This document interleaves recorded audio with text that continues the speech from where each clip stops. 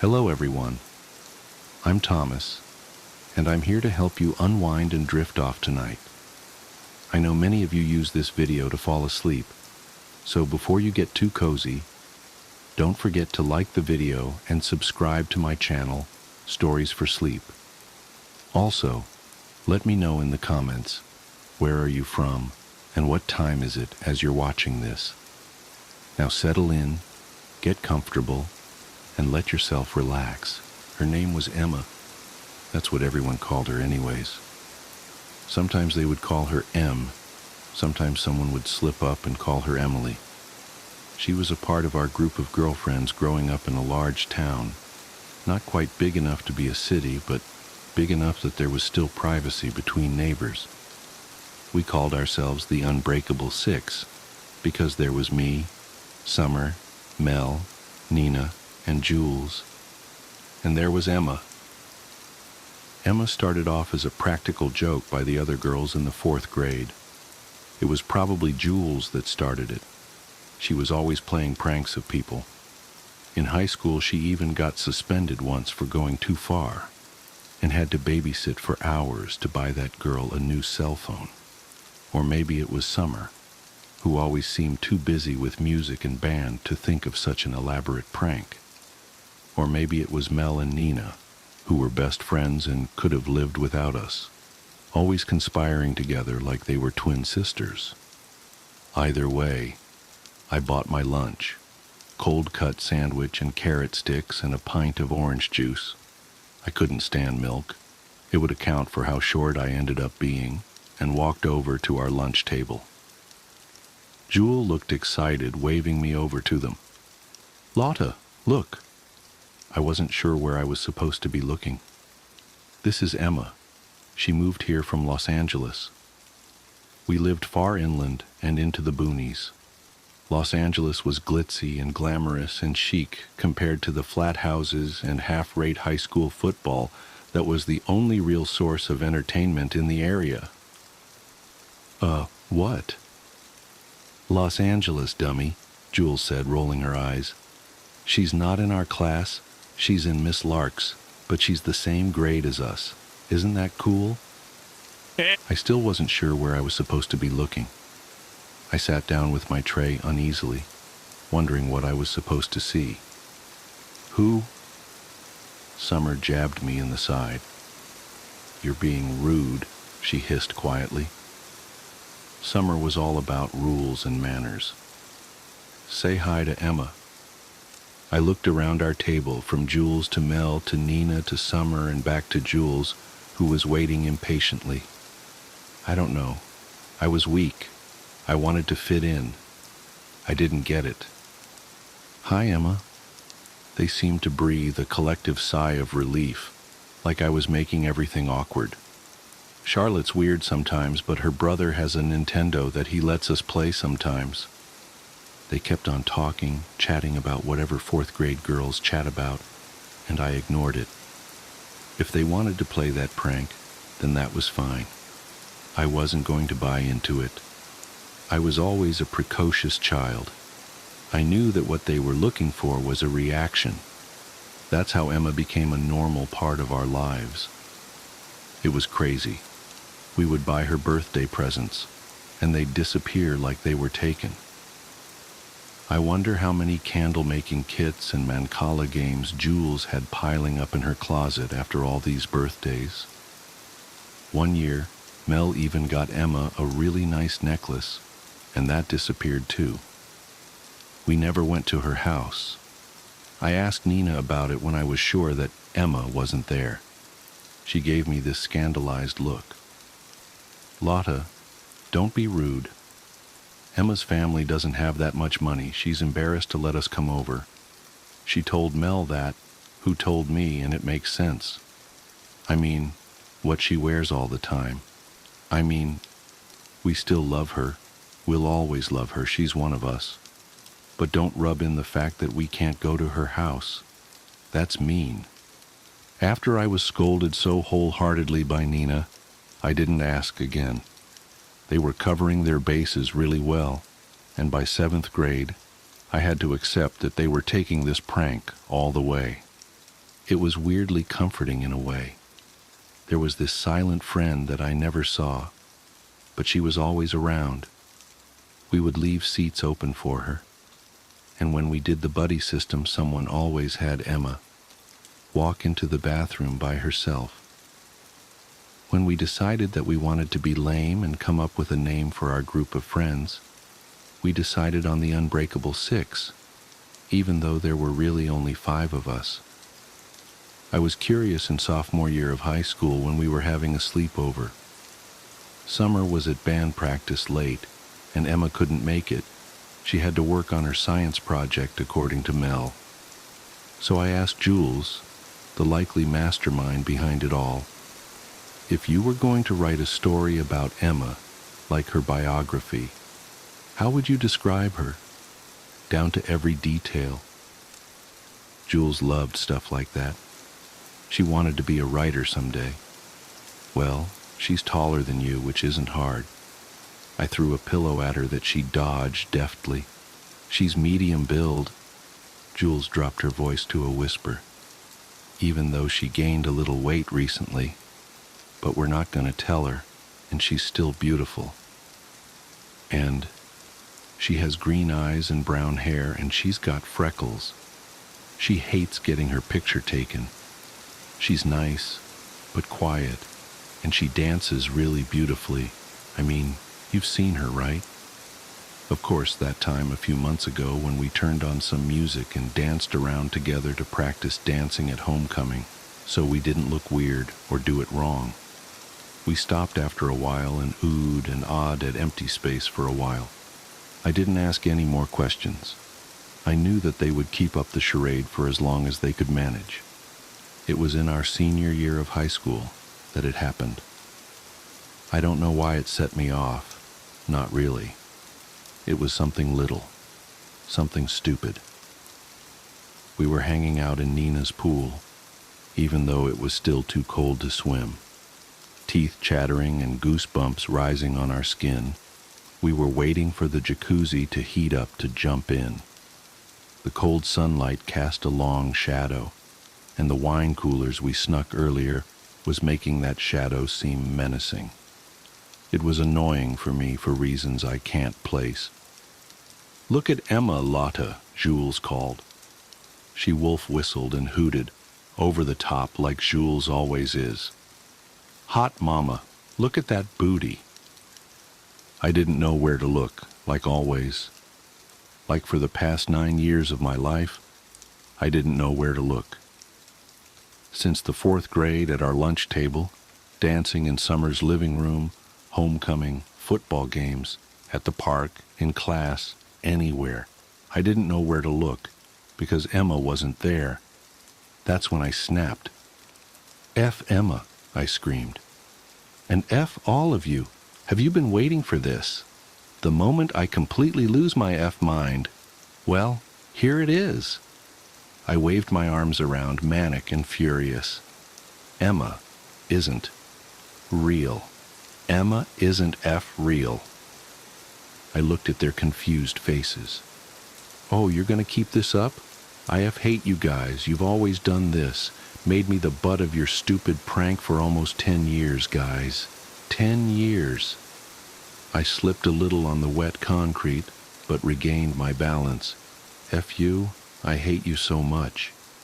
Tears welled in my eyes, years and years of pent-up frustration finally spilling over.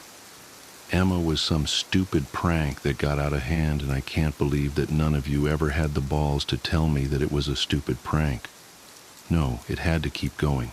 You had to keep laughing behind my back. It's not fair." Summer was furious. "Lotta, don't be this way. Emma is right there and you're being a bitch. Why are you doing this? Are you mad?" Mel spoke up in a tiny voice. "Lotta, you look hot too. I mean, you look good in your bathing suit too." "Yeah, but don't take out your anger on Emma, God," Nina said, rolling her eyes.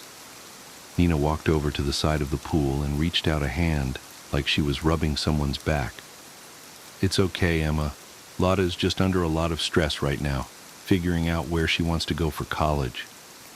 Shut up, I howled miserably. Stop it, stop it, stop it.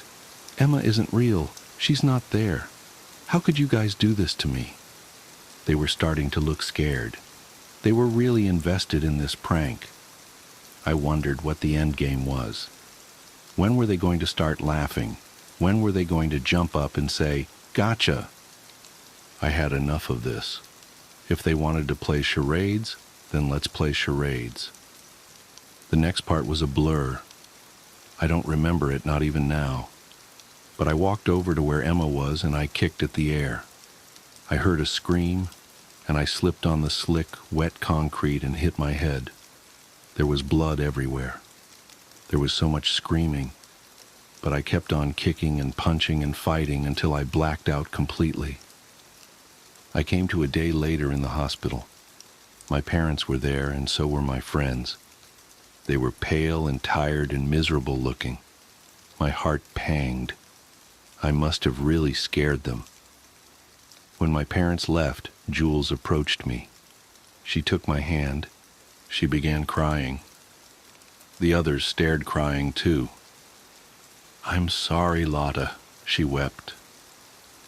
"I'm really sorry." It was almost frightening looking at the way my friends were. They were beside themselves in the privacy of the hospital room. I started crying too. I wasn't sure why, but I started stammering apologies too. Like if we all said, sorry, things could go back the way they did. "I'm sorry," I cried.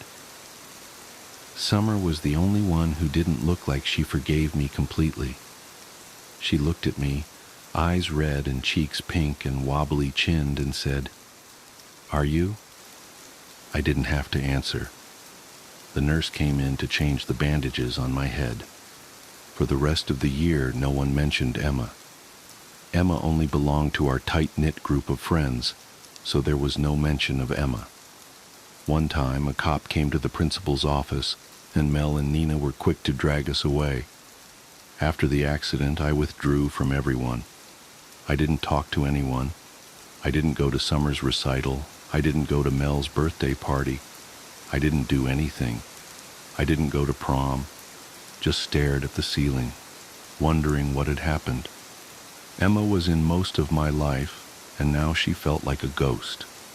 I graduated high school and left immediately to go to a university far away in Southern California, where the weather was always perfect and the beach was a 5-minute walk away. I started to recover.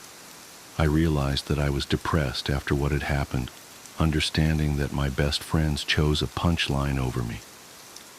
Unbreakable 6? Yeah, right. I got good grades, volunteered at an animal shelter, found a boyfriend. He was so nice to me, even when I got quiet when he asked about high school. He never pushed, just held me when I had bad days and made me pancakes. It was 4 years later, when I was about to finish up college, when I ran into an old classmate from high school. Her name was Annie. She hung out with a different crowd than me and my friends. Most people did. The 6, the 5 of us, were a clique of our own, separated from everyone else. I ran into her in our apartment complex. It turns out that she was living there the whole time, and we didn't know. I wasn't necessarily friends with her, but overreacted the way you do when you see someone that you haven't seen in a long time. "It's been forever!" "Oh my God!" I went to her apartment for coffee and saw that she was packing up her things. "Moving back home for a while until I find a job? Yuck." I saw a thick book on the sofa. "Oh yeah, that's our senior yearbook." I was flipping through it when I found it in my bookshelf. I didn't bother getting a yearbook. I didn't have friends at the end of high school.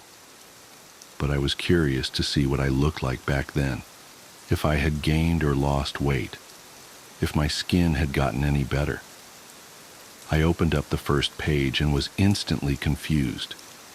"For Emma," I read aloud from the first page. It was a dedication. My mind raced. Was there someone named Emma in our year? Yeah, it's really sad what happened to her. Annie said, handing me a mug of hot coffee. I flipped through the yearbook, looking for a trace of Emma. Then I found it. My heart stopped, mouth going dry. My hands shook as I held the yearbook, looking at the photograph. It was a picture of the Unbreakable Six. We stood with our arms slung around hips and shoulders, sticking close together for the photograph. There was Summer at the end, then me, then Jules, then Mel, then Nina, then... I had never seen this girl before in my life. Never. But there she was. I can't even remember getting this picture taken. She was right there at the end. Green eyes, brown hair, muffin top, shy smile, threadbare shirt and ripped jeans, looking straight at the camera like the rest of us. She looked as normal as can be, just another teenage girl. Annie looked over my shoulder. "Oh, there you all are. What did you call yourselves again?" What happened to her? I couldn't even touch her photograph, just let my shaking finger hover over her face. Annie fell quiet. "Well, I guess you might not really remember that well after your head injury.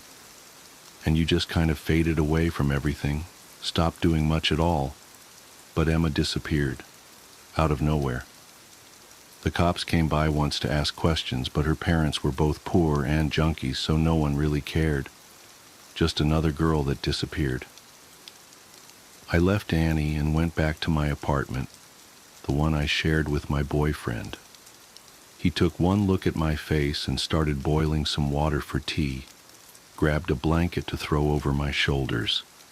I pulled away from him, locked myself in my room. I stared at the ceiling. I was 18 again, lost and confused.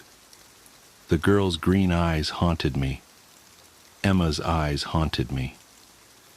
I went on Facebook and found my old friends, my best friends, and I told them, "Please meet me back at home. It's important." I returned back to our big town little city, went to the newest Starbucks, and waited. They trickled in, one by one. Jules, small-time blogger who works at an Italian restaurant until she made it big. Summer, brown and freckled from band camp, coaching kids for their field shows. Nina, the hot librarian at their old high school. Mel, her belly swollen with her second child, wedding ring secured to her left hand by her high school sweetheart. My friends were not the same, and neither was I. I cut to the chase. I couldn't spare a moment for small talk. What happened to Emma? They exchanged uneasy glances. They knew this was coming. "Nothing," Jules said with finality. "Emma wasn't real." "She was just a trick," Nina said softly. "She was a prank." I figured they might pull this shit. I reached into my bag and slammed the yearbook down on the table, making our drinks rattle and one fall over, spilling tea onto the ground. No one moved to try to pick it up. They stared at the yearbook instead. "Emma was real," I finally whispered. "Emma was real. What happened to her?" "Nothing." "Cut the crap, Jules," Summer snapped. She turned to me. "Lotta, you killed Emma that day by the pool. You went nuts and kicked her and kept kicking her when you slipped and fucked up your head, and you bashed her head and she fell in the pool and it was too late to save her and we had to worry about you and..." "Summer!" Jules shrieked, swatting her in the arm. I was silent, absorbing what Summer said. Mel spoke up in a tiny voice. "Lotta, we weren't going to let you go to jail." I looked up at my friends, tears running down my cheeks. "Why?" Nina reached across the table and took my hand. She squeezed it, hard. "Because we're the Unbreakable Six. We don't break because one went crazy and another's dead." I excused myself to the restroom and wept for what seemed like hours. It couldn't have been that long, but there were angry knocks on the door from other patrons who needed the restroom. I sat there on the dirty floor, sobbing, until I had cried everything out. I came out where my friends, my best friends, were still waiting. I sat down in my seat and faced them. I want to turn myself in. There was an outcry of different responses. Summer seemed willing, ready to have me turn myself in to the police. Jules yelled out about them all getting in trouble. Mel started to cry. "You don't have to," Nina said. "You don't have to. We got rid of all the evidence. We buried her far away where no one would find her." "I want to turn myself in," I repeated firmly. "I killed her. I'll tell the cops that it was just me, that I buried her. Tell me where she is so I can tell them where I put her. None of you will get in trouble. It wasn't your fault." I thought I had finished crying.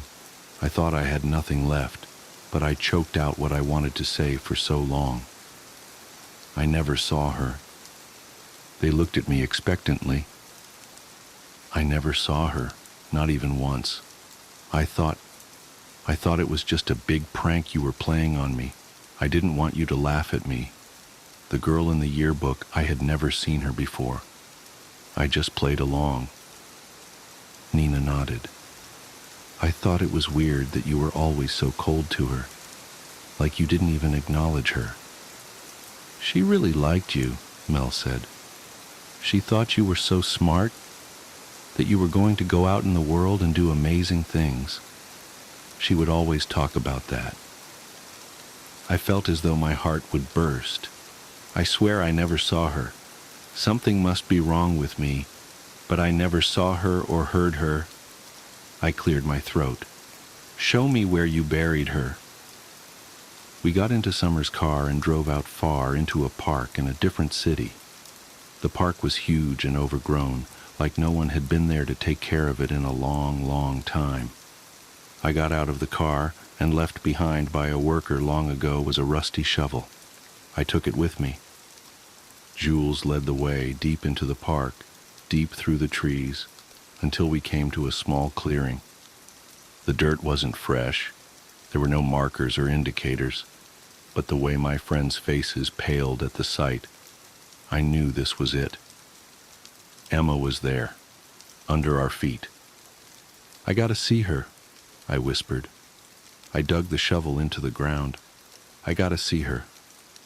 Mel didn't want to see anything, so she and Nina left back for the car.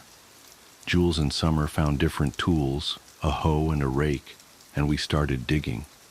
Blisters rose and popped on my hands from the old shovel, but I kept digging as beads of sweat rolled down my neck, my back.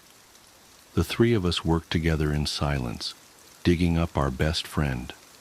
Suddenly Summer jumped back in disgust, throwing her hoe aside. Jules did the same, stepping out of the hole. We looked down.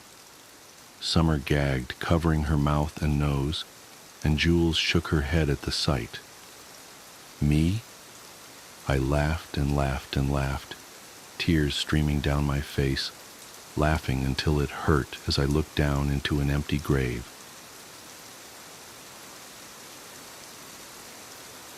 We weren't allowed to talk to women. I was born into one of those old families of the South, the kind that has long silence toppled and decayed, attempting desperately to hold itself together. We'd had money once, as evidenced by the grand old buildings that sat on our property, but the old barns and guest houses sat empty and abandoned, choked with cobwebs and weeds and Spanish moss. The forest had begun to reclaim the property. My family was like many others of its kind, a long, winding lineage marked with rape and slavery and pain. But one thing set us apart. There were no women in my family.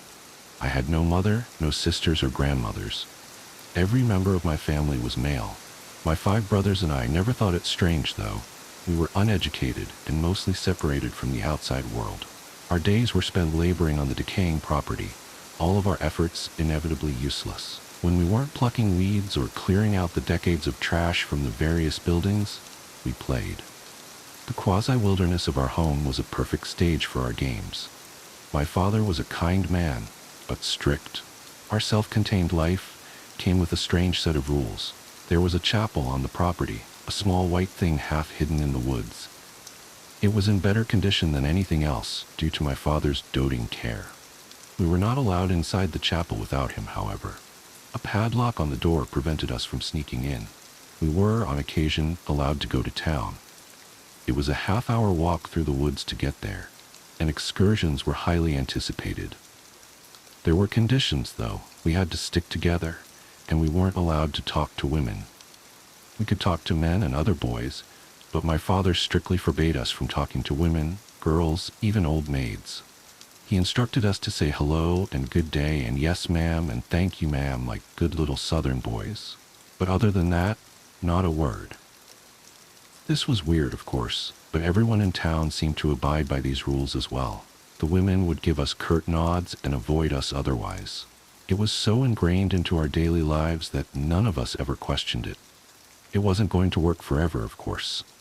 My oldest brother, Jamie, started making eyes at the pretty girl who worked at the drugstore ice cream counter. She made eyes back. Soon, he was sneaking off to be with her during our visits.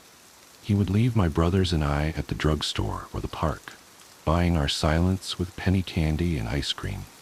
Jamie's little tryst didn't last long, though. Laszlo, the second youngest, had always been loose-lipped. One day when we came back from town, our father asked us what we did. Jamie snuck off? Laszlo blurted. He always goes and sneaks off to see that ice cream girl. Pa's face grew very pale. He turned to Jamie and seized him by the shoulders. Is that true? He asked in a voice that was much too quiet. You're seeing a girl? The tense silence hung over us. Jamie opened his mouth, closed it. Jamie, come join me on the porch, Pa said icily. My father never hit us, I want to make that clear. But when he was truly angry or upset, he had a way of talking that cut you to the bone, that made you feel like absolute dog shit. When I was really little and got in trouble, I would hide and cry for hours afterwards, consumed by guilt. Jamie and Pa went onto the porch. The rest of us dispersed throughout the house. The happy mood of the day soured. For a couple weeks afterwards, we beat on Laszlo especially hard and gave him the worst roles in our games. After that, he mostly kept his mouth shut. Jamie returned with a pale face. He didn't talk to any of us until the morning, where he tried to act like nothing had happened. I caught him alone that day. I tugged on his sleeve and asked him, "What did Pa say to you the other night?" Jamie looked down at me. His face suddenly seemed very old, but he gave me a weak smile and tousled my hair. "Not your business," he said. "Don't worry about it." I wasn't in the habit of displeasing my older brother, so I went along with my life. The next time we went to town, the ice cream girl batted her eyes at Jamie, but he stared straight away from her, and she frowned sadly. She wasn't as nice to us after that. There isn't much else to say of my childhood. It was unique, surely, but we had always lived our lives that way, and I was not the questioning type. Our existence continued rather uneventfully for years. My brothers and I cleaned old houses that would never be occupied, and weeded yards that would never be used. The forest grew in faster than we could pluck. Then came the day when Jamie turned 18. Birthdays were frequent in a family of 7, but turning 18, that was special, according to Pa. On the special day, Pa got us all up early and scrubbed our faces with a spit-wet cloth. He made us put on our best clothes, moth-eaten from disuse. He gave Jamie one of his old suits, and it hung baggy on his thin frame. Then we gathered in the chapel. Inside, the air was still and silent. I remember feeling disappointed at the sight of the perfectly normal interior. I always expected there to be some great terrible secret that my father was guarding. But it was just an old chapel. We sat in the front pew, all in a row. Pa and Jamie hung back at the door. They exchanged some quiet words and then began to walk. They marched arm in arm, staring stiffly ahead. They stepped in time to some silent rhythm. Slowly they made their way up the aisle. My father bent behind the pulpit, and the sound of creaking wood broke the terse silence. He had opened a trapdoor. Pa and Jamie, still arm in arm, descended into the door. Downstairs we couldn't see from our angle. My brothers and I sat uncomfortably in the pew, restless but still quiet. I felt a strange swelling sensation, like something enormous was happening that I couldn't comprehend. I channeled this by plucking wildly at the loose threads of my ill-fitting pants. My brothers and I sat nervously for a long while, until Pa emerged again, alone. He shut the trapdoor behind him. "Time to go home, boys," he said. I wanted to ask where Jamie was, but my tongue felt heavy. Instead, I fell into step behind him, and we made a solemn procession back to the rotting mansion where we lived. Jamie was there the next morning, snoring in his bed next to mine. We all scrutinized him for some change, but he was the same Jamie he'd always been. The only answer to our questions we received was a hard sock in the arm when we bothered him too much. A few months later, Pa came into our room in the middle of the night. I had been lying awake, but I pretended to sleep as he quietly roused Jamie and led him out the door. I dozed very lightly, only to be reawoken when I heard them coming back up the stairs. Jamie made his way to his bed slowly. In the faint moonlight, I could see that his shoulders were shaking. He crawled under the covers. I could hear the muffled sound of him sobbing. After that, Jamie was different. He was withdrawn and angry. He stopped playing with us and was quick to yell. There was an angry tension between him and Pa. Even as young as I was, I knew the change had something to do with that strange place in the chapel. I wouldn't have to wait long to find out the secret of our family. After all, I was the second oldest. My birthday came that November. I remember every second of that day. Pa woke me before my brothers. He brought me into the master suite where he spent the nights of his lonely existence. The room might have once been grand, but now the walls were ashy with cigarette smoke, and it smelled like stale living. The bed sheets were rumpled on only one side. It made me sad to think of Pa sleeping alone every night in that huge Mothettan bed. Pa dressed me in the same suit that Jamie had worn. It fit me a little better. I was fuller and shorter than he was. I looked in the mirror and felt a flash of pride. I was a proper gentleman for once, like those clean-cut men in the old magazines we sometimes found while cleaning, no longer a dirty-faced little boy. Pa stepped back after fixing my tie, his eyes shining. The harsh line of his mouth wobbled as he rubbed his thumb across my cheekbone. "I'm so proud of you," he said, and hugged me. My chest swelled with warmth and pride. We walked through the woods to the little white chapel. It was cool, and the woods were alive in red and orange. My brothers gathered in the pews while Pa and I waited outside the doors. He looped his arm through mine and looked at me. "Just follow my lead," he murmured, patting my arm. His words soothed me. The doors of the chapel swung open on their own, and the sound of church bells echoed through the woods, though the rusty bell in the tower sat still. But I wasn't afraid. Pa walked me down the aisle, towards the empty pulpit. We walked in time to the toll of the bells, something I realized only the two of us could hear. My brothers whispered and fidgeted in the pew. Jamie sat on the far end, staring straight ahead, his eyes dull and back stiff. We ascended. Behind the pulpit lay the secret trapdoor, ancient and moldered. Pa gave the rusted brass ring a mighty pull, and it opened with a creak. Before us lay a stone staircase, riddled with cracks and dappled with moss and mushrooms. The shallow stairs led into the dark. For the first time that day, I felt something other than anticipation and pride.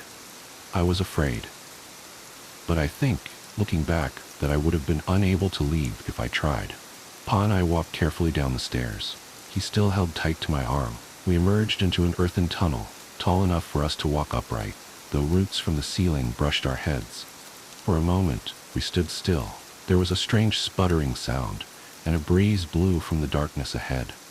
That should have been impossible, as the tunnel seemed to only go deeper into the ground. But as the breeze came, so did light. Alcoves had been scooped into the earthen walls, and tens of candles suddenly burst to life in their wax-filled recesses. I jumped as the sudden light revealed hundreds of moths. They took off, excited by the flame. Their soft wings flapped and brushed against my cheek. As Pa and I walked down the tunnel, my apprehension grew. I started shaking.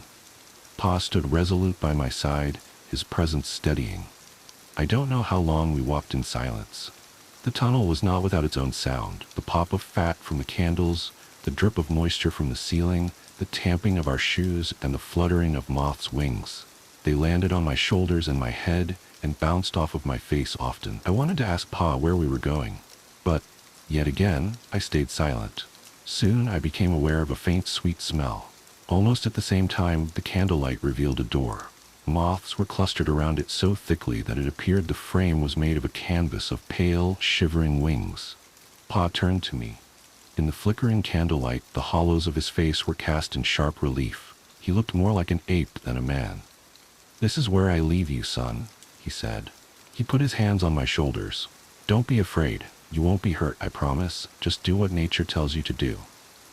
He saw that I was shaking, and he laid his hand on my face. "This is our family's legacy, Eli. Jamie did this, I did this, my father before me did this. It's as old and ancient as our blood. Older even. Nothing is going to harm you." "Okay," I choked out. My father smiled wanly, then turned and left me before the door. He disappeared back the way we came, and I was alone. Cautiously, I pushed open the stone door. The moths fluttered away from it, forming a cloud that I had to bat away to see. The chamber that I emerged into was huge. The walls were lined with hundreds of alcoves with candles burning bright, and more candles were spread across the floor. Across from me, there was a great white bed surrounded by gossamer curtains. The sweet smell was overpowering, undercut by something primal and funky like body odor. Then, the bed moved. From its side unfolded pairs of strange appendages. I struggled to comprehend what I was seeing. They were arms, human arms, ending in human hands, but they bent in too many places, and they were too long and pale. Long tendrils like feathers flared from their elbows. It wasn't a bed. It was a person, perhaps in the loosest sense of the word. Its body was huge, white and bloated. What I had thought were pillows were actually huge pendulous breasts, bare of nipples. The swell of the bed's comforter was a huge stomach, sagging down to the ground in ripples of white flesh. As I watched, a pair of the arms reached to gently part the gossamer curtains, like a bride lifting a veil. Its face, how to describe its face? Once, cleaning trash out of our house, I found an old china doll. It had a puffy, exaggerated expression of innocence, though time had worn the paint from its face and gave it only the barest imitation of humanity. The creature's face looked like that doll, but its eyes were large and bulging, and completely black. Most notably of all, from its forehead sprouted a pair of long feathery antennae. They were as long as its arms, reaching towards the high ceiling. They waved back and forth gently like ferns. As I took it in, stunned by the wrongness of it all, the creature smiled at me. Its pale, fleshy lips parted, revealing a dripping black mouth with no teeth, and then it spoke. "Hello, sweet Elias," it said. The voice was so wrong. The intonation and words were clearly English, the voice feminine, but it had a weird buzz to it, and a thick quality like someone speaking with their throat blocked. I was somehow able to find my own voice. "What are you?" I asked. "How do you know my name?" A strange buzzing and clicking noise came from the creature. The fat on its body rolled like waves, and the toothless mouth gaped wider. It was laughing. "I am you," it said. "You are the fruit of my loins. I birthed your brothers, and your father, and your father's father, and his father before him. I know every inch of you, your flesh, for it grew and pupated within me. Now the time has come for you to give of yourself, so I may have your son." I understood almost immediately. I felt a mix of horror and revulsion, but it was far off, suppressed. The sweet smell filled my nostrils. It made my head swim. My skin was hot and itchy in the ill-fitting suit. I should have been terrified. I should have been disgusted. I am, in retrospect. But I was under the spell of the creature, the scent of its pheromones too powerful for my brain to comprehend. In that moment, I knew that my body served a singular purpose, and I knew what that purpose was. Then I was before the creature. Its many arms petted my hair, my body, my face, the soft feathers tickling me. It cooed and spoke to me as I climbed on top of it, my body sinking into its soft and yielding flesh. I lay on its stomach, its bosom as my pillow. Lying against its skin, though it was tacky like dough, I felt a comfort I had never known, nor have ever known since. I was safe. I was swaddled. I was loved. It wrapped its spindly arms around me, its buzzing words of encouragement burrowing into my brain like worms. And then I began to move my hips, and I was in heaven. I'll spare you the mechanical details of that coupling. Me recalling having sex with a moth monster who was also apparently my mother and grandmother is just as traumatizing as you reading about it. But what I must say is that I have never felt pleasure like that since. I have never once felt so held, so loved, and so safe. I know now that I wasn't in my right mind, and recalling it makes me nauseous. But there are still nights I jolt awake feeling a ghost of that heavenly pleasure, and for a moment I grieve that I'll never feel it again. I don't know how long I was in the chamber with that thing. I vaguely remember dressing myself slowly, still drunk from the pheromones in the air. I remember the creature rubbing its belly as I left, followed by a cloud of moths. I slept dreamlessly for hours and hours. Over dinner, I made eye contact with Pa as I was shoveling spaghetti into my mouth. He beamed at me proudly, and I felt good. But Jamie was looking at me also. He didn't return my smile, his mouth now permanently set in a grim line. As the encounter with the moth creature faded like a dream, Jamie continued to bother me. Hadn't he experienced the same heavenly pleasure I'd had? Sure, there were lingering dregs of fear, even disgust at what I'd done, but if everyone in our family had done it, what was the harm? It was our legacy, after all. More time passed, and my confusion turned to anger. Jamie barely interacted with us anymore. Did he think he was better than us? Did he think that his feelings made him separate from the family, somehow? I never got the chance to confront him. He came to me. It was about 5 months after my 18th birthday. Life had continued as normal, but one morning when we woke up, there was a strange feeling in the air. I made a comment about it to my brothers, but they just looked at me blankly. As we went about our chores, I felt strangely happy. We were walking out of one of the old guest houses when Jamie grabbed me roughly by the arm and pulled me away. He was nearly nose to nose with me, and his eyes were bright and wild. "You listen good now, Eli," he hissed. "Why the hell do you think Pa never let us talk to the girls in town?" I looked at him in confusion. "That thing in the chapel," he continued. "It doesn't want outside competition. It gave birth to all of us, boys, but it can't control the gender of the baby it makes. Why do you think there's no girls in our family? What do you think happens when one is born?" The beginnings of dread began to creep up from my stomach. "Yours is coming today," Jamie continued, his mouth turned into a scowl. He let go of the vice grip on my arm. "And for your sake, I hope it ain't a girl." His face fell. I wasn't so lucky. Before I could say anything, he was gone, stalking off after the rest of our brothers. I stood staring after him. As night came, my dread grew. Gone was my pleasant mood from before. Night found me sleepless, and I stared at the ceiling for hours.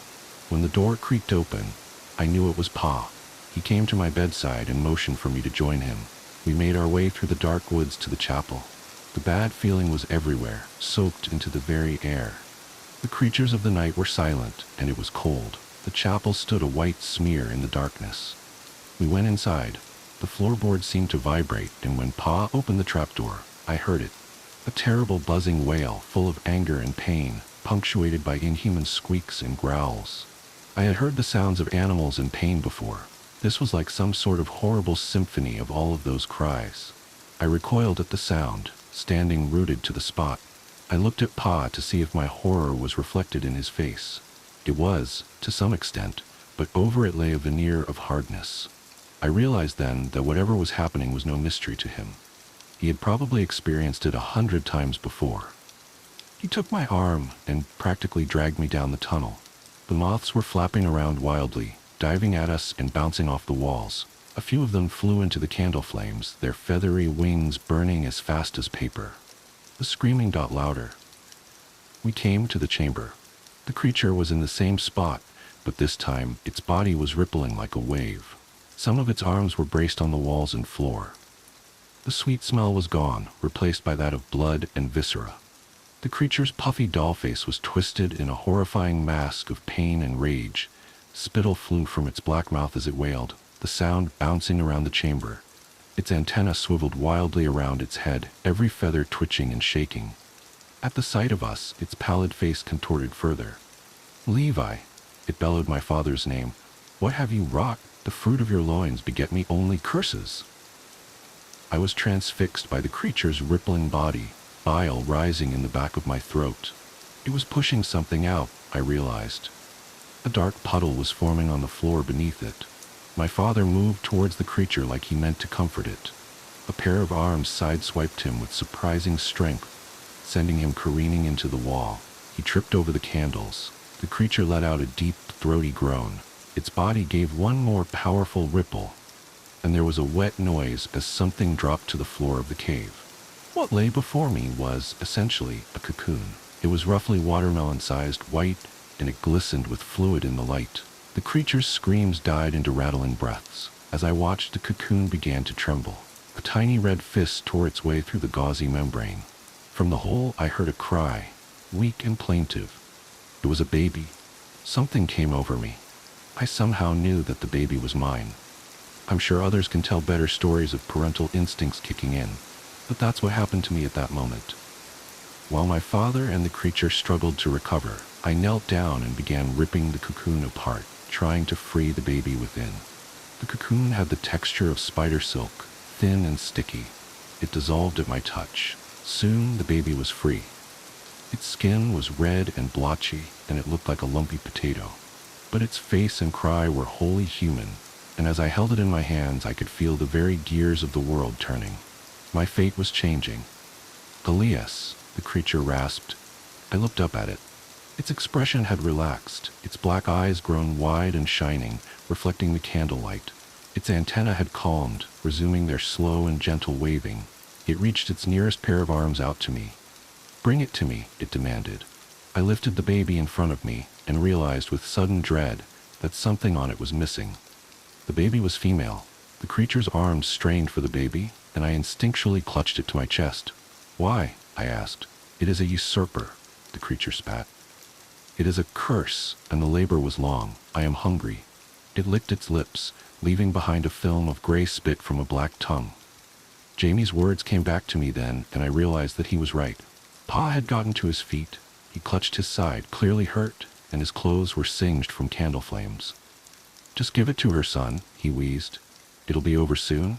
I looked down at the baby. It was crying and squirming. It grabbed onto my shirt as tightly as it could, its little fist balling in the fabric. For the first time in my life, I made my own decision. I turned away from my family, and I ran. I held the baby tightly to my chest as I sprinted into the tunnel. My father called after me, but his voice was drowned out by a buzzing wail that grew in volume until it seemed a physical thing, a wave pushing me out. Moths bounced off my face. As I ran past the candles, they blew out, filling the tunnel with darkness.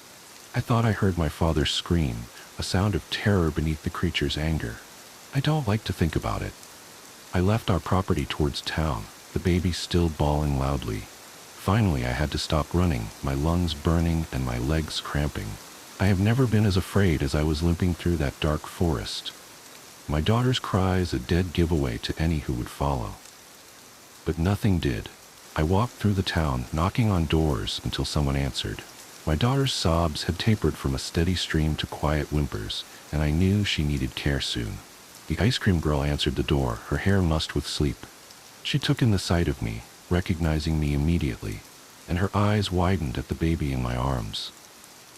"Please help us," I croaked. It was the first time I'd spoken to a woman, really spoken. Shirley's family took care of me for a while.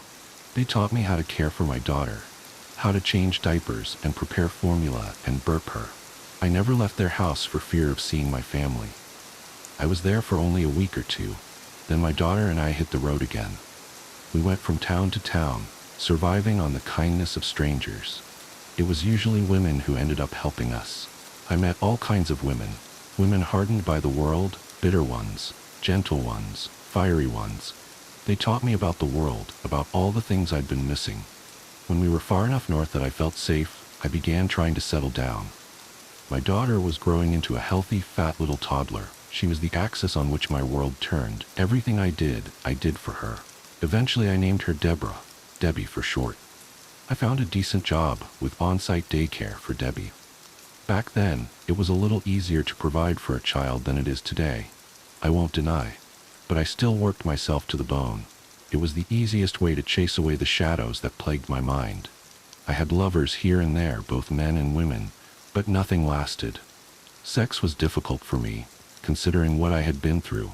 I always felt disgusting afterwards, always unable to ignore the simple fact that it would never feel as good as that.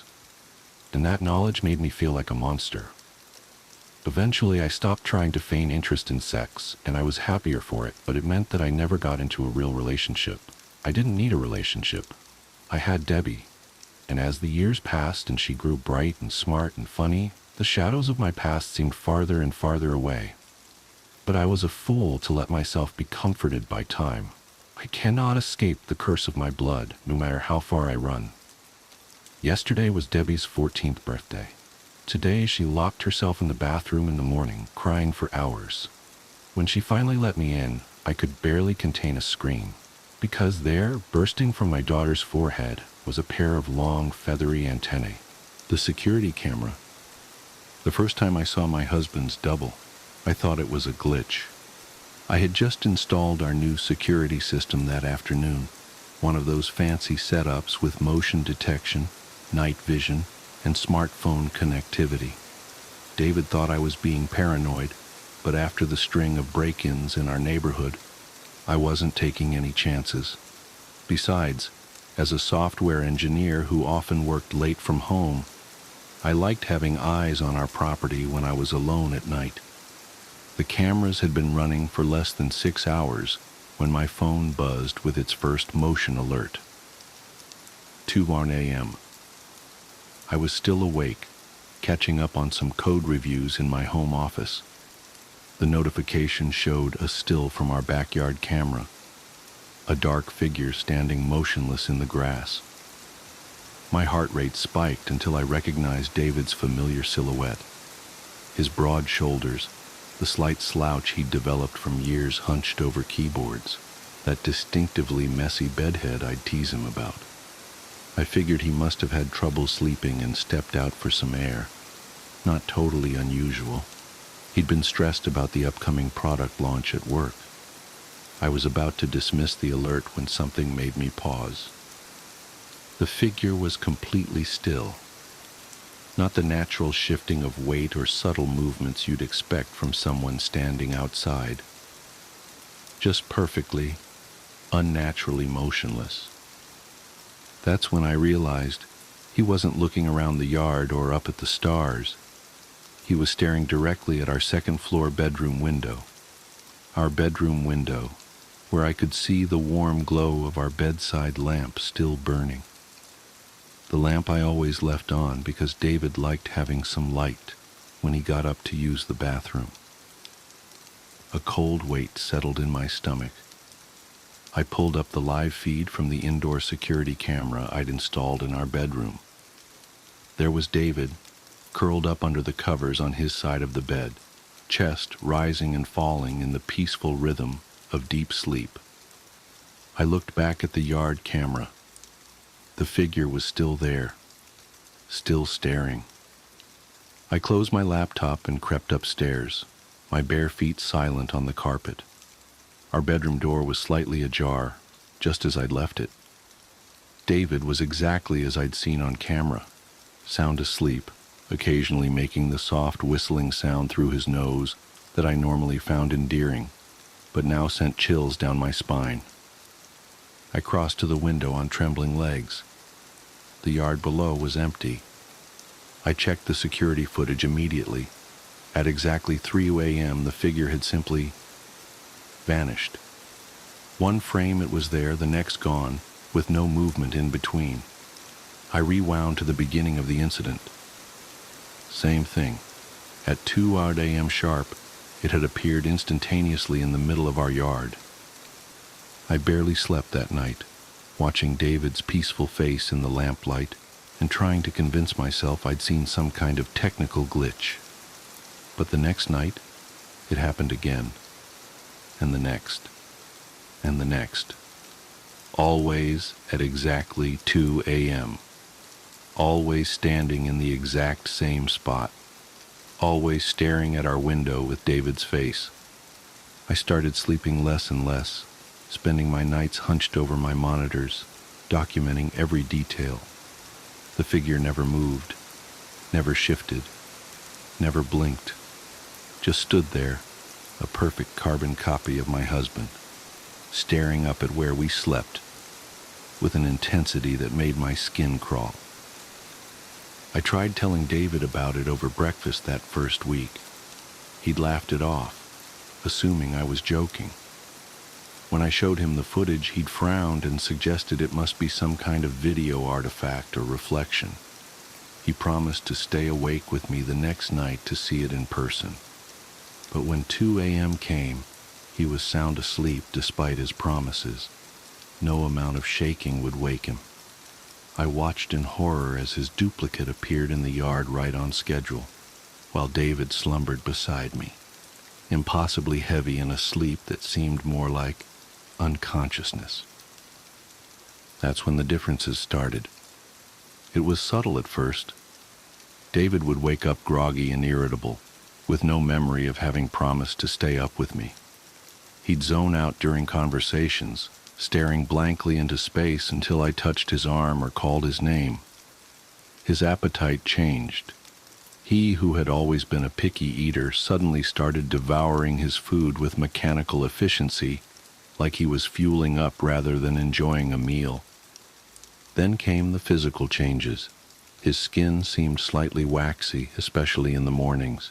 His movements became more precise, more deliberate, losing the natural clumsiness I'd always found charming. Sometimes I'd catch him standing perfectly still, head cocked at an unnatural angle, like he was listening to something I couldn't hear. But the eyes were the worst. David's eyes had always been a warm brown, crinkled at the corners from his ready smile. Now they seemed darker somehow, flatter, empty. I started documenting these changes too, in an encrypted file on my laptop. I knew how it would sound if I told anyone else, but I couldn't shake the feeling that whatever stood in our yard each night wasn't just watching us. It was studying us, learning, preparing. And David wasn't really David anymore. I began sleeping in my home office, claiming I had too much work to come to bed. I installed more cameras throughout the house, hidden ones David didn't know about. I watched him when he thought he was alone. The way he would practice expressions in mirrors, like an actor rehearsing for a role. The way he would sometimes forget to blink for minutes at a time. The way he would stand in empty rooms, perfectly still, staring at nothing. But it was the footage from last night that finally broke me. I was reviewing the bedroom camera feed from around 5 a.m., just before David usually wakes up. The video quality was poor. There had been a storm, and the power had flickered several times. But I could clearly see David's form under the covers. Then came a power surge, the image distorting with static. When it cleared, the bed was empty. I frantically checked the other cameras. Nothing in the hallway, nothing on the stairs, nothing in the kitchen or living room. David had vanished from our locked and alarmed house without triggering a single motion sensor. Then movement caught my eye on the yard camera. A figure walking slowly back toward the house. David's figure. It moved with that same mechanical precision I'd grown to dread, but now there was something else in its gait. A confidence, a purpose. It looked up directly at the camera, smiled, not David's warm, natural smile, but something that just stretched his lips without touching his eyes. Then it raised one hand and waved, holding up a familiar keychain. My keychain, the one I'd left on my office desk when I'd finally passed out from exhaustion an hour earlier. I'm typing this now from my car, parked outside a 24-hour diner 2 towns over. My hands won't stop shaking, because I know what this means. The thing in my yard, the thing wearing my husband's face. It's not watching anymore. It's done learning, done practicing, done replacing. And now it's coming for me. My phone buzzes, another motion alert. I don't want to look, but I can't help myself. It's footage from one of my hidden cameras inside the house. My office. There's a figure standing in the doorway. It's wearing David's face, but the movement is all wrong as it turns its head to stare directly into the camera. Its smile is impossibly wide now, stretching far beyond what a human mouth should be capable of. In its hand is my laptop, the one I'd left behind in my panic to escape, the one containing all my documentation, all my evidence. As I watch, it waves at the camera with that horrible smile. Then it does something worse. It speaks. "Coming home soon, honey? Don't worry. I'll wait up for you. After all..." The thing wearing my husband's face leans closer to the camera, its features distorting slightly, like melting wax. I never sleep. I throw my phone out the car window, watching it shatter on the asphalt. My hands are shaking so badly I can barely grip the steering wheel, but I force myself to focus. I need to drive, need to get far away, need to warn others. But as I reach for the ignition, I catch a glimpse of myself in the rearview mirror. Have my movements always been this precise? Has my skin always had this waxy sheen? When was the last time I blinked? I look closer at my reflection, at the thing wearing my face, now smiling, and I begin to scream.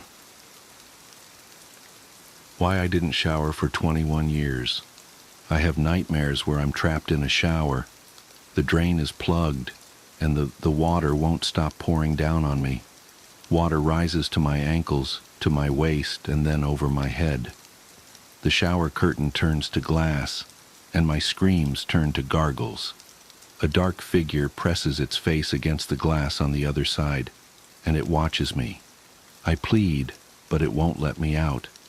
I swallow water and flail helplessly in my glass coffin. I wake up gagging. I know where the nightmare came from. I never have to dig deep. The incident is never far from my subconscious. Finding it is easy.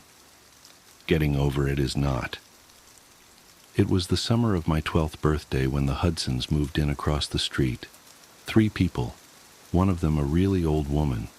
She was tiny, frail, skeletal almost.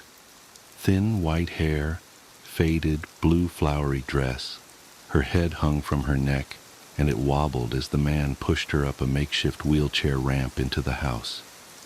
At the time, I couldn't figure out if she was alive or dead.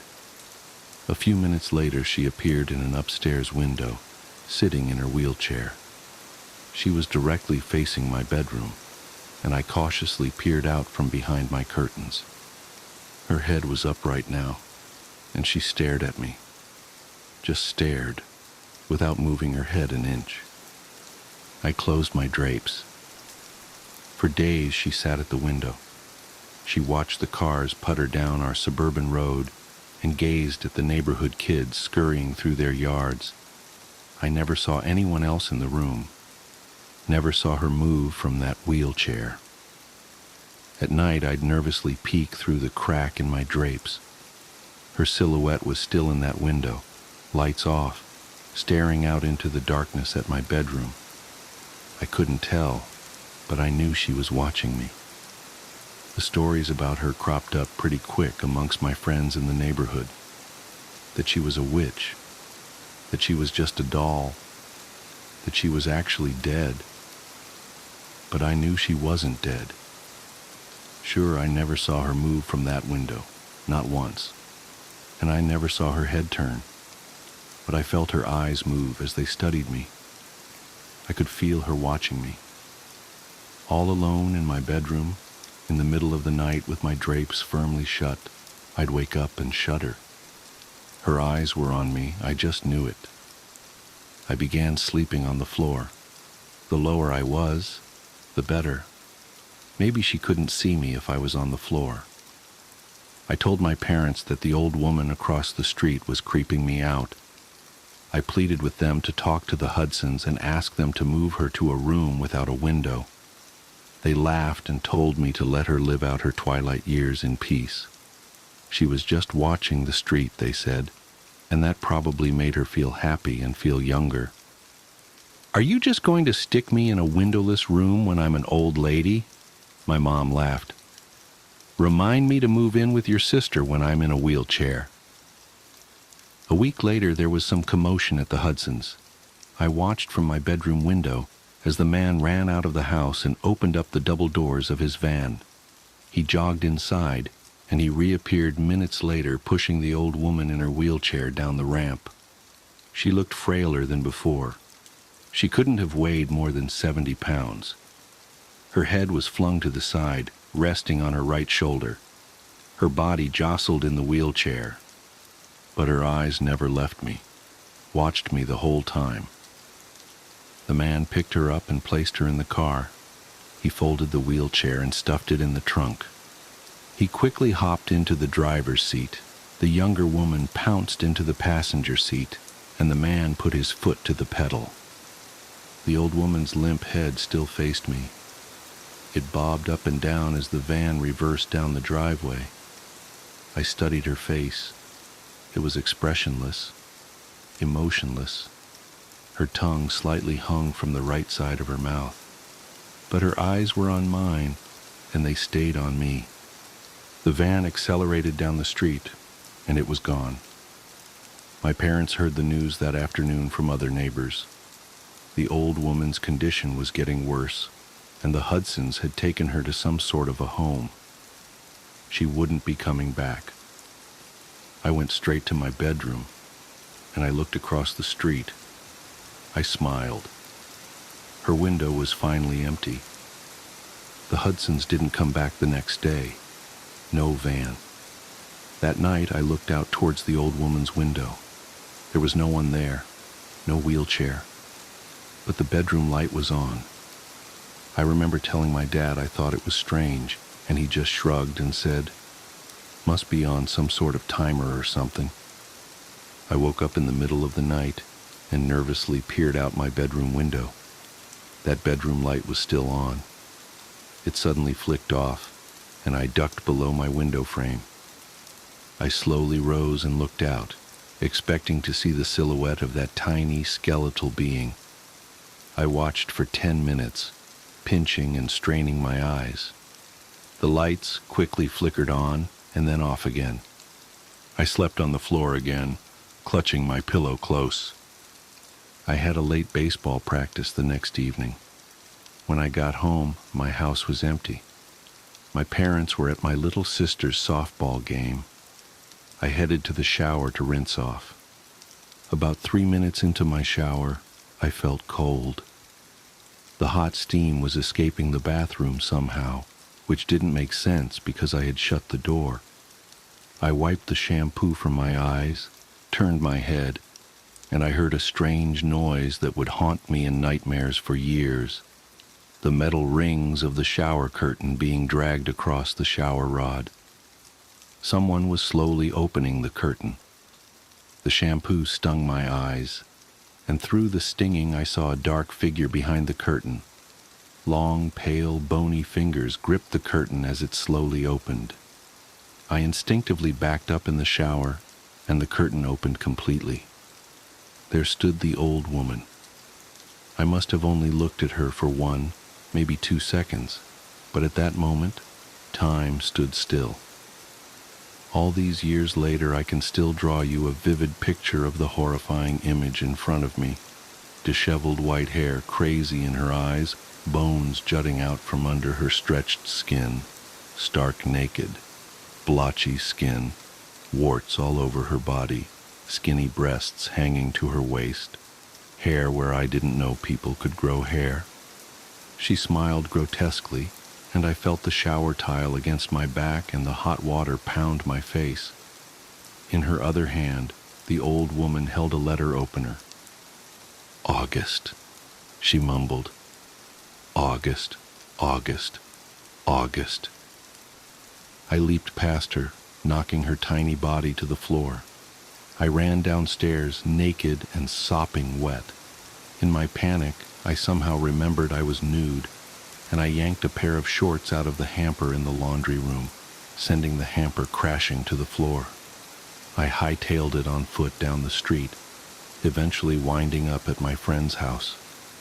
When the police arrived, they found the old woman, crumpled to a heap in the bathroom. The shower was still running. The policemen were all really nice to me, admiring me for my bravery. I told them what she said to me, August, and asked if they knew what she could have meant. It will be August in a few days, one of them shrugged, and you can never fully understand old and crazy, son. The Hudsons only came to our street once more to retrieve their stuff. The for sale sign was up in days. My mom told me they couldn't face the neighbors for what happened. Apparently they had taken the old woman, the man's mother, to a special home downstate. Somehow, some way, the woman managed to escape the home and caught a bus back to our town. It never quite made sense to me. She was so old, so frail, so helpless. She could barely move those weeks she lived in that house. How had she managed to travel hundreds of miles on her own? Anyway, you can imagine what this did to me. I didn't shower for 21 years. I took baths, which I suppose aren't that different. It's still a tub, and it involves hot, soapy water. But a shower, with its closed curtain, water peppering the tub floor and steam climbing the walls, you get lost inside your own head in the shower. Thoughts consume you, and it feels so utterly safe. For a few minutes, you are alone from the world. It's your own private, misty kingdom. But that's what makes the shower dangerous. You're enclosed, vulnerable, naked. You're exposed. I talked to people about it. My parents, a shrink. But mainly I tried to push the incident deep down into places where I couldn't find it. I didn't talk about it with anyone since I was a kid. Life carried on. Besides the baths, I was pretty normal. A few months ago, something inside me clicked.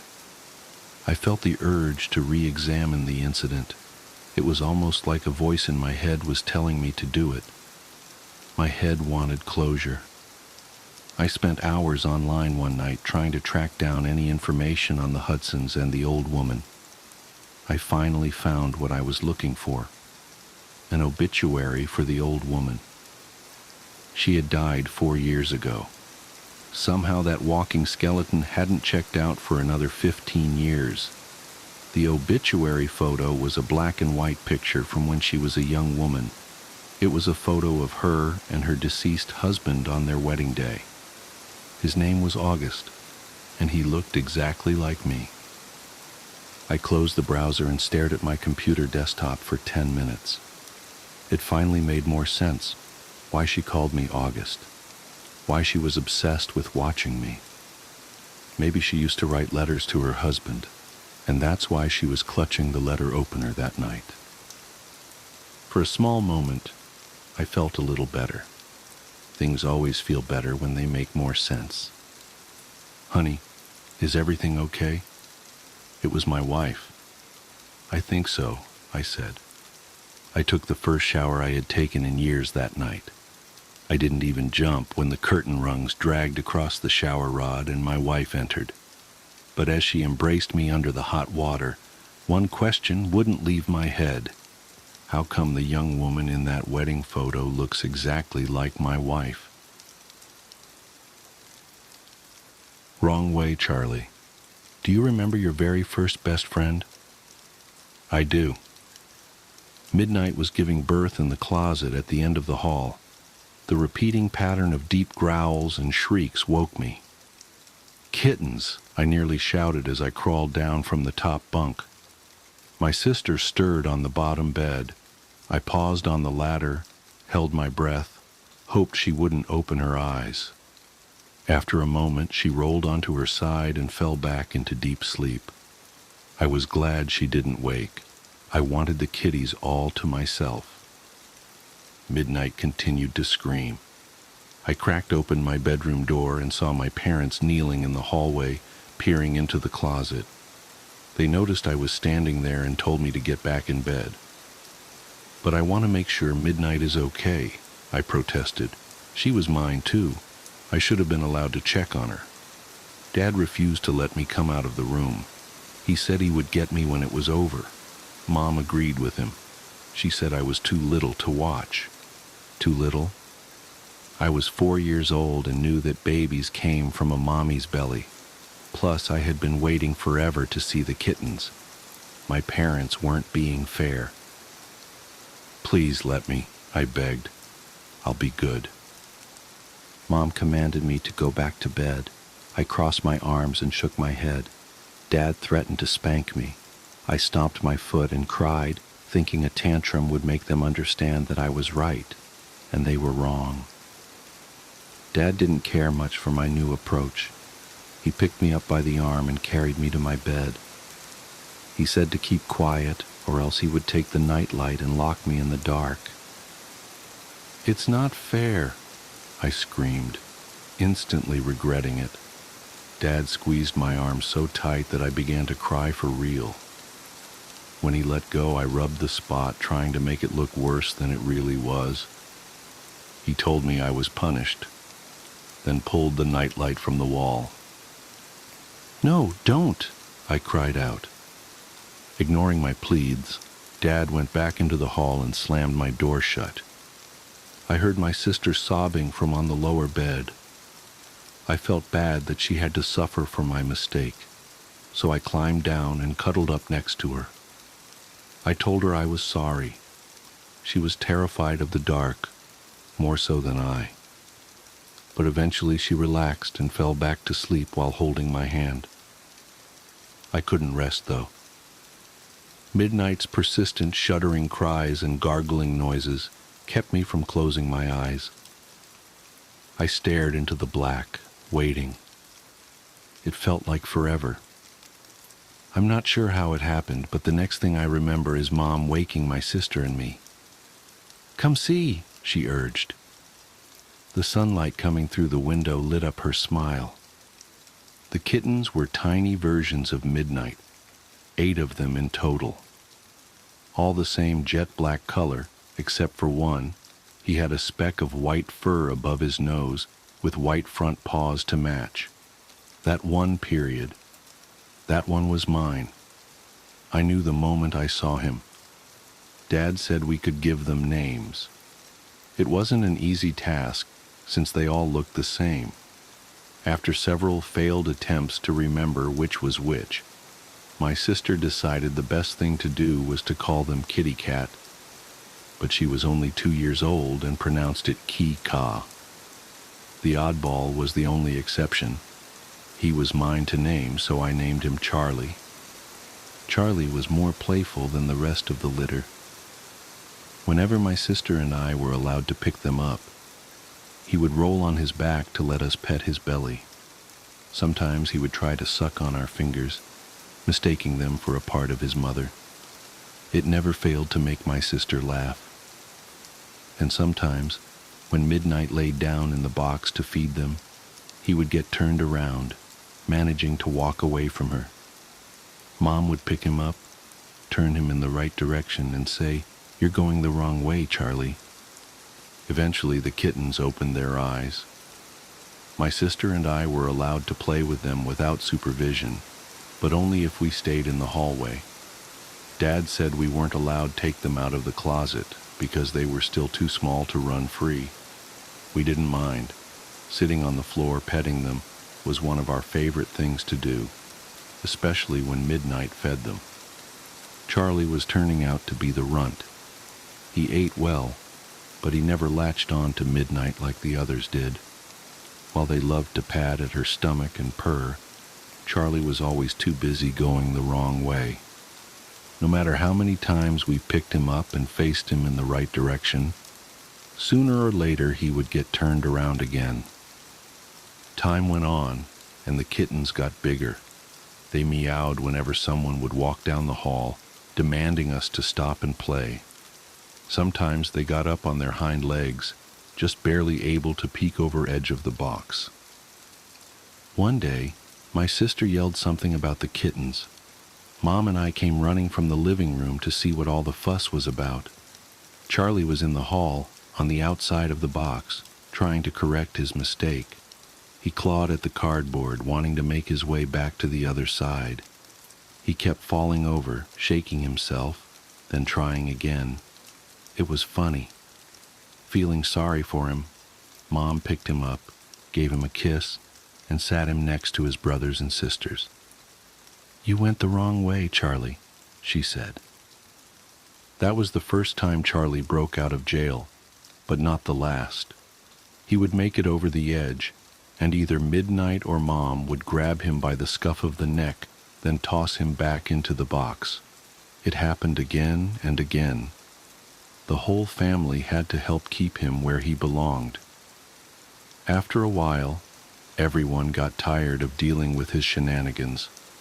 We officially changed his name to Wrong Way Charlie and let him have free reign of the hallway. Even Midnight stopped caring. All the other kittens were content to stay in the box, but Charlie came and went as he pleased. He never went far, though. Sometimes he would sneak a peek into my bedroom or into the bathroom, but that was the extent of his exploration. It was easy to forget that he was only a few weeks old and too frightened to venture into any of the rooms.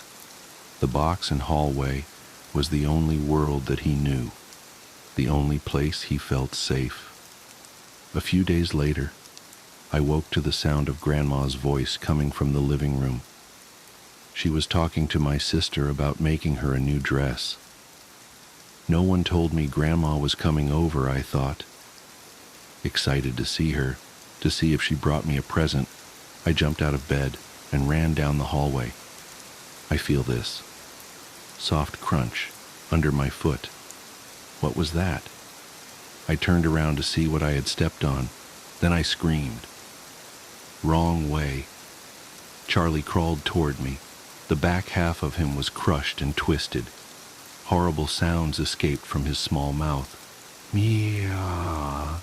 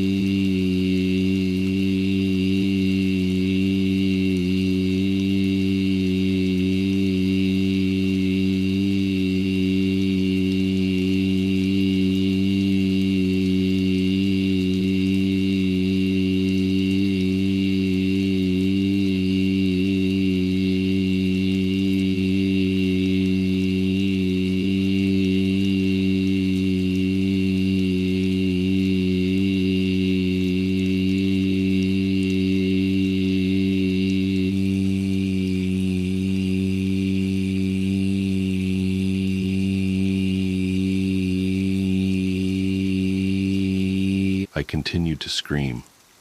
Charlie was still trying to crawl toward me while making that resounding, awful sputter. His body trembled, and his little head twitched incessantly. Mom came running down the hall, my sister right behind her. Blood was everywhere, a trail of gore soaking into the carpet. All I heard was screaming, screaming, screaming, screaming. It echoed down the hallway and throughout the years. Midnight leaped out of the closet and ran toward me. Wide-eyed, she hissed and swatted, then lapped at the blood flowing from Charlie's gaping mouth. Grandma grabbed a hold of me, held me close. My sister pressed her face into Grandma's side so she wouldn't have to see. Mom and Charlie were still screaming, still making those appalling noises. I couldn't tell them apart. "It's still alive," Mom wailed. "It's still alive. Oh my God, what do I do?" Though Grandma tried to protect me, I couldn't look away. Charlie was crying in agony. The look on his little face said, "Why is this happening to me? What have I done? Make it stop. Please, please make it stop." "You have to kill it," Grandma shouted, angry. "Put the thing out of its misery, for Christ's sake." Mom ran into the living room and turned the corner. I heard a drawer in the kitchen pulled open, then slammed shut. She came running back, hammer in hand. "Eee!" Mom shrieked. She pounded the hammer down on Charlie's head over and over and over again while midnight attacked her, trying to protect the kitten. And yet Charlie still crawled toward me, gurgling, "Me, Meeg." Midnight kept scratching and hissing. Mom kicked her away and brought the hammer down again.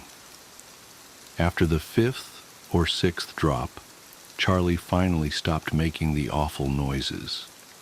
Chunks of his skull and brain littered the hallway. It was hours later before I calmed down enough to understand what had happened. Mom told me that it was okay. Dad said it wasn't my fault. They said these things as they cleaned up the mess that used to be Charlie. But it wasn't okay, and it was my fault. My kitten got hurt because of me. If I hadn't been running, my Charlie would be alive. I killed him. Plus. Charlie was my first best friend, my first responsibility, and my first introduction to death. He'll always be with me, even now, after all these years. Every time I walk down a fucking hallway, I see wrong way. Charlie's mangled little body crawling toward me. The vanishing. I used to think time was like a river, always flowing forward, never looking back. Now I know better. Time is more like a noose, and with each loop, it tightens around reality itself, strangling away pieces of existence one by one. It started subtly enough. That Tuesday morning, I noticed the same red Volkswagen Beetle pass by my house 3 times in 10 minutes. At first, I dismissed it as coincidence. Maybe the driver was lost or looking for an address. But then I saw the license plate. Loop 247. The same plate, same slight dent on the rear bumper, same elderly woman with pearl earrings behind the wheel. I remember standing at my kitchen window, coffee growing cold in my hands, watching that car make its 4th pass. That's when I saw the bird, a cardinal with unusual white patches on its wings. It landed on my windowsill, tilted its head at me, and flew away. 2 minutes later, the exact same bird landed in the exact same spot, performed the identical head tilt, and flew off again. My phone buzzed. A text from my sister Sarah. "Don't forget Mom's birthday dinner tonight." I checked the date, Tuesday, March 12th. Nothing seemed amiss yet, except for that nagging feeling in the pit of my stomach. Like the moment before you realize you've made a terrible mistake. I went to work, trying to shake off the morning's oddities. My colleague Tom greeted me with his usual, "Another day in paradise, eh, James?" He always said that, but today it felt different, rehearsed, predestined. I sat at my desk, opened my laptop, and found myself staring at yesterday's work. All of it. Every spreadsheet, every email, exactly as it had been. That's when the first real chill ran down my spine. I distinctly remembered completing 3 major reports the day before, yet here they were, unfinished. My sent folder showed no trace of the emails I'd written. The calendar meeting notifications I'd cleared were back, blinking insistently. I called Sarah. "Hey, what's up?" She answered exactly as she always did. "Sarah, this is going to sound crazy, but is today Tuesday?" "Yeah, March 12th. Don't forget Mom's birthday dinner tonight." The exact same words from her text. I hung up, hands shaking. Throughout the day, everything played out as a perfect replica of the previous day. Tom's coffee spill at 10:43 a.m. Janet from accounting's announcement about her daughter's acceptance to Yale at lunch. The fire alarm test at 2:15 p.m. Even the pattern of clouds outside my office window seemed familiar. That night at Mom's birthday dinner, I tried to warn them. "Something's wrong with time," I said, as Mom cut into her chocolate cake, the same cake I remembered her cutting into yesterday. "Everything's repeating." They laughed it off. Sarah patted my hand and said I was working too hard. Mom reminded me I'd always had an overactive imagination, just like when you were little. Dad didn't say anything, just gave me that concerned look he reserves for when he thinks I'm about to have one of my episodes, like during my breakdown in college. I went to bed that night praying I was wrong, that I was just having some sort of psychological fugue state. But when I woke up, it was Tuesday again. March 12th, the red Volkswagen, the Cardinal, Tom's another day in paradise. But something was different this time. Something was missing. It took me until Mom's birthday dinner to realize what it was. Janet from accounting. Not only was she not there to announce her daughter's Yale acceptance, no one remembered her ever existing. Her desk was occupied by someone else, her family photos replaced by generic office art. When I mentioned her name, my colleagues looked at me with blank expressions. That's when true terror set in. This wasn't just a time loop, it was an erasure of reality itself. The next Tuesday, Tom disappeared. Then Sarah's husband, Mike. Then the barista at my local coffee shop. With each reset, another person vanished from existence, leaving behind nothing but void spaces in photos and blank spots in memories. The world kept readjusting itself around these absences, like a wound healing over with scar tissue. I started keeping track in a notebook, writing down names, relationships, details about each person before they disappeared. But even that proved futile. The notebook reset with each loop, my frantic scribblings erased along with everything else. By the 10th loop, entire families had vanished. The Hendersons next door? Gone. The Chen family from my gym? Erased. My best friend from high school and his entire lineage? Never existed. The world grew quieter, emptier, yet nobody seemed to notice except me. I tried everything to break the cycle. I drove out of town, only to wake up in my bed on Tuesday morning. I tried staying awake for the entire 24 hours, only to blink and find myself back at the start. I even attempted darker solutions, but death itself proved temporary in this eternal Tuesday. The most maddening part was watching the world reconstruct itself around each absence. When my neighbor disappeared, his house transformed into a park that had always been there. When my first girlfriend vanished, my high school yearbook showed no trace of her, and all my friends had different memories of who I'd dated. Reality was like a self-healing membrane, closing over its wounds and leaving no scars. Only I remembered the truth, and with each loop, that truth became harder to bear. Sarah was the first of my family to go. One Tuesday, I called her number and got a message saying it had been disconnected. Mom and Dad had only one child now, had always had only one child. The family photos in their house showed just me. The spaces where Sarah had been filled with wallpaper or furniture or nothing at all. I screamed at them to remember her, showed them old emails that still existed in my phone from previous loops.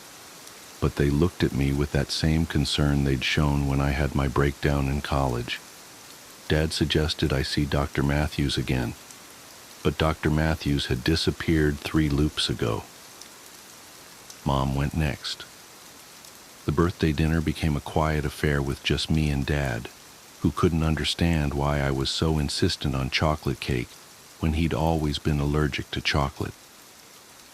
The wedding ring on his finger vanished along with her, replaced by the smooth skin of someone who had never married.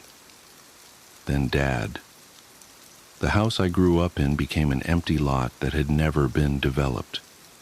My childhood memories began to feel like dreams, insubstantial and fading.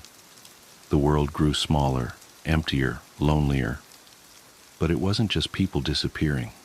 It was all evidence of humanity itself. Buildings began to vanish, replaced by empty fields that had always been there. Roads turned to dirt paths that turned to wilderness. The red Volkswagen that had first caught my attention became a horse-drawn carriage, then a lone deer crossing the street, then nothing at all. Technology started to regress. My smartphone became a flip phone, then a landline, then disappeared entirely. The internet ceased to exist, then electricity, then the Industrial Revolution itself. Each loop stripped away another layer of human progress, another piece of our collective history. I watched as the world unknit itself, person by person, invention by invention, memory by memory. The universe was cleaning house, and humanity was the stain it was trying to remove. In recent loops, I've started to notice something even more disturbing. When I look in mirrors, my reflection seems less substantial, as if I'm beginning to fade. My fingerprints are becoming smoother, my footprints in the mud shallower. Sometimes when I speak, my voice sounds distant, like it's coming from somewhere else. I know what this means. I can feel it in the growing hollowness of my bones, in the way light seems to pass through me in certain angles. Soon, very soon, I will be the last one to disappear. But here's the true horror, the revelation that keeps me awake during these endless Tuesdays. I don't think I'm trapped in a time loop at all. I think time is operating exactly as it should. This is entropy on a cosmic scale, the universe's immune system identifying and eliminating a viral infection called humanity. We were never meant to exist. We're a mistake, a glitch in the matrix of reality, and now that glitch is being corrected. The loop isn't a malfunction, it's a quarantine procedure, isolating the infection before systematically erasing it from existence.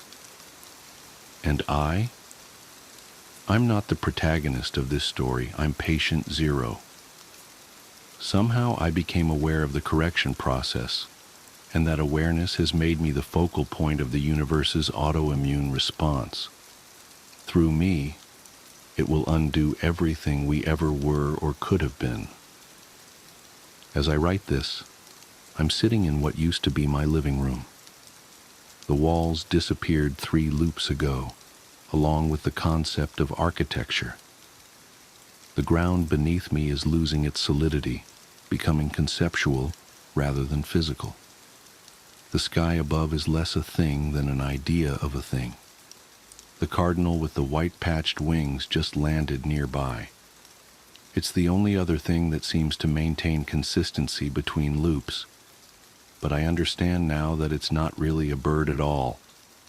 It's watching me, studying me, measuring the progress of humanity's elimination.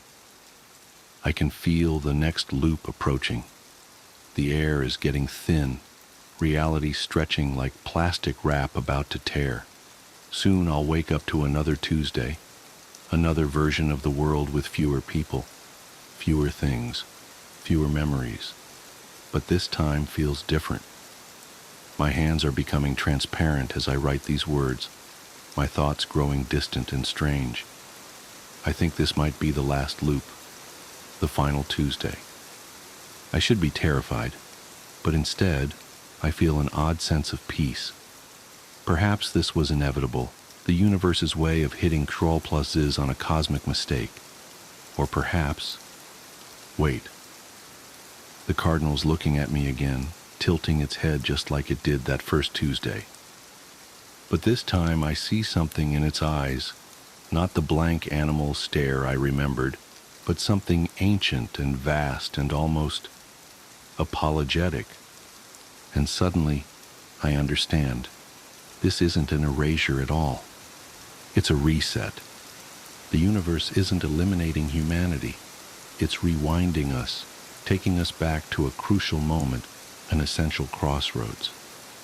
With each loop, it's not just removing people, it's removing the consequences of choices, the weight of decisions that led us down this path. Every person who disappears isn't being erased. They're being saved, preserved, reset to some point before whatever it is we did that broke reality itself. We're not being deleted, we're being restored to factory settings. The cardinal spreads its wings, and I notice something I never saw before. The white patches aren't random. They form a pattern, a sequence, a code. The same code I've been seeing everywhere but couldn't recognize. In the license plate of the red Volkswagen, in the arrangement of clouds, in the very fabric of these repeating days. My body is almost gone now, my consciousness spreading thin across what remains of time and space. But as I fade, I finally understand my role. I'm not patient zero. I'm the backup copy, the one who had to remember everything so that when reality resets completely, when we all return to that crucial moment, some part of me will know what to change, what to do differently. The cardinal takes flight, and as the world dissolves around me, I see what's written in its wings, the message that's been there all along. See you next loop. And then, it's Tuesday morning, March 12th. A red Volkswagen Beetle passes by my house. But this time I know exactly what I need to do. After all, that's why they chose me to remember, isn't it? Notes to the girl whose house I live in. It took me a week to find where you keep your Wi-Fi password. A whole week.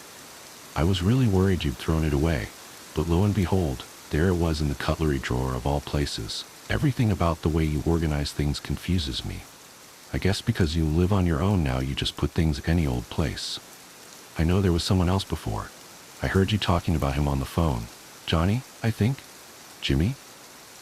Anyway, I know because you said it was tough being alone. But you're not alone, of course. You have me. There's a crack in your roof where I can see down onto the street below. Don't worry about the roof, by the way. Yes, it's pretty cramped, but I like my spaces small. I've actually stuffed a few things up there to make it smaller. Just bits and bobs from the recycling. I don't think you'll miss them. I can sit with my face against the wall and see down onto the street. That's where I saw you meeting up with all those people wearing black. It would have been weird anyway, because you never meet anyone. But they were all rubbing your back and holding your hand and stuff. I was scared you were going to bring them in, but you just went off together, so that was okay. I don't know what I would have done if the house had filled up with people. You know, it really explains a lot that there was someone else before me. Like the fact you have 2 sets of drawers in your bedroom, or how you're living in such a big house all by yourself and do weird things like leave the Wi-Fi in the cutlery drawer or watch the same TV show all day on a weekend. I'm not one to talk mind. I'm addicted to my toys, like the big lump of blue tack I found a while back, which is great fun to fiddle with but doesn't taste too good, or the cigarette lighter that's fun to flick on and off, or the tube that has all the patterns in you can change. I could look down that thing for hours. I often have. That's what I normally do when you're home. Or I just sit back and listen to you do the washing or run a shower or something like that. I crawl up the walls and hang there with my ear to the pipes and listen to the water rushing by. That kind of thing makes me happy. Plus, you never have anyone around, so once I got your schedule memorized, I could move around pretty free. I know what we have. It's a symbiotic relationship. That means you help me by giving me a warm place to stay and Wi-Fi, and I help you by eating all the spiders. Of course, there's no need to thank me. I fell asleep under the towels in your airing cupboard once, before I found the roof, and I saw you trying to get rid of one that was living under your sink with a broom. I have never seen so much ridiculous fuss in my entire life. But it makes no difference to me how many legs something has, so I just eat them up whenever I find one, and any other thing that makes its way into the house without permission, aside from myself, of course. Since I only pay rent in spiders, I try to keep the things I take to a minimum, but I can't say I feel too bad about stealing your socks. You have so many socks. Why would one girl need so many? I get a lot more out of them than you do, anyway. I like to take them apart by the threads and then wrap all the threads around my fingers and pull them tight till the tips go purple. I can nibble my own fingertips and not feel a thing. It's pretty great. I try not to take too much food either. I've found I can usually survive off the things you leave out or throw away. Why don't you eat banana skins? Another habit of yours that confuses me a lot. I like to open my mouth all the way and drop them in whole, no chewing. I've never needed too much food to get by. I really like butter though. Not to eat so much as just to play with. You once left a block out by the window in the sun, and it went all melty while you were at work, so I sort of started playing with it. Once I'd stuck my finger in, once it was kind hard to stop. I had it looking like a puddle by the end, but then I realized it was 5 and you'd be home soon, so I had to press it back into a rectangle as best I could. But then I heard you opening the door. Boy, I was so startled. I went into the cupboard under the stairs. You know, the one you never go in as it's full of men's shoes and coats and things, and I watched you come in through the doorway. But then came the weird part. You didn't even notice the butter. All you did was make a cup of tea and then give up halfway through and start crying. Then you ordered a Chinese and barely ate any before throwing it away. You see what I mean about your habits? I'm sorry, but it's just weird. Sometimes if I'm having a bad night, I like to get under your bed while you're asleep. It's nice because I can hear you breathing, and then I can match my breath up with that. I lie there for ages, gasping in and out, and if you get up for the bathroom or anything, I have to go completely still and hold my breath. I don't know why I do it. I guess it's fun. You're the first person whose company I've ever enjoyed. You cooked dinner the other evening? I noticed because you played music, which you never do, and you made something with. Took almost an hour and a half with about 1 million ingredients. I crept down to the top of the staircase and I could see you bouncing around doing moves with the spoon. It was so funny I had to cover my mouth to keep from laughing. Then I saw something that got me really scared. You'd laid 2 places at the table. I thought there was someone else in the house, and climbed all the way up to the ceiling thinking they'd see me. As I was hanging there, I saw you serving 2 plates, and I couldn't move for the panic. Another person. I just knew I wouldn't like them as much as you. That they'd ruin everything and make me go all crazy like I used to be. I didn't know what to do. I was ready to hurt them. Really hurt. That's how scared I was. Then you sat down. You lit the candle on the table and started eating by yourself. Nobody else showed up, and after you were done, you took the other food and threw it away. Even though I was relieved, I felt kind of bad that the other person never showed up. You didn't seem sad, though. It was like you'd expected it to just be you. After you went to bed, I went through the bin and ate some of the food you threw away. It was delicious. I knew something was wrong the next day because you didn't leave for work, and then you ran a bath in the middle of the afternoon.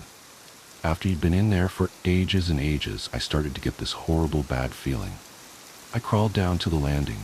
The bathroom door was open a crack, so I peeked through. I saw your hand. It was hanging, not in a natural way, and there was this long red line going down it, and then I realized I ran back upstairs. I'm a coward. I know I'm a coward. I hid under my pile of stuff and started to cry. I thought about running away. I thought about the color a pink bath mat goes when it's covered in blood. I thought about how much I wanted to be somewhere else. But most of all, I thought about you, and how little sense you make. What I'm trying to say is that I'm sorry I lit your roof on fire. It was the only way I could think to get people to come. It actually worked better than I expected. That recycling stuff sure did burn. I ran down to the cupboard under the stairs and curled up with my hands over my head until I heard them kick the door down and carry you out. There was a lot of confusion and bad language, but they found you, and I heard one say, You were still breathing. So my favorite place in the whole world is gone now. Most of my things as well, though I did think to grab the pattern tube. The rest is just a big black wig on top of your house. But I'm not scared.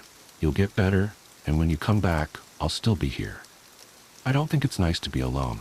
The midnight rounds. The first time I saw him was during the graveyard shift at St. Margaret's Hospital. I'd been working there for 6 years, long enough to know every doctor, nurse, and orderly by name. Long enough to recognize the unique footsteps of my colleagues echoing through the sterile hallways at 3 a.m. Long enough to know that what I witnessed that night shouldn't have been possible. I was doing my regular rounds in the terminal ward, checking on Mrs. Henderson in room 412. She had stage 4 pancreatic cancer and wasn't expected to make it through the week. As I approached her room, I heard her speaking to someone. Strange, given it was well past midnight and visitors weren't allowed at this hour. "Yes, doctor," her weak voice carried through the partially open door. "I understand. Thank you for explaining everything." I quickened my pace, wondering which doctor had broken protocol by visiting so late. As I reached for the door handle, a tall figure in a black coat stepped out. He carried an old-fashioned leather medical bag, the kind you'd see in photographs from the 1900s. Our eyes met for a brief moment, or rather, they would have, if I could see any eyes beneath the shadow of his wide-brimmed hat. He nodded politely and walked past me, his footsteps completely silent on the linoleum floor. The air grew cold as he passed, and for a moment, I caught a whiff of something strange. Formaldehyde mixed with dried roses and decay. I rushed into Mrs. Henderson's room expecting to find her distressed by the unauthorized visitor. Instead, she looked more peaceful than I'd seen her in weeks. A small smile played on her lips as she stared out the window at the full moon. "Mrs. Henderson? Are you all right? Who was that doctor?" She turned to me, her eyes clearer than they'd been in days. "Oh, Sarah. He was so kind, explaining everything that's going to happen. I'm not scared anymore." "Which doctor was it?" I pressed, although a creeping suspicion told me I didn't want to know the answer. He didn't say his name, but he knew everything about my condition, even things I hadn't told anyone. She paused, her smile widening slightly. "He showed me what's waiting on the other side. It's beautiful, Sarah. So beautiful." Mrs. Henderson died at exactly midnight the next night. I told myself it was just a coincidence, that the mysterious doctor was probably a specialist I hadn't met before, making a late-night exception for a terminal patient. I almost convinced myself to believe it too, until it happened again, and again, and again. Always the same figure in the black coat, always the same leather bag, always visiting patients exactly 24 hours before their death, never appearing on any security cameras, never signing any charts, never leaving any trace of his presence except for that lingering smell of formaldehyde and roses. I started keeping track after the third incident. In 6 months, I documented 47 visits, 47 deaths, all precisely at midnight the following day. Some were expected, terminal patients like Mrs. Henderson. Others were seemingly stable patients who suffered sudden complications. But the pattern never varied. I tried telling my supervisor, but she dismissed my concerns. I showed her my documentation, the impossibly precise timing of deaths following these visits. She suggested I was overworked and recommended I take some time off. I couldn't let it go. I started volunteering for extra night shifts, determined to confront this mysterious figure. I installed a small personal camera in my uniform button, hoping to capture evidence. I took detailed notes of every encounter, every patient conversation, searching for some pattern beyond the obvious connection to death. That's how I noticed something even stranger. The patients who received these visits never died alone. No matter how unexpected their death, no matter what time of night, someone was always with them in their final moments. Usually a loved one who had a sudden urge to visit, or a nurse who felt inexplicably drawn to check on them at just the right time. It was during one of these documentation sessions that I met Dr. Marcus Chen, a new resident who actually listened to my story. Instead of suggesting I seek psychiatric help, he offered to help me investigate.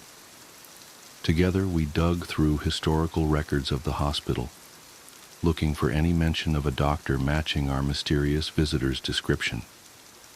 We found something in the hospital's founding documents from 1887. A photograph of the original medical staff showed a tall figure standing slightly apart from the group. He wore a black coat and carried that same distinctive leather bag. The photograph was faded, but the man's face was eerily obscured, as if the photographic plate had been damaged precisely where his features should have been. The caption listed him as Dr. Jonathan Thaddeus Blake, head of palliative care. Further research revealed that Dr. Blake had been known for his unprecedented success in easing the suffering of terminal patients. According to hospital records, none of his patients died alone, and all reported peaceful, painless deaths. Dr. Blake himself had vanished without a trace in 1888, after a devastating hospital fire claimed 27 lives. His body was never found. The only item recovered from his office was his leather medical bag, untouched by the flames. But when the bag was opened, it was completely empty. I thought this discovery would help me make sense of what was happening. Instead, it only raised more questions. Was I seeing a ghost? Some kind of immortal being? Or was I slowly losing my grip on reality? The answer came on a quiet Tuesday night, exactly 6 months after I began my investigation. I was checking on Mr. Rodriguez in room 415 when I heard the now familiar sound of silence, that peculiar absence of sound that preceded the mysterious doctor's appearances. I turned, and there he stood in the doorway, leather bag in hand. But this time was different. This time, he spoke. Nurse Sarah Collins. His voice was deep and gentle, carrying none of the hollow eeriness I'd expected from a supernatural being. We need to discuss your interest in my work. I stood my ground, though every instinct screamed at me to run. Who are you? What are you? He set his bag down and removed his hat. The face beneath was surprisingly human, elderly but distinguished, with kind eyes that held unfathomable depths of compassion and sorrow. I've had many names throughout the centuries, he said, but you know me as Dr. Blake. I've been watching you, Sarah. Your dedication to your patients, your determination to understand what's happening here. It reminds me of myself long ago. Are you death? He smiled softly. No. Think of me more as a guide, a translator between worlds. I help ease the transition, ensure no one faces the ultimate journey alone. It's a calling I chose, just as you chose nursing. But why show yourself to me? Because it's time for someone else to carry on this work. The world needs more guides, Sarah. The position is unusual, but the benefits are eternal. He opened his bag, which seemed to contain nothing but endless darkness. Would you like to learn? I should have been terrified. I should have run away. Instead, I found myself stepping forward, drawn by a deep sense of rightness. All those nights watching patients suffer, wanting to do more to help them through their final moments. Perhaps this was the answer I'd been searching for all along.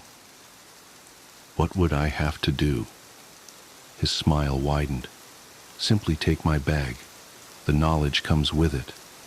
But understand, Sarah, this is not a decision to make lightly. The role demands complete dedication. You'll walk between worlds, never fully belonging to either. You'll witness countless deaths, but you'll ensure none of them are truly alone. I reached for the bag, my hand trembling. Will I die? In a manner of speaking, the person you are now will cease to exist, but what you'll become is far more meaningful. As my fingers touched the worn leather handle, memories flooded my mind, thousands of deaths throughout history, all guided by the figure before me. I saw the true nature of his work, not just ensuring peaceful deaths, but maintaining the delicate balance between life and death itself.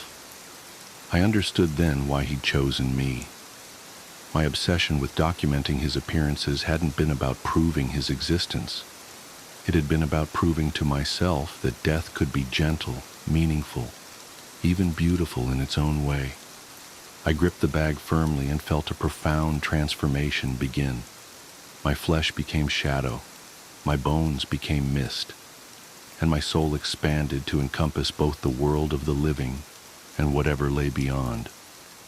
The last thing I saw as Sarah Collins was Dr. Blake's form dissolving into peaceful nothingness, his centuries of service finally complete. That was 3 years ago. Now I walk the halls of St. Margaret's Hospital every night, visiting those whose time draws near. I show them the peace that awaits, ensure they don't face their final moments alone, and help maintain the balance between worlds.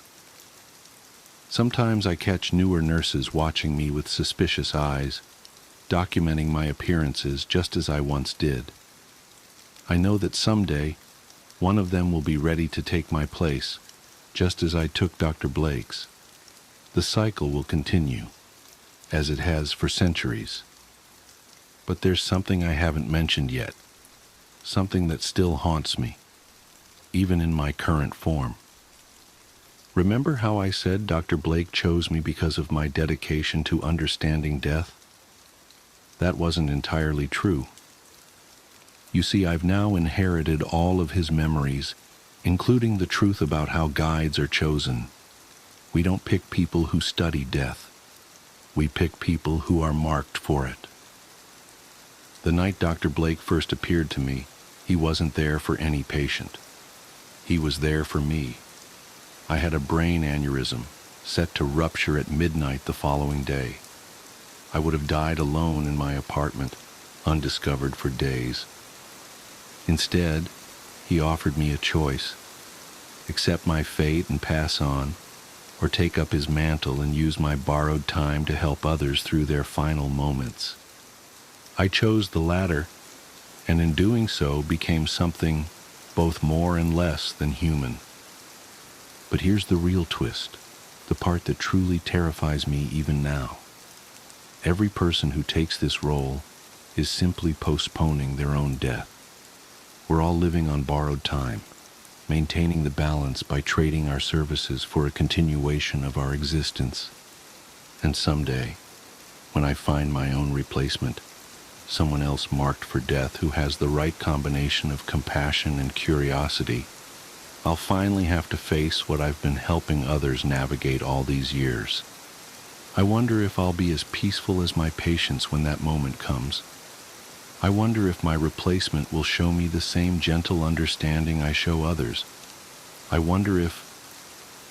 Oh, I feel a pulling sensation. Someone needs me.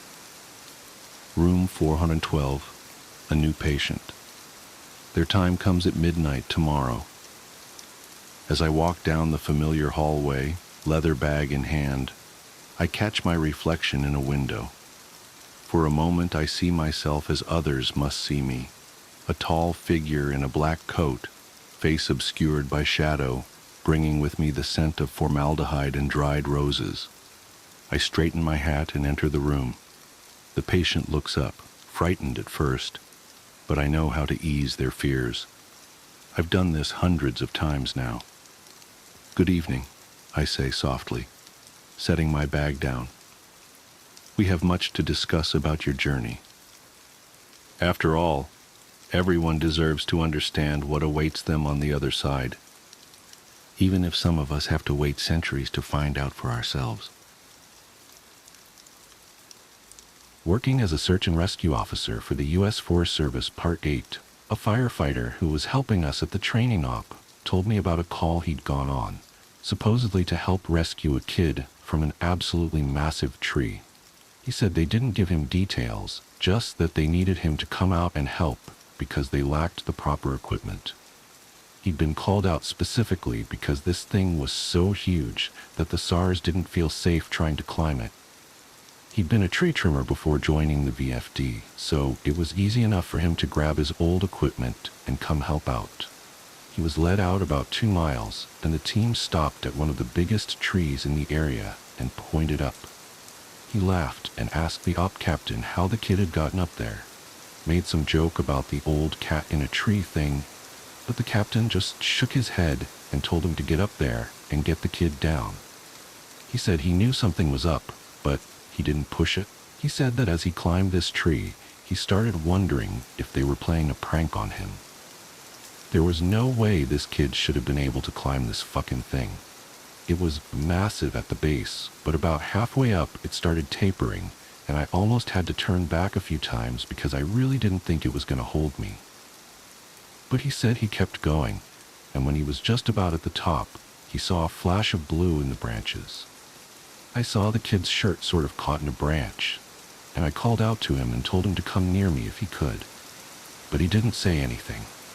I kept moving, calling the kid's name and telling him not to be scared, that I was there to help him. By the time I got to him, I knew he wasn't going to answer me. I found him, or what was left of him, cradled in the fork of a branch, and the fact that he was up there was sheer luck. If he'd fallen any other way, he'd have come crashing down. It wouldn't have mattered though, because this kid was dead long before he ended up in that tree. I don't know who put him there, or how, or why, but it was fucking sick.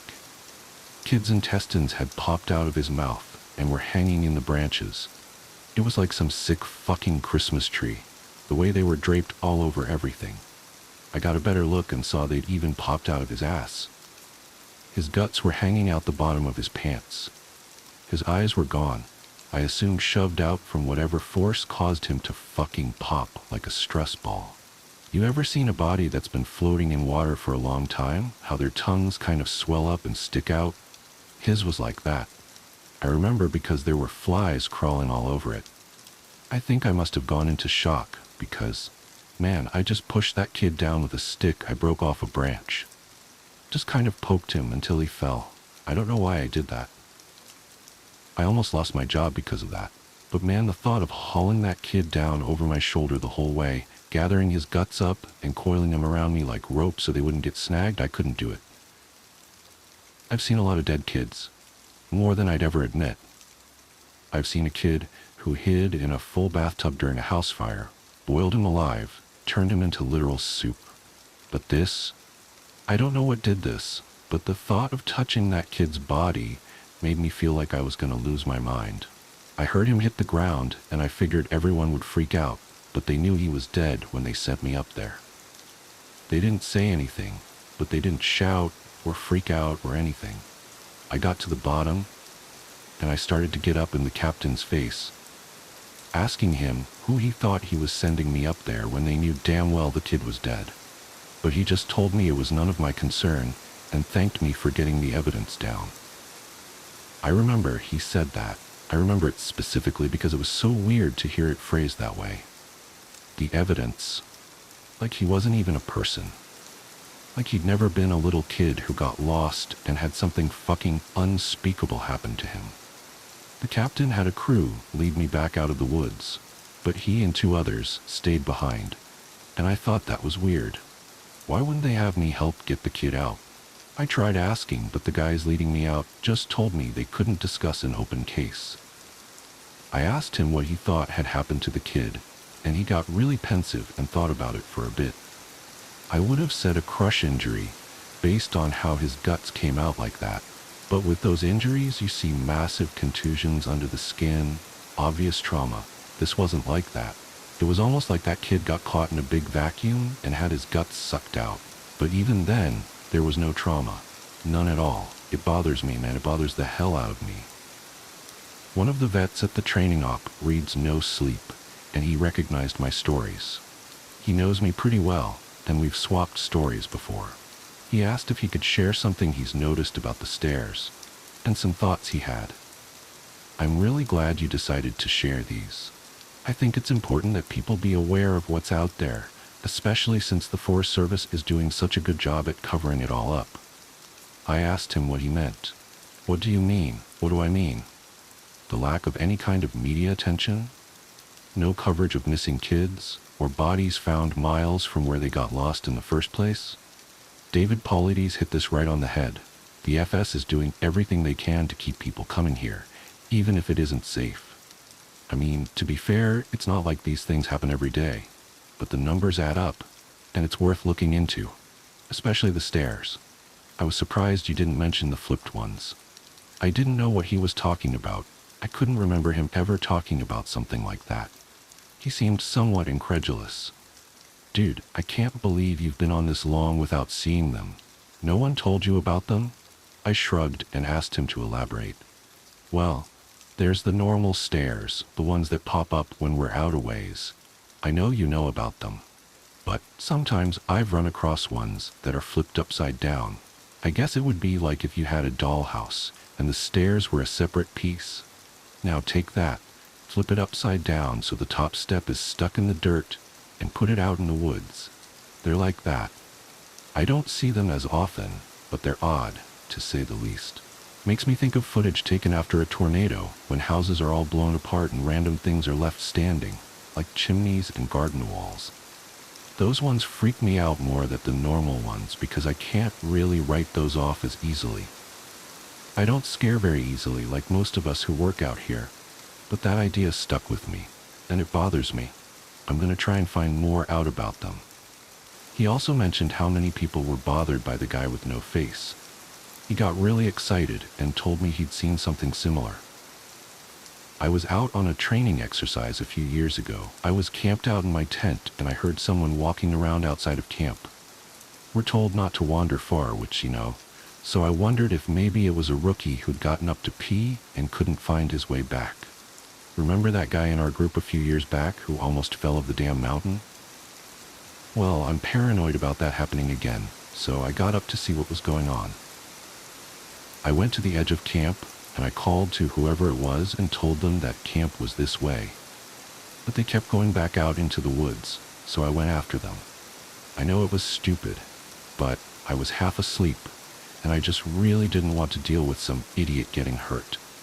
I followed this thing on a dead straight course for about a mile, and then it stopped on the edge of a little river.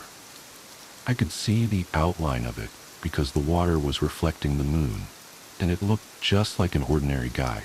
He had a pack on, and it looked like he was facing me. I asked if he was okay, if he needed help, and he cocked his head like he didn't understand me. I always have my pocket knife on me, and it's got a little thumb light attached to it, so I turned that on and lit up his chest so I wouldn't blind him. He was breathing slow and deep, so I wondered if he was sleepwalking. I went closer and asked him again if he was okay. I moved the light up, and something didn't seem right, so I stopped. He kept breathing in this real slow, deep breaths, and I sort of figured out gradually that that's what was bothering me. It was like he was pretending to breathe, but not actually doing it. His breaths were too even and deep, and all his movements were exaggerated, like his shoulders going up and his chest moving. I told him to identify himself, and he made this muffled noise. I moved the light up, and I shit you not, this guy had no face, just smooth skin. I freaked out, and I sort of fumbled my light, but I saw him move toward me, but he didn't actually move. I don't know how to explain it, but 1 second he was at the edge of the river, and the next he was 5 feet from me. I never looked away or blinked. It was like he moved so fast my brain couldn't keep up. I tripped and fell on my ass, and I could see this line open up on his throat. It stretched up to his ears, and his head tilted back, and he smiled at me with his throat. There wasn't any blood, just this gaping dark hole, and I swear he smiled at me with this gash in his throat. I got up and I ran as fast as I could back to camp. I couldn't hear him following me, but I felt like he was always right behind me, even though, when I looked back, I couldn't see him. I calmed down when I got back to camp. The fire was still going, and I guess that pack mentality of being with other people made me stop and breathe a little. I waited by the fire to see if he'd follow me there, but I didn't hear anything else for a few hours, so I went back to bed. I know it sounds weird, but the whole thing was just so surreal that it was almost like I immediately wrote it off as my imagination. We were telling ghost stories one night before bed just to scare each other and poke fun at whoever got creeped out. Most of the time it's the rookies, but one woman told a story that actually managed to get under my skin a little bit, and I know the same was true for others. She said it was true, but then again, every ghost story told around a campfire is true. Somehow, though, I don't think she was making it up. It had that ring of truth that only really traumatizing events have. She said that when she was a kid, she and her friend used to go out in the woods behind her house a lot. She lived in northern Maine, where there's a lot of dense, unpopulated national forest. She said the woods up there aren't like they are here. They're so thick in places that the trees block out the sun almost completely. She and her friend grew up there, so they weren't scared of being out there alone, but they did always maintain a sense of caution in certain areas. She said it was never really talked about, but they always knew not to go more than a mile or two beyond their homes. The adults never said why, but it was an unspoken rule that no one ventured out that far. She and her friend made up stories about bears as big as houses that lived out there, and they used to scare each other by hiding and making growling noises while the others searched for them. She said, one summer, there was a series of awful storms that blew down a lot of trees and set one part of the forest a few miles behind her house on fire. Fire crews got it under control, but she said some of them came back not quite the same. It was like they'd been to war. You could tell who'd really gotten scared because they had the same look on their faces. I think it's called shell shock. My friend and I said they were like Walking Dead people. They didn't smile or say anything if you went up to them, and most of them left town as soon as everything was over. I asked my parents about it, but they said they didn't know what I was talking about. Once everyone was told the woods were safe again, my friend and I decided to try and hike out to where the fire had been. We didn't tell our parents where we were going, and it was pretty exciting to think that we were disobeying them like that. We hiked out about 2 miles or so, and we started seeing burnt trees and stuff. I remember my friend got really upset because we found the skeleton of a deer curled up under a tree, and I practically had to drag her away. She wanted to bury it, but I didn't want her touching it because its antlers were weird. I can't remember why. I just remember thinking that there was something wrong with them, and I didn't want either of us going near it. The farther we went, the more burnt everything got. Eventually, there were no standing trees, and it was like being on another planet. Almost nothing green, just brown and black everywhere. We were standing there looking at it all, and we both heard someone shouting in the distance. I panicked because I thought it was my dad, and that he was going to tell me I was grounded. My friend broke off and went to hide behind a big rock because she said she didn't want to be caught out here. Her parents had forbidden her to come out in the woods at all, and she'd lied and told them we were going to a movie. I followed her, and we kept listening. I could hear this voice getting closer, and I realized they were calling for help. I thought maybe it was some hiker who'd gotten lost and needed directions back to town. That used to happen all the time, so I was used to helping people out. I heard him following my voice, so I kept calling out until I saw him running in the distance. He got closer, and I could see that his face was all red. I told my friend to give me her pack because she had a first aid kit. She made this noise like she was grossed out, and she asked if I saw his face. I told her to shut up, and I jogged up to meet him. I stopped about halfway, and when he stopped in front of me, I could see that his nose and lips and part of his forehead were all gone. It was like they'd been sliced clean off. He was bleeding bad, and I saw that the knees of his pants were red too. I took a step back, but I was too scared to move much, and he grabbed my shoulders. It felt like I got a shock, and he jerked back. He started babbling, and I couldn't tell what he was saying, except that he kept asking how long he'd been gone. He asked me where his unit was, but I just shook my head. He looked me over and he saw my Walkman and he screamed. He just kept babbling and touching his face, and I realized he wasn't wearing the right clothing. He had some kind of weird gray cloth jacket and almost formal pants on, and the jacket had these weird buttons and red borders on it. I kept shaking my head and I told him I couldn't understand what he was saying. I went to open the first aid kit, but he just screamed again and said the only thing I could really understand, "Don't touch me. You'll make me go back there." After that, he ran off, and I could hear him screaming the whole time. When I couldn't hear him anymore, I turned around, and my friend was crying. I just turned around and started walking back toward town. She asked me over and over what had happened and who that was, but I didn't say anything. When we got home, I told her I didn't want to play in the woods with her anymore. We're still friends, but we don't talk about that guy. Not ever. I wish I had never eaten at this diner. I was driving down a desolate road in the middle of nowhere, coming home from a 2-day business trip. I was starving. It was 1 p.m., and I'd been on the road since 6 a.m.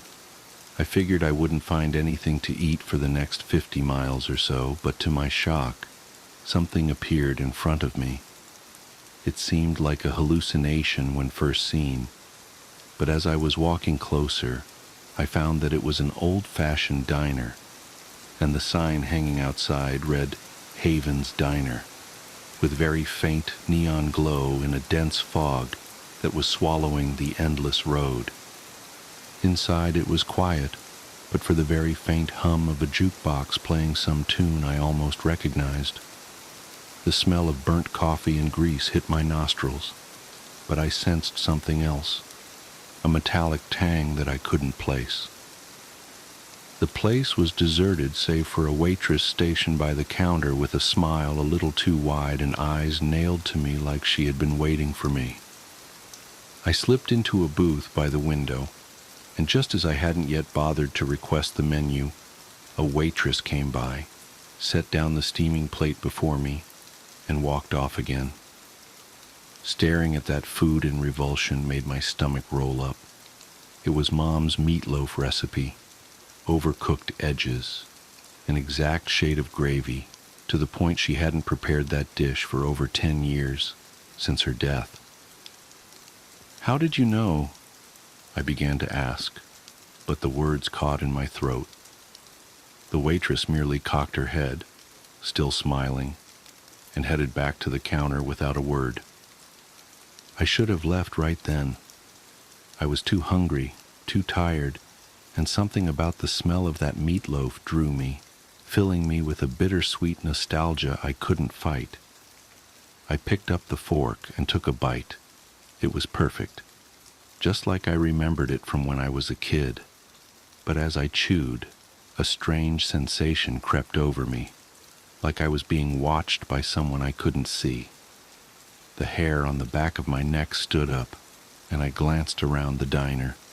It was still empty, except for the waitress, who now stood completely still, her back turned to me. That's when I noticed the clock above the counter. It was stuck at 3:33, the second hand twitching but never moving forward. My appetite vanished, replaced by a cold knot of unease in my stomach. I stood up, leaving the half-eaten plate on the table, and headed for the door. "Leaving so soon?" a voice said behind me. It wasn't the waitress. It was a man's voice, low and raspy, like he'd smoked a pack a day for years. I turned around, but no one was there. The booth where I had been sitting was empty, the plate of meatloaf gone. I ran for the door, my heart pounding in my chest, and flung it open. Outside, the fog was thicker than before, pressing against my skin like a damp shroud. My car was gone. In its place stood another sign, smaller than the one out front. It read, "You're always welcome at Haven's Diner. See you soon." I started walking, hoping to find the road, another car, anything. But no matter how far I went, I ended up back in front of that damn diner. And each time I returned, the same plate of meatloaf was waiting for me, steaming hot and just the way Mom used to make it. I don't know how long I've been here. Days? Weeks? The clock inside still says 3:33. The waitress still smiles that too wide smile, and the jukebox keeps playing that almost familiar song on a loop. I can't leave, and I'm afraid to eat again. But sooner or later, I know I'll give in. The smell of that meatloaf is stronger now, and my hunger is growing. If you ever pass a Haven's Diner along the side of the road, keep going. No matter how hungry you are, no matter how tired, just go. Hunger. As a doctor, I'm bound by doctor-patient privilege to not disclose the specifics of what I'm about to tell you. But as a human being, I feel compelled to share. This is, without a doubt, the most horrific story I've ever had the displeasure of being a part of. It was 2009, and my schedule that day was light. I was just finishing up my lunch when I got a call from a friend and colleague who had his own practice in the same building as me. Sometimes we would send work each other's way when we knew the other could use it. I was a bit elated at the prospect of him calling me because I had just been going over my books and stressing a bit. "Are you busy right now? I'd like to send someone up to you," he said. "No, my afternoon is barren. What are the details?" "It's a walk-in. From the look of it, an eating disorder. Her mother is concerned." Eating disorder. Those can be unpleasant. I'd actually had a bulimic throw-up in my office once when I stepped out momentarily to check my calendar. Still, I needed the work. "All right, send her up." I tried to tidy up my desk to make my office look more presentable and professional while I waited. 10 minutes ticked by and no patient showed up, so I stepped out to go looking for her. When I got to the hall, there was a small contingent of people standing around the elevator. They were talking amongst themselves. "What's going on?" I asked. "The elevator's broke," someone said. "Shit, I bet she's on there," I thought. "What floor is it stuck on?" "The 10th and 11th. "Yeah, that would be about right." My colleague's office was on the 10th, 3 floors down. I knew from experience that it could be anywhere up to an hour before they got the elevator working again. I hoped she wasn't claustrophobic. Returning to my office, I called downstairs. "What's up?" my colleague asked after picking up. "She's stuck in the elevator." He laughed. "Really? Poor thing. What's her name?" "Amelia." He paused. "Amelia D. something." "All right, thanks. If you got any impressions on her from your brief visit, maybe you can share them later, over drinks." "Sure, Don't tell me. I want to form my own opinion first." "Okay." True to form, an hour and 10 minutes later, I heard a loud cheer from the hallway, indicating the elevator had started working again. I should go make sure she's all right, I thought to myself, and went out to join the throng of people standing around in the hallway. There were a lot more people by then, and I couldn't make my way to the elevator doors or even see them from where I was, but I could hear it when the elevator dinged, indicating it was stopping on our floor, and the rolling mechanical sound of the doors opening. There was a loud gasp from the crowd of people, followed by a lot of jabbering. "Holy shit!" someone said quite loudly. People started hustling away from the elevator, shoving past me. I struggled against the tide and made my way to where a number of people were standing around, staring into the elevator cab. As I approached, I could smell this stench. It was like stumbling into the apartment of a recluse who hadn't come out or bathed for years. It rolled like a wave out of the elevator and cascaded over everyone in the hallway. A young man in a business suit who looked dressed for an interview was covering his mouth and nose with a handkerchief. I skirted around him to see into the elevator. The woman in the elevator was not at all what I was expecting. Massively obese, she looked like she weighed somewhere around 500-600 lbs. Her face was so puffed up, her eyes were barely visible, just 2 dark dots above her cheeks. She had frizzed out brown hair that still had curlers in it. The notion that I was smelling a recluse seemed all the more plausible at the sight of her. Her mouth was covered with what looked like greasy barbecue sauce. There was even some sort of gristle at the corners of her lips. There was more of it all over her hands and wiped down the front of her shirt. It looked like she had come straight from an all-you-can-eat rib buffet. Clenched tightly in one of her hands was a big black trash bag that sagged full of something that seemed to slosh around inside it. The smell coming out of it was nauseating. The woman stepped out of the elevator, her eyes and nose runny with tears and mucus. I stepped forward while everyone else backed away, horrified. "Amelia?" I asked her. She looked at me through her beady little piggy eyes, her cheeks covered with that vile, red gunk and streaking with tears, and opened her mouth. For about 3 seconds, I had the horrible notion that she was going to vomit an entire barbecue on me. I was hungry, she stuttered with a thick southern accent. The young man in the suit heaved involuntarily at the smell of her breath, and then strode away, trying to maintain his demeanor. "That's okay," I said, reaching out to help her. "Do you want to talk about it in my office?" Seeing me reach out to her, she clenched her black trash bag tightly and hugged it to her chest. The contents of it made a sickening squish sound. I could taste my own lunch in the back of my throat. "Is that yours?" I asked. "I'm not going to take it." She started sobbing. This horrible, almost hob-like squeal of a sob. Honestly, I didn't want to touch her. I wanted to go back into my office, lock the door, and pretend I was glad my afternoon was completely empty. The smell wafting off her and off that bag of spoils was going to be permeating every crevice of my office for days. I just knew it. Still, this was a human being that had come seeking my help, and I was not about to turn her away. "My office is right down the hall. Why don't you come with me?" I started walking. In my head, I said, "If she doesn't come with me, fine then.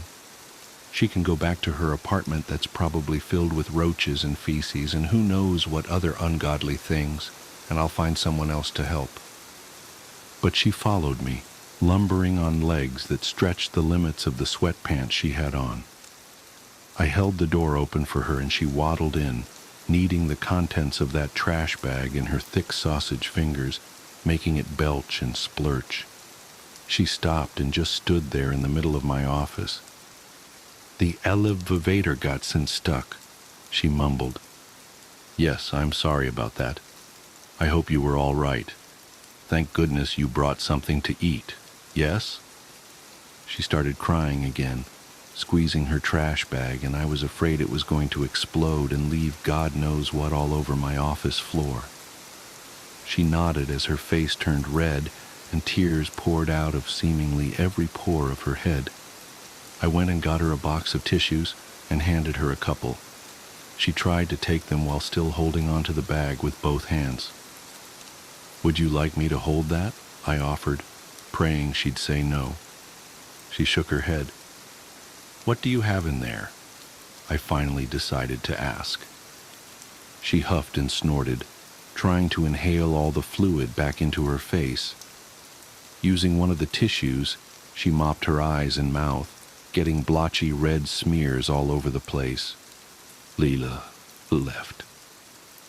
Leftovers," she stuttered.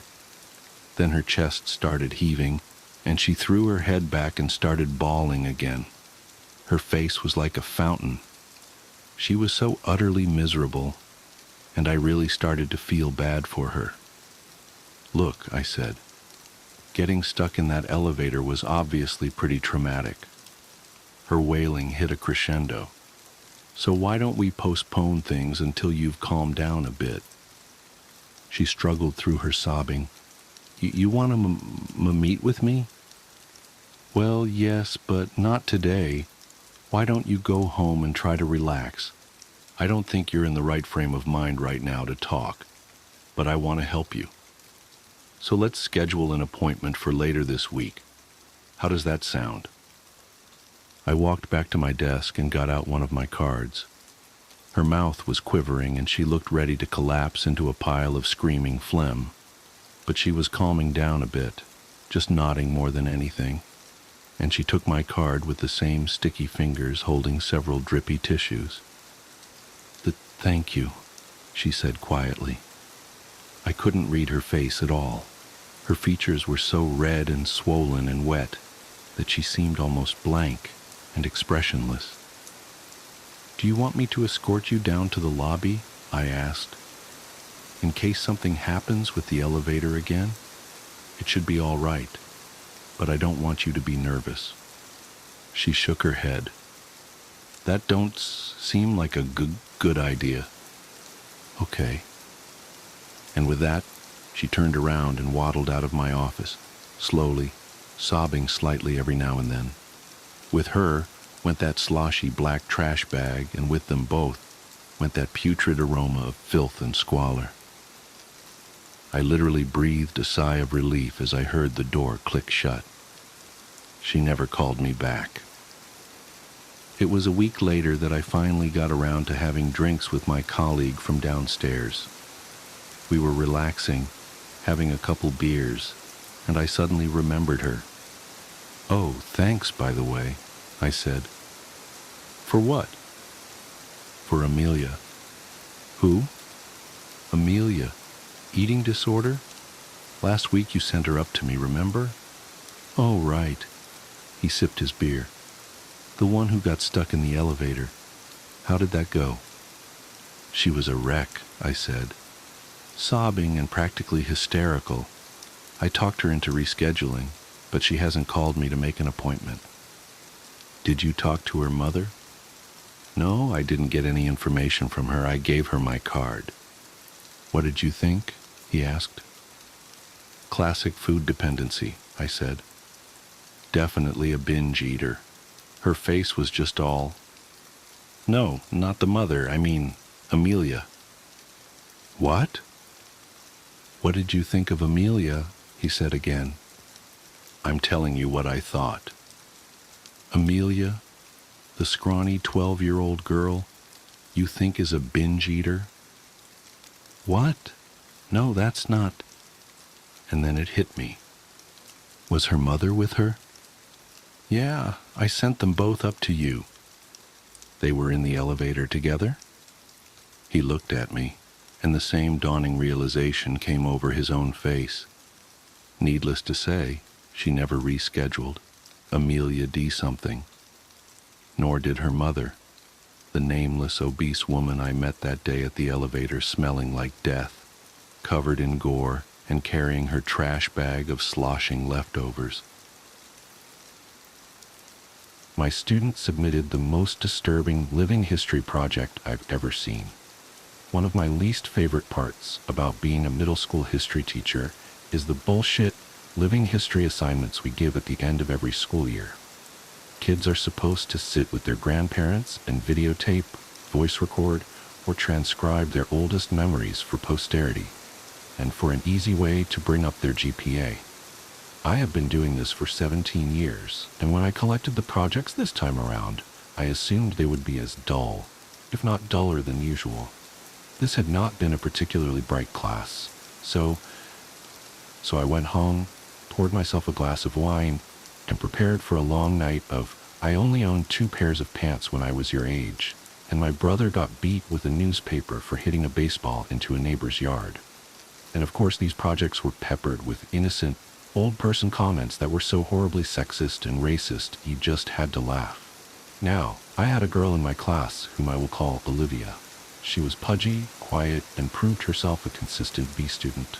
I expected her project to be as unremarkable as her, and perhaps that's why I was so profoundly disturbed by what I witnessed that night. Olivia had submitted 2 discs for some reason, so I began with the one marked Interview. My screen hiccuped twice before a grainy image of a living room came into view. The place was a hoarder's hell. Olivia was curled up in an armchair, clutching a notebook and looking like a scared animal. Across from her sat a man with a somber countenance, smoking a cigarette and staring at her expectantly. "Go ahead," a woman's voice whispered from behind the camera. Olivia's owlish eyes flashed towards the screen, then back to the man. "I am here with my great-uncle Stephen," she began almost inaudibly. "He is going to tell us about his oldest memories from being in the army." Great-uncle Stephen looked like he'd rather be in a goddamn trench at the moment, but he waited patiently for the questions to begin. Not surprisingly, Olivia read verbatim from the suggested questions sheet I had handed out to the students.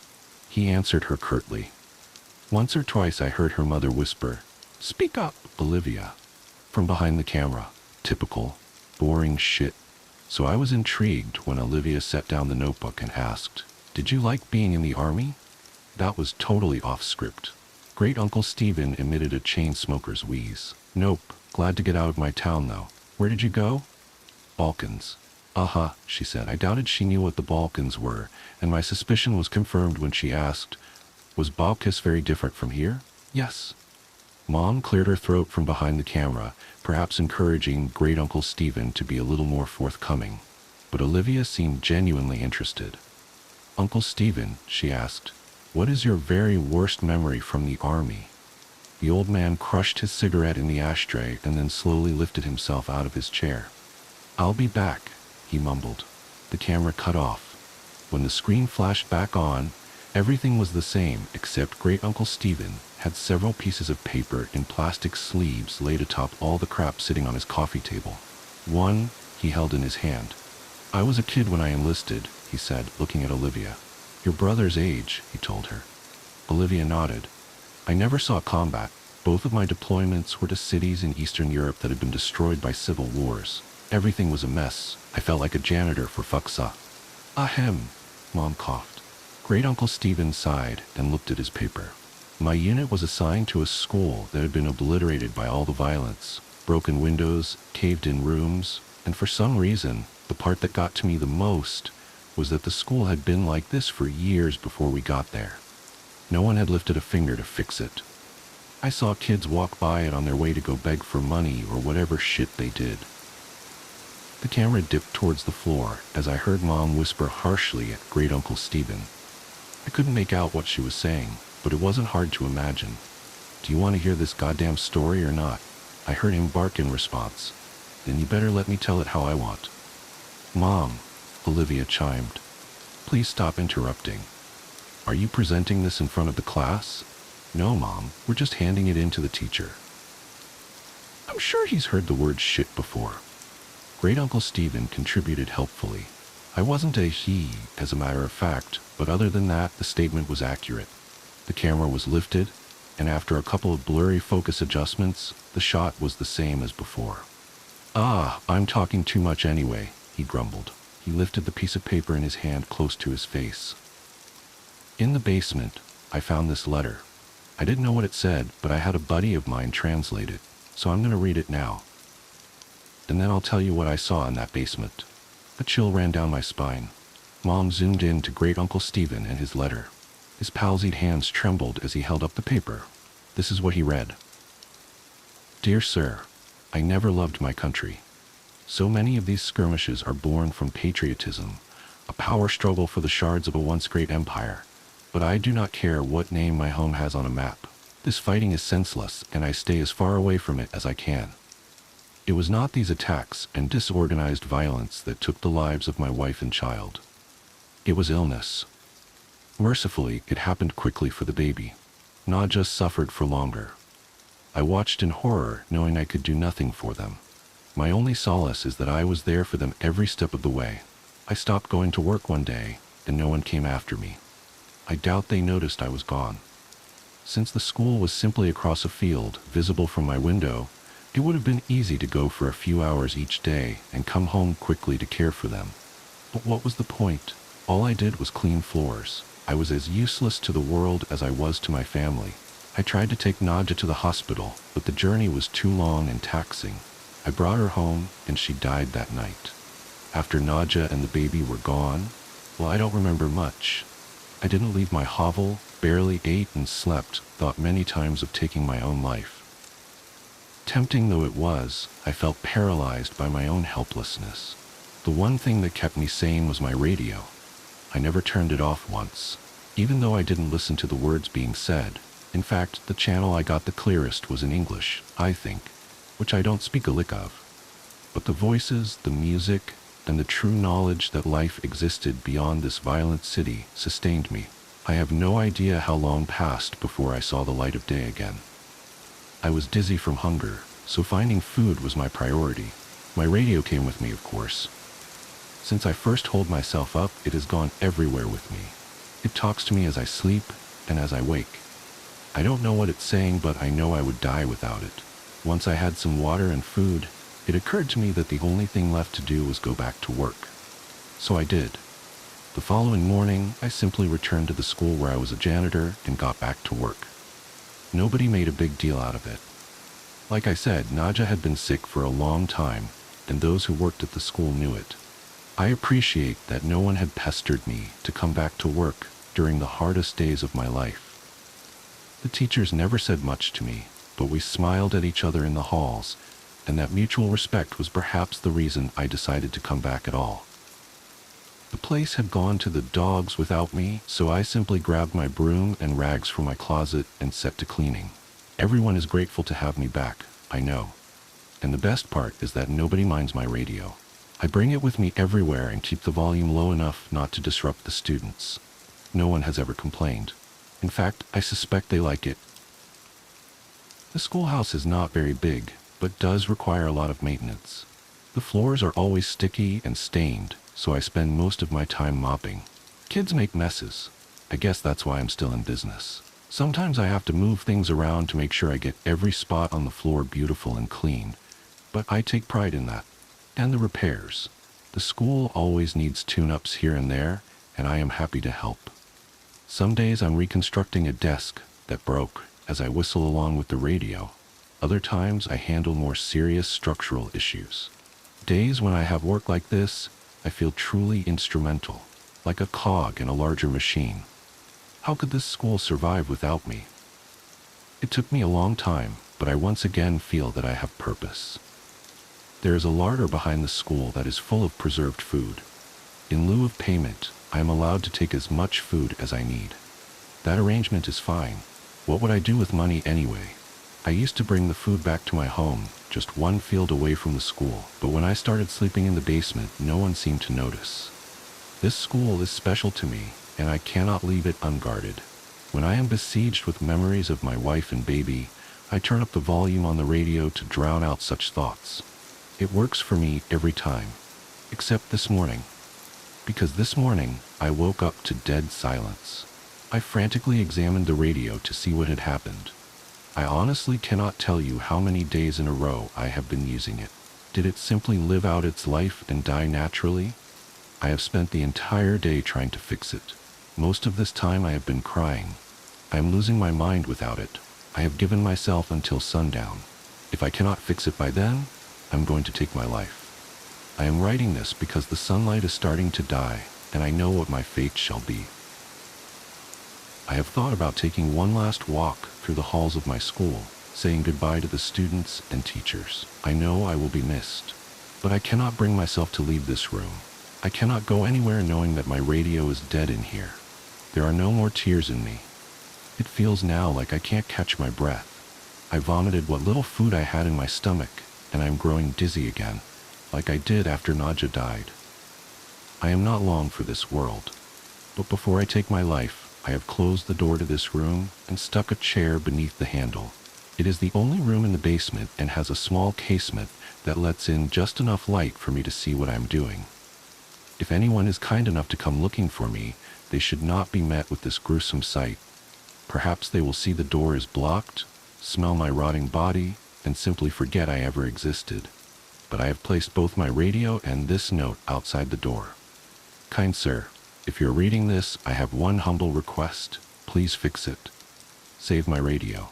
It did not deserve to die in its sleep, and I am ashamed that I cannot revive it. Now I am ready to join Nadja and little Ludmilla in heaven. I hope this school can find another janitor who loves and cares for it the way I do. The hour is now. Do not forget my radio. Stanislav. When Mom zoomed back out, Olivia had tears in her eyes. Thank you for sharing, Uncle Stephen, Mom said, her voice choked. I think we have enough. Wait, Olivia chirped. He said there's more. What did you find? Before Great Uncle Stephen could open his mouth, the image disappeared. My jaw dropped. Was that it? What did Great Uncle Stephen see? I promptly remembered that there was a second disc. This one was unmarked, but I hoped it contained the rest of the interview. There was no video, only audio. The voice that started up was Olivia's. Hi, Miss Garrity. I'm sorry about my mom, but she refused to record the rest of what my uncle was saying. But I asked him to continue and secretly recorded the story as a voice memo on my phone. I remember you said earlier this year that history is written by the people who win wars. She sucked in a breath and commenced crying. But everyone's history is important, even if they are sad, pathetic people, and even if they never won a single thing in their life. I haven't slept through the night since I finished this project, but you have to hear what my uncle has to say. There were tears in my eyes too. The sincerity of her words was beautiful. I was also flattered that she had remembered some trite phrase I threw around because it was what my history teacher said to me. Before I got too sappy over it, the audio began again. Fine, came Mom's frustrated voice. If you want to hear the rest of the story, fine, but this is not appropriate for a school project. Let me finish, Great Uncle Stephen snapped. If it's too much for you, help yourself to a snack in the kitchen. But Olivia wants to know what happened. I heard her mother mumble something and walk away. Olivia and her uncle were alone. I imagined her looking at him expectantly. So did you find the radio? Or did it get ruined when the school got blown up? He rasped, and I heard the distinct click of a lighter. That letter, he began slowly, had a date on it. What date? She inquired hungrily. It was dated 2 weeks before we started rebuilding the school. Didn't you say the school had been destroyed like 2 years ago? Yes, replied Great Uncle Stephen. It had been. There was silence as I felt goosebumps on my arms. The images that came to my mind were almost too overwhelming to express, but Great Uncle Stephen put them into words effortlessly. Clearly he had spent his whole life thinking about it. This man, this Stanislav, went to a vandalized, falling-apart schoolhouse and cleaned up blood and rubble like it was spilled drinks and dust. He smiled at dead bodies in the hallway and believed they were smiling back at him because they liked his radio. He moved around corpses so he could sweep the ground under them. The roof was half collapsed, so when it rained, he must have gotten soaking wet, but was so oblivious that he didn't even feel a thing. I could hear Olivia crying steadily. I found the larder he was talking about. It was all pickled, preserved food that probably tasted like shit. Most of the stuff was moldy. Did you see the dead body? Yes, hanging from the ceiling, but still amazingly lifelike. He wasn't rotting away. This hadn't happened years ago. Did he look peaceful? She asked, a chord of desperation in her voice. Couldn't tell you. The smell was rank, and his face was blue and his eyes were bulging like this. I imagined him demonstrating. And the radio? Olivia wept. I heard Great Uncle Stephen take a long drag of his cigarette. It was there, and it was still on. Screens. At the end of the summer between kindergarten and first grade, I caught the stomach flu. This has all of the components of the regular flu. However, with the stomach flu, you throw up in a bucket and not the toilet because you are sitting on it. The sickness gets purged from both ends. This lasted for about 10 days. But just before it had passed, the sickness was granted an extension in the form of pink eye. My eyelids were so fused together by the dried mucus generated during the night that the first day I awoke with the infection, I thought I had gone blind. When I started first grade, I had a kink in my neck from 10 days of bed rest and 2 swollen, bloodshot eyes. Josh was in another group and didn't have my lunch, so in a cafeteria bursting with 200 kids, I still had a table to myself. I started keeping spare food in my backpack that I would take into the bathroom to eat after lunch, since my school meals were usually confiscated by older kids who knew I wouldn't stand up to them, since no one would stand with me. This dynamic persisted even after my condition cleared up, since no one wants to be friends with the kid who gets bullied, lest they have some of that aggression directed toward themselves. The only reason this stopped was due to the actions of a kid named Alex. Alex was in the 3rd grade and was bigger than most of the other kids in any grade. Around the 3rd week of school, he started sitting with me at lunch, and this put an immediate end to the shortage of my food supply. He was nice enough, but he seemed kind of slow. We never really talked at length except for when I finally decided to ask why he had been sitting with me. He had a crush on Josh's sister, Veronica. Veronica was in 4th grade and was probably the prettiest girl in the school. Even as a 6-year-old who fully endorsed the notion that girls were disgusting, I still knew how pretty Veronica was. When she was in 3rd grade, Josh told me, 2 boys had actually gotten into a physical fight, which erupted out of an argument concerning the significance of the messages she had written in their yearbooks. One of the boys eventually hit the other in the forehead with the corner of the yearbook, and the wound required stitches to close. While not one of those 2 boys, Alex wanted her to like him and confessed that he knew Josh and I were best friends. I gathered that he had hoped that I would convey his ostensibly philanthropic deed to Veronica, and that she would presumably be so moved by his selflessness that she'd take an interest in him. If I told her, he would continue to sit with me for as long as I needed him to. Because this was during the time when Josh mostly stayed at my house building the raft and navigating tributary with me, I didn't have the chance to bring it up to Veronica because I simply didn't see her. I told Josh about it and he made fun of Alex, but said that he would tell his sister since I wanted him to. I doubted that he would. Josh was annoyed that people seemed to be so taken with his sister. I remember him calling her an ugly crow. I never said anything to Josh, but I remember wanting to say, even then, that she was pretty and would one day be beautiful. I was right. When I was 15, I was seeing a movie at a place my friends and I had come to call the Dirt Theater. It was probably nice at some point, but time and neglect had weathered the place severely. This theater had movable tables and chairs on a level floor, so when the theater was full, there were very few places you could sit and see the whole screen. The theater was still open, I imagine, for 3 reasons. 1, it was cheap to see a movie there. 2, they showed a different cult movie twice a month at midnight.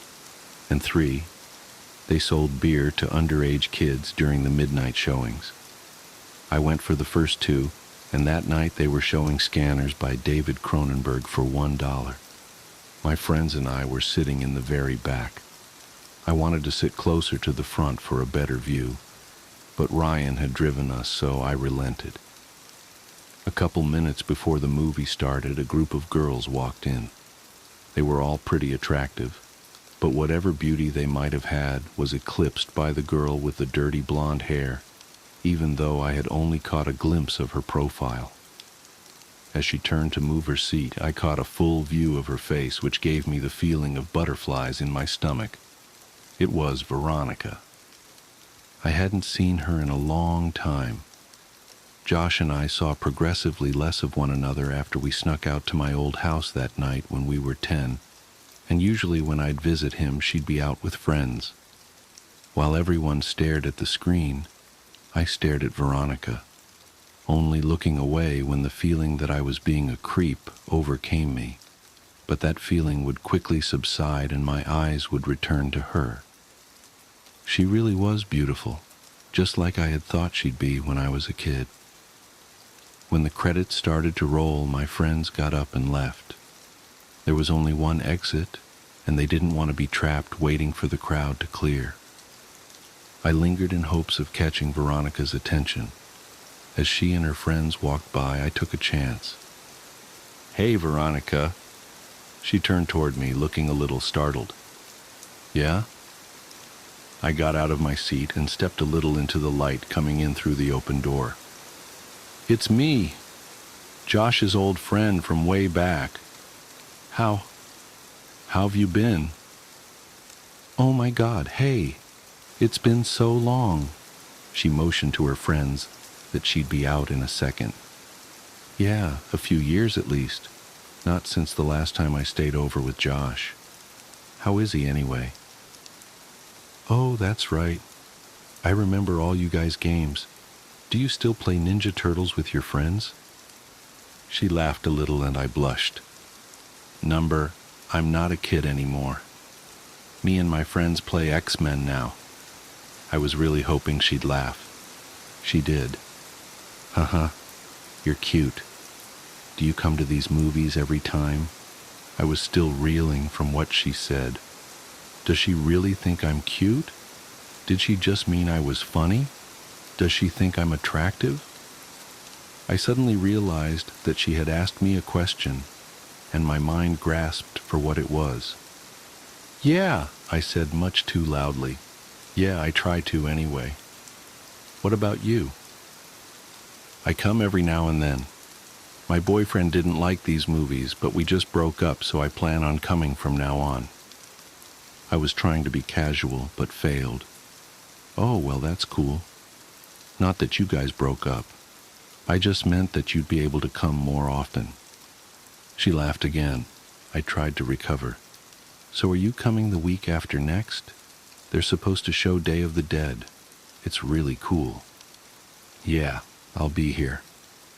She smiled, and I was about to suggest that maybe we could sit together when she quickly closed the space between us and hugged me. "It was really good to see you," she said with her arms around me. I was trying to think of what to say when I realized the biggest problem was that I had forgotten how to talk.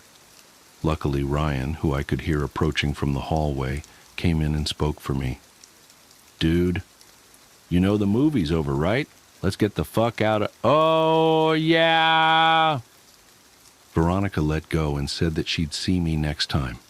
She was played out of the room by the porn music Ryan was making with his mouth. I was furious, but it dissipated as soon as I heard Veronica laughing in the lobby. Day of the Dead couldn't come soon enough. Ryan's family was going out of town, so he wouldn't be able to drive us, and the other friends I was with that night didn't have cars. A couple of days before the movie, I asked my mom if she could take me. She responded almost immediately by denying my request, but I persisted, and she picked up on the desperation in my voice. She asked why I wanted to go so badly, since I had seen the movie before, and I hesitated before saying that I was hoping to see a girl there. She smiled and asked playfully if she knew the girl, and I reluctantly told her it was Veronica. The smile disappeared from her face, and she coldly said no. I decided that I would call Veronica to see if she could pick me up. I had no idea if she still lived at home, but it was worth a try. But then I realized that Josh might answer. I hadn't talked to him in almost 3 years, and if he answered, I obviously couldn't ask to talk to his sister. I felt guilty for calling to speak with Veronica and not Josh, but I dismissed that feeling quickly. Josh hadn't called me in years either. I picked up the phone and dialed the number that was still embedded in my muscle memory from having dialed it so often all those years ago. It rang several times before someone picked up. It wasn't Josh. I felt a mixture of both relief and disappointment. I realized in that second that I really missed Josh. I would call after this weekend and talk to him, but this was my only chance to see if Veronica could or would take me, so I asked for her. The person told me I had dialed the wrong number. I repeated the number back to her, and she confirmed. She said they must have changed their number, and I agreed. I apologized for the disturbance and hung up. I was suddenly intensely sad because now I couldn't contact Josh even if I wanted to. I felt terrible for having been afraid that he might answer the phone. He had been my very best friend. I realized that the only way I could be put back in touch with him would be through Veronica. So now, not that I needed one, I had another reason to see her. I told my mom the day before the movie that I was no longer concerned with going, but was hoping she could drop me off at my friend Chris's house. She relented and dropped me off that Saturday a couple of hours before the movie. My plan was to walk from his house to the theater since he only lived about a half-mile away. They went to church early on Sunday so his parents would go to sleep early Saturday night, and Chris was fine with not coming with me since he had planned on chatting with this girl he met online. He said that the walk back to his house would be even lonelier after she laughed in my face when I tried to kiss her, and I told him not to electrocute himself when he tried to have sex with his computer. I left his house at 11:15. I tried to pace myself so I'd get there just a little before the movie. I was going by myself, and so I didn't want to just hang around there waiting. On the way to the theater, I figured that if Veronica showed up at all, it would be too lucky for us to arrive at the same time, so I debated whether I should wait outside or just go in. Both had their pros and cons. As I was grappling with these concerns, I noticed that the steady stream of streaking car lights that had been overtaking me had been replaced by a single, constant spotlight that refused to pass. The road wasn't illuminated by streetlights, so I was walking in the grass with the road about 2 feet to my left. I stepped a little more to my right and craned my neck over my left shoulder to see what was behind me. A car had stopped about 10 feet behind me. All I could see were the violently bright headlights that were cutting through the otherwise Stygian surroundings. I thought that it might be one of Chris's parents. Maybe they had come to check in on us and seen that I was gone. It wouldn't have taken much pressing for Chris to confess. I took one step toward the car, and it broke its paws and started driving toward me at a slow pace. It passed me, and I saw that it wasn't Chris's parents' car, or any car that I recognized for that matter. I tried to see the driver, but it was too dark, and my pupils had shrunk when faced with the blinding lights from the car just moments before. They adjusted enough so that I could see a tremendous crack in the back window of the car as it drove away. I didn't think much of the whole affair. Some people find it fun to scare other people. I'd often hide around corners and jump out at my mom after all. I timed it right and got there about 10 minutes before the movie. I had decided to wait outside until around 11:57, since that would give me time to find her inside if she was already seated. As I was considering the possibility that she might not show, I saw her. She was alone, and she was beautiful. I waved to her and walked to close the distance. She smiled and asked if my friends were already inside. I said that they weren't, and realized that this must seem like I was trying to make this a date. She didn't seem bothered by that, nor was she bothered when I handed her the ticket I had already bought. She looked at me quizzically, and I said, "Don't worry, I'm rich." She laughed and we went inside. I bought us 1 popcorn and 2 drinks and spent most of the movie debating whether or not I should time reaching my hand into the popcorn bag when she reached in so they would touch. She seemed to enjoy the movie, and before I knew it, it was over. We didn't linger in the theater, and because this was a midnight show, we couldn't loiter in the lobby, so we walked outside. The parking lot of the theater was big because it connected with a mall that had gone out of business. Not wanting the night to be over just yet, I continued the conversation while causally walking toward the old mall. As we were about to round the corner and leave the theater out of sight, I looked back and saw that her car wasn't the only one left in the parking lot. The other one had a large crack in the back window. My immediate uneasiness turned to understanding.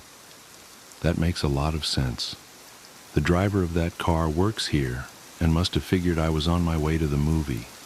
Injecting real horror into the life of a horror fan seemed like an obvious move. We walked around the mall and talked about the movie. I told her that I thought Day of the Dead was better than Dawn of the Dead, but she refused to agree. I told her of when I called her old number and about my dilemma about who would answer the phone. She didn't find it as funny as I now did, but she took my phone and put her number in it. She commented that it might be the worst cell phone she'd ever seen. Her evaluation wasn't rescinded when I told her I couldn't even receive pictures on it.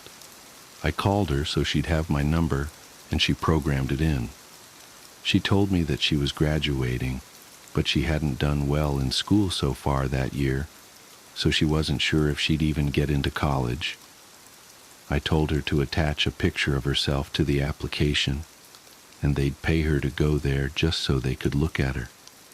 She didn't laugh at that one, and I thought she might be offended. She might have thought I was implying that she couldn't get in based on her intelligence. I nervously glanced at her, and she was just smiling, and even in this poor light I could see that she was blushing. I wanted to hold her hand, but I didn't. As we walked down the final side of the mall back toward the theater, I asked her about Josh. She told me she didn't want to talk about it. I asked her if he was at least doing all right, and she just said, "I don't know." I figured Josh must have taken a wrong turn somewhere and started getting into trouble. I felt bad. I felt guilty. As we approached the parking lot, I noticed that the car with the cracked back window was gone, and that her car was now the only one in the parking lot. She asked me if I needed a ride, and even though I really didn't, I said that I'd appreciate it. I had drunk my whole soda during the movie, and all the walking was putting pressure on my bladder. I knew that I could wait until I was back at Chris', but I had decided that I was going to try to kiss her when she dropped me off, and I didn't want this biological nagging to rush me out of the car. This would be my first kiss. I could think of no ruse to conceal what I needed to do. The theater had long closed, so I only had one option. I told her that I was going to go behind the theater to piss, but that I'd be back in 2 shakes. It was obvious that I thought it was hilarious, and she seemed to laugh more at how funny I found it than at how funny it clearly was. On the way toward the theater, I stopped and turned toward her. I asked her if Josh had ever told her that kid named Alex had done something nice for me. She paused to think for a moment and said that he had. She inquired as to why I had asked, but I said it was nothing. Josh really was a good friend. When I went to go behind the theater, I realized that there was a chain-link fence extending off and running parallel to the walls of the building. Where I stood, she could still see me, and the fence seemed to stretch on endlessly. So I thought I'd just hop it, duck out of sight, and return as quickly as I could. It may have been too much of an effort, but I thought it polite. I climbed the fence and walked just a little ways until I was out of sight and urinated. For a moment, the only sounds were the crickets in the grass behind me and the collision of liquid and cement. These sounds were overpowered by a noise that I can still hear when it is quiet, and there are no other noises to distract my ears. In the distance, I heard a faint screeching which quickly subsided, only to be replaced with a cascade of thundering vibrations. I realized quickly enough what it was. It was a car. The growling of the engine got louder, and then I thought, number not louder, closer. As soon as I realized this, I started back toward the fence, but before I could get very far at all, I hear a brief, truncated scream, and the roar of the engine terminated in a deafening thud. I started running. But after only 2 or 3 steps, I was tripped by a loose piece of stone and fell hard and fast onto the concrete, my head striking the corner of a chair as I fell. I was dazed for maybe 30 seconds, but the renewed rumbling of the engine drew my senses back, and my equilibrium was restored by adrenaline. I redoubled my efforts. I was worried that whoever had crashed the car might harass Veronica. As I was climbing over the fence, I saw that there was still only one car in the parking lot. I didn't see any evidence of a crash. I thought that I might have misjudged its direction or proximity.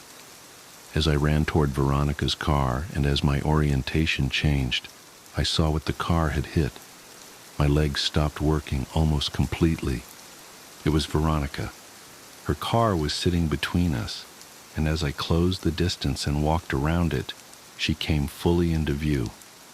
Her body was twisted and crumpled like a discarded figure meant to represent a catalog of things the human body cannot do. I could see the bone of her right shin cutting through her jeans, and her left arm was wrapped so hard around the back of her neck that her hand fell on her right breast. Her head was craned back, and her mouth hung widely open toward the sky. There was so much blood. As I looked at her, I actually found it hard to discern whether she was laying on her back or her stomach, and this optical illusion made me feel sick. When you are confronted with something in the world that simply doesn't belong, your mind tries to convince itself that it is dreaming, and to that end, it provides you with that distinct sense of all things moving slowly, as if through sap. In that moment, I honestly felt that I would wake up any minute. But I didn't wake up. I fumbled with my phone to call for help, but I had no signal. I could see Veronica's phone sticking out of what I thought was her front right pocket. I had no choice. Trembling, I reached for her phone, and as I slid it out, she moved and gasped for air so violently that it seemed as if she were trying to breathe in the whole world. This startled me so much that I staggered back and fell onto the asphalt with her phone in my hand. She was trying to adjust her body to get it into its natural position, but with every spasm and jerk, I could hear the cracking and grinding of her bones. Without thinking, I scrambled over to her and put my face over hers and just said, "Veronica, don't move. Don't move, okay? Just stay still. Don't move. Veronica, please just don't move." I kept saying it, but the words started to fall apart as tears came streaming down my face. I opened her phone. It still worked. It was still on the screen where she had saved my number, and when I saw that, I felt my heart break a little. I called 911 and waited with her, telling her that she would be okay, and feeling guilty for lying to her every time I said it. When the sound of sirens tore through the air, she seemed to become more alert. She had remained conscious since I found her, but now more of the light was coming back into her eyes. Her brain was still protecting her from pain, though it looked as if it was finally allowing her to become aware that something was terribly wrong with her. Her eyes rolled over to mine and her lips moved. She was struggling, but I heard her. "My picture. My picture. He took it." I didn't understand what she meant, so I said the only thing I could. "I'm so sorry, Veronica." I rode with her in the ambulance where she finally lost consciousness. I waited in the room that they had reserved for her. I still had her phone, so I put it with her purse and I called my mom from the hospital phone. It was about 4 a.m. I told her that I was fine, but that Veronica was not. She cursed at me and said she'd be right there, but I told her I wasn't leaving until Veronica was out of surgery. She said she'd come anyway. My mom and I didn't speak that much. I told her I was sorry for lying, and she said that we'd talk about that later. I think that had we talked more in that room, if I had just told her about boxes or the night with the raft, if she had just told me more of what she knew, I think that things would have changed. But we sat there in silence. She told me that she loved me and that I could call her whenever I wanted her to come get me. As my mom was leaving, Veronica's parents rushed in. Her dad and my mom exchanged a few words that appeared to be quite serious, while Veronica's mother talked to the person at the desk. Her mother was a nurse but didn't work at this hospital. I'm sure that she had tried to get Veronica transferred, but her condition was prohibitive. While we waited, the police came in and talked to each of us. I told them what happened. They made some notes, and then they left. She came out of surgery and 90% of her body was covered in a thick white cast. Her right arm was free, but the rest of her was bound like a cocoon. She was still under, but I remembered how I felt when I had my cast before kindergarten. I asked a nurse for a marker, but I couldn't think of anything to write. I slept in a chair in the corner and went home the next day. I came back every afternoon for several days. At some point, they had moved another patient into her room and set up a screen around Veronica's bed to act as a partition. She didn't seem to be feeling better, but she made more moments of lucidity. But even during these periods, we wouldn't really talk. Her jaw had been broken by the car, so the doctors had wired it shut. I sat with her for a while, but there was nothing much I could say. I got up and walked over to her. I kissed her on the forehead and she whispered through her clenched teeth, "Josh." This surprised me a little, but I looked at her and said, "Has he not come to see you?" "No." I found myself really irritated. Even if Josh had been getting into trouble, he should still come see his sister, I thought. I was about to express this when she said, "No, Josh, he ran away. I should have told you." I felt my blood turn to ice. When? When did this happen? When he was 13. Did he leave a note or something? On his pillow. She started crying and I followed her, but I think now we were crying for different reasons, even if I didn't realize it. At this point, there were a lot of things I still didn't remember about my childhood, and there were a lot of connections I hadn't yet made. I told her I had to go, but that she could text me any time. I got a text from her the next day telling me not to come back. I asked why, and she said she didn't want me to see her like that again. I agreed begrudgingly. We texted each other every day, though I kept this from my mom because I knew that she didn't like me talking to Veronica. Usually her texts were fairly short, and mostly only in response to more lengthy texts that I would send her. I tried calling her only once. I was sure she was screening her calls, but hoped I could hear her voice. She picked up but didn't say anything. I could hear how labored her breathing was. About a week after she told me not to come see her anymore, she sent me a text that simply read, "I love you." I was filled with so many different emotions, but I responded by expressing the most prevalent one. I replied, "I love you too."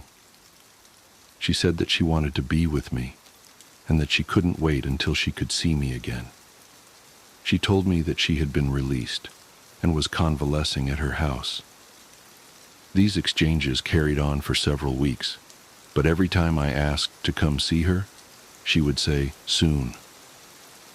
I kept insisting, and the following week, she said that she thought she might be able to make it to the next midnight movie. I couldn't believe it, but she insisted that she would try.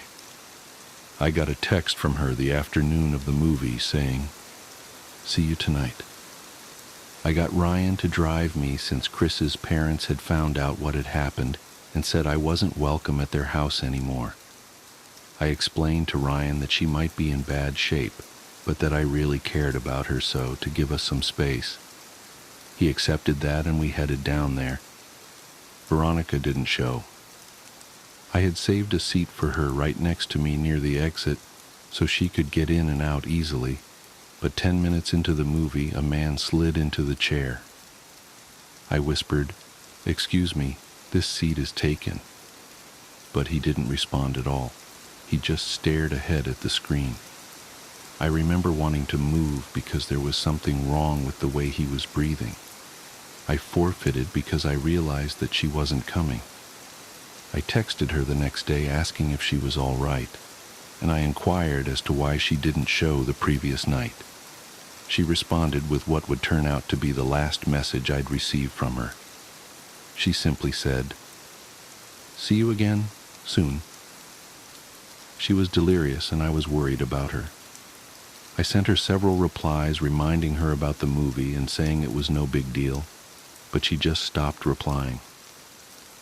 I grew increasingly upset over the next several days. I couldn't reach her at her home because I didn't know that number, and I wasn't even sure where they lived. My mood became increasingly depressed, and my mother, who had been really nice as of late, asked me if I was okay. I told her that I hadn't heard from Veronica in days, and I felt all the warmth leave her disposition. "What do you mean?" "She was supposed to meet me at the movies yesterday. I know it's only been like 3 weeks since she got hit, but she said she would try to come, and after that she just stopped talking to me altogether. She must hate me." She looked confused, and I could read on her face that she was trying to tell if my mind had simply broken. When she saw that it hadn't, her eyes began to water, and she pulled me toward her, embracing me. She was beginning to sob, but it seemed too intense a reaction to my problem, and I had no reason to think that she particularly cared for Veronica. She drew in a shuddering breath, and then said something that still makes nauseous even now. She said, "Veronica's dead, sweetheart." "Oh God, I thought you knew. She died on the last day you visited her." "Oh baby, she died weeks ago." She had completely broken down, but I knew it wasn't because of Veronica. I broke the embrace and staggered backwards. My mind was swimming. This wasn't possible. I had just exchanged messages with her yesterday. I could only think to ask one question, and it was probably the most trivial I could ask. "Then why was her phone still on?" She continued sobbing. She didn't answer. I exploded. "Why did it take them so long to shut off her goddamned phone?" Her crying broke enough to mutter, "The pictures." I would come to find out that her parents thought that her phone had been lost in the accident, despite the fact that I had put it in her purse the night she was brought to the hospital. When they retrieved her belongings, the phone was not among them. They intended to contact the phone company at the end of the billing cycle to deactivate the line, but they received a call informing them of a massive impending charge for hundreds of pictures that had been sent from her phone. Pictures that were all sent to my phone. Pictures that I never got because my phone couldn't receive them. They learned that they were all sent after the night she died. They deactivated the phone immediately. I tried not to think about the contents of those pictures, but I remember wondering for some reason whether I would have been in any of them.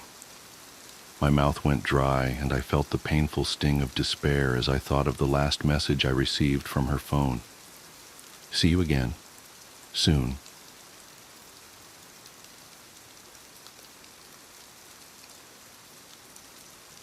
Have you seen this painting of a hallway? I got this package in the mail from my dad.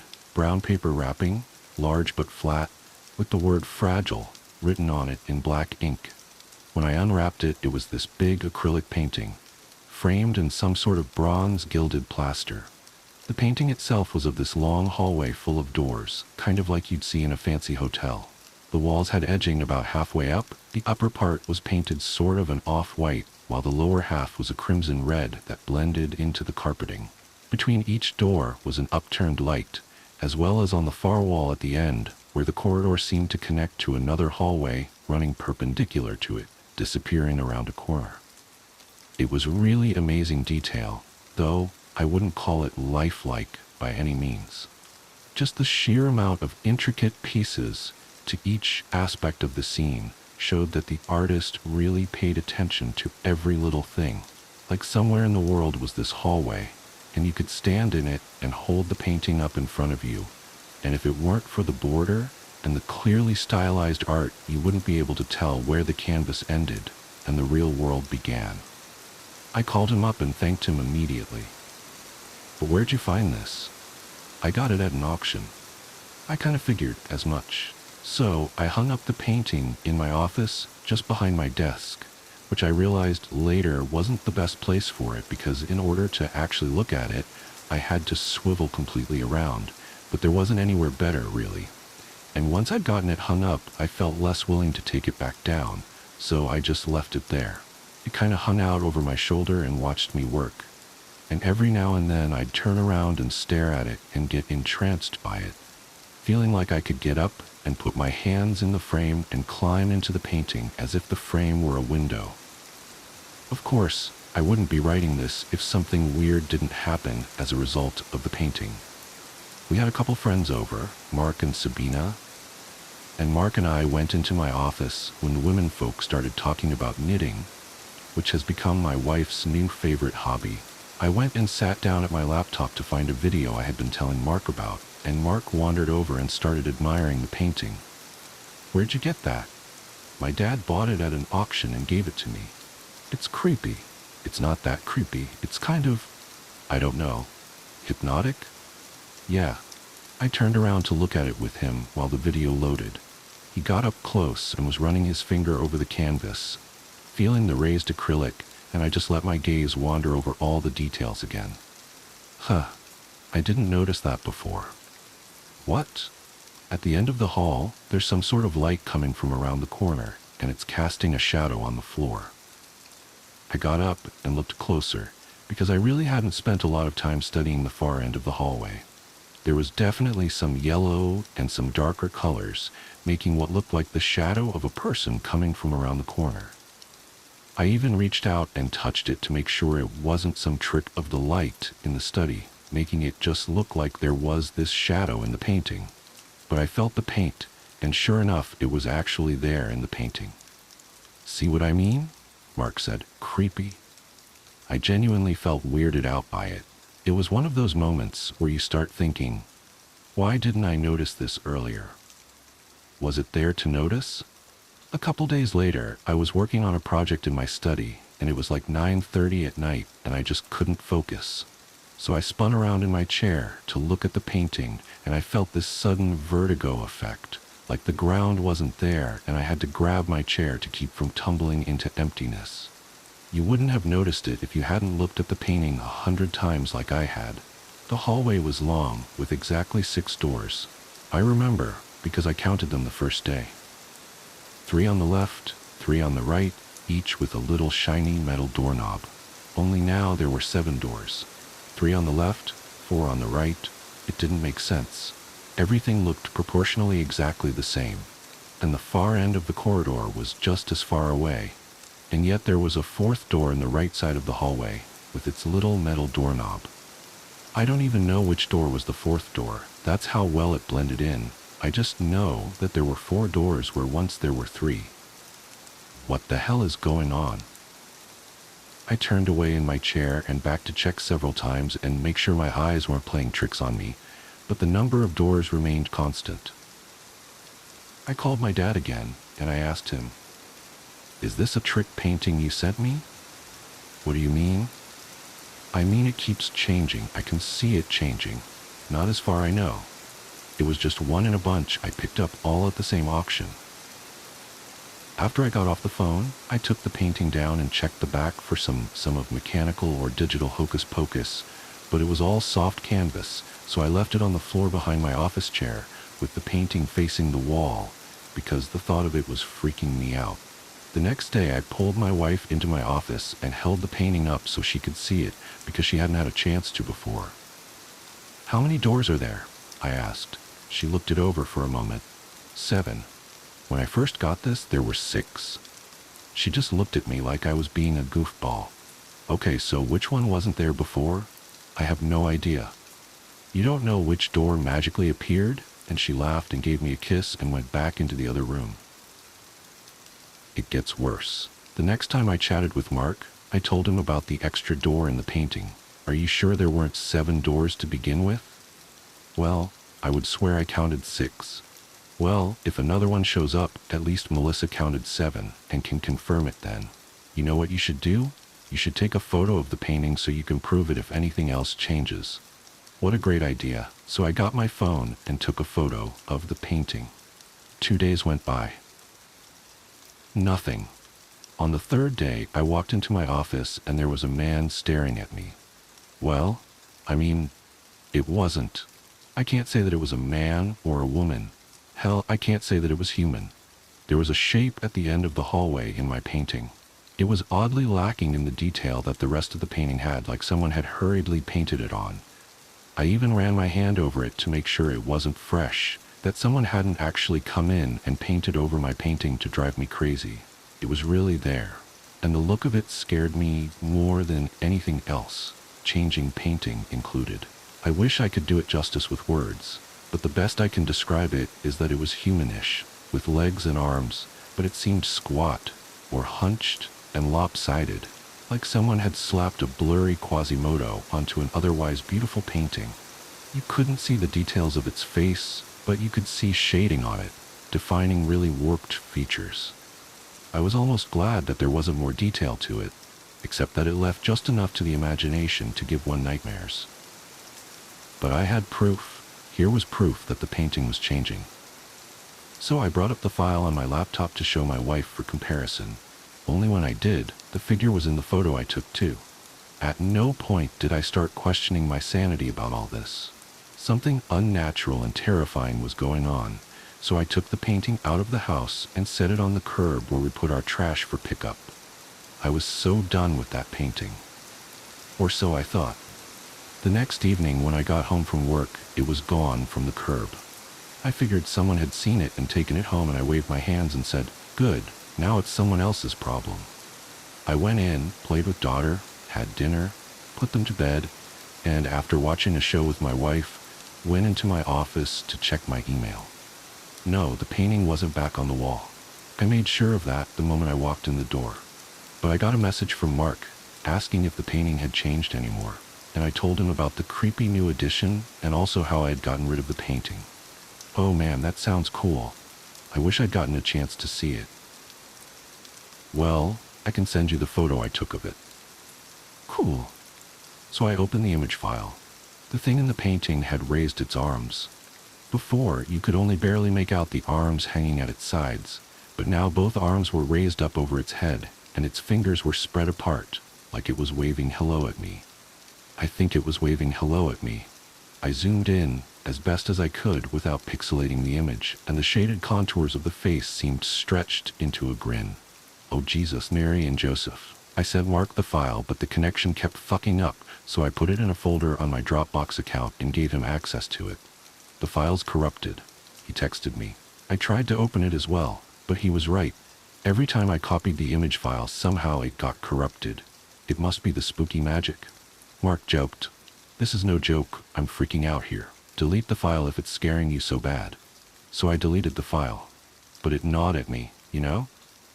The painting was still changing, in horrible, terrifying ways, seemingly acknowledging my observation of it, and now it was gone.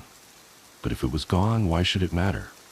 If something unholy happens, it's the problem of whoever has the painting now, right?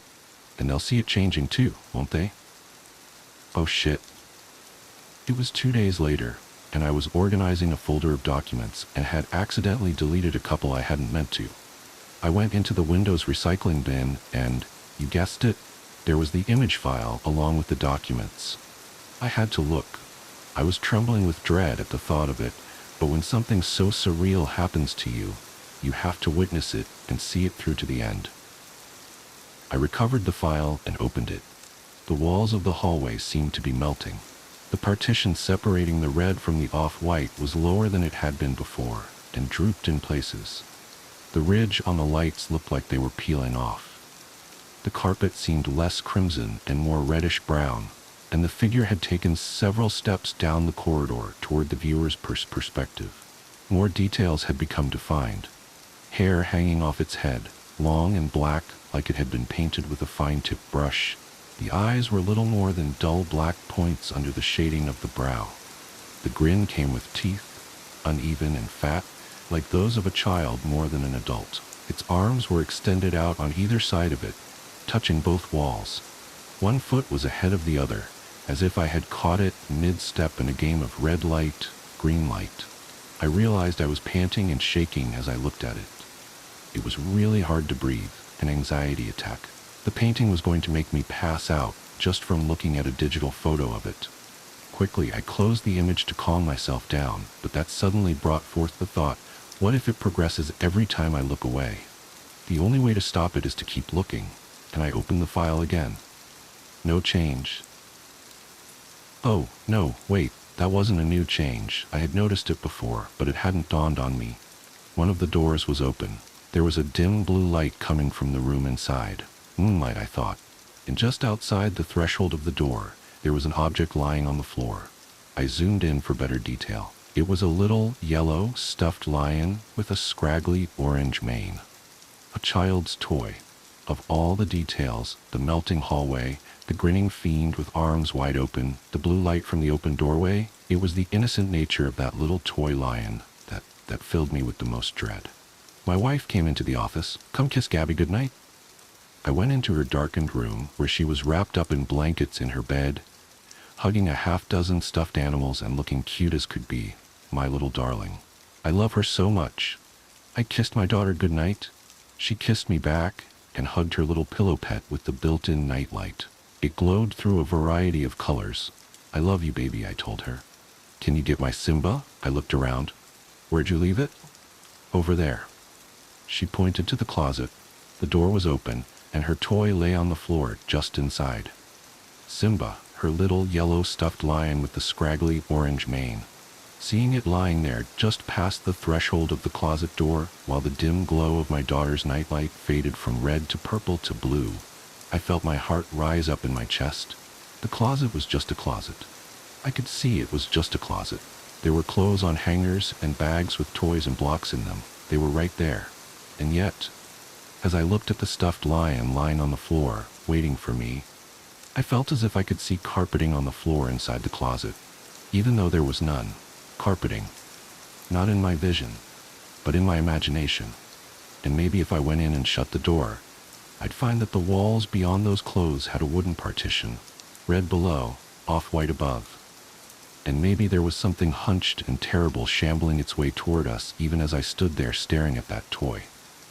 I walked, briskly, trying not to look half as frightened as I was, snatched up Simba and shut the closet door. My breathing was heavy, like I'd just run a mile, and I struggled to avoid gasping for breath as I tried to calm myself down. Hey, did that poster fall down? I asked nobody in particular, then pretended I was trying to adjust a cat poster that had been on the floor by her dresser for months, and shoved the heavy dresser over so that it partially blocked the closet door. Here's Simba, sweetie. I handed the lion to Gabby, gave her a quick hug and kiss, and wished her good night before rushing back to my office. The painting had changed, as I knew it would. The open door was closed, the toy gone from the floor. The hallway was dimly lit with yellow light from the melting lights again.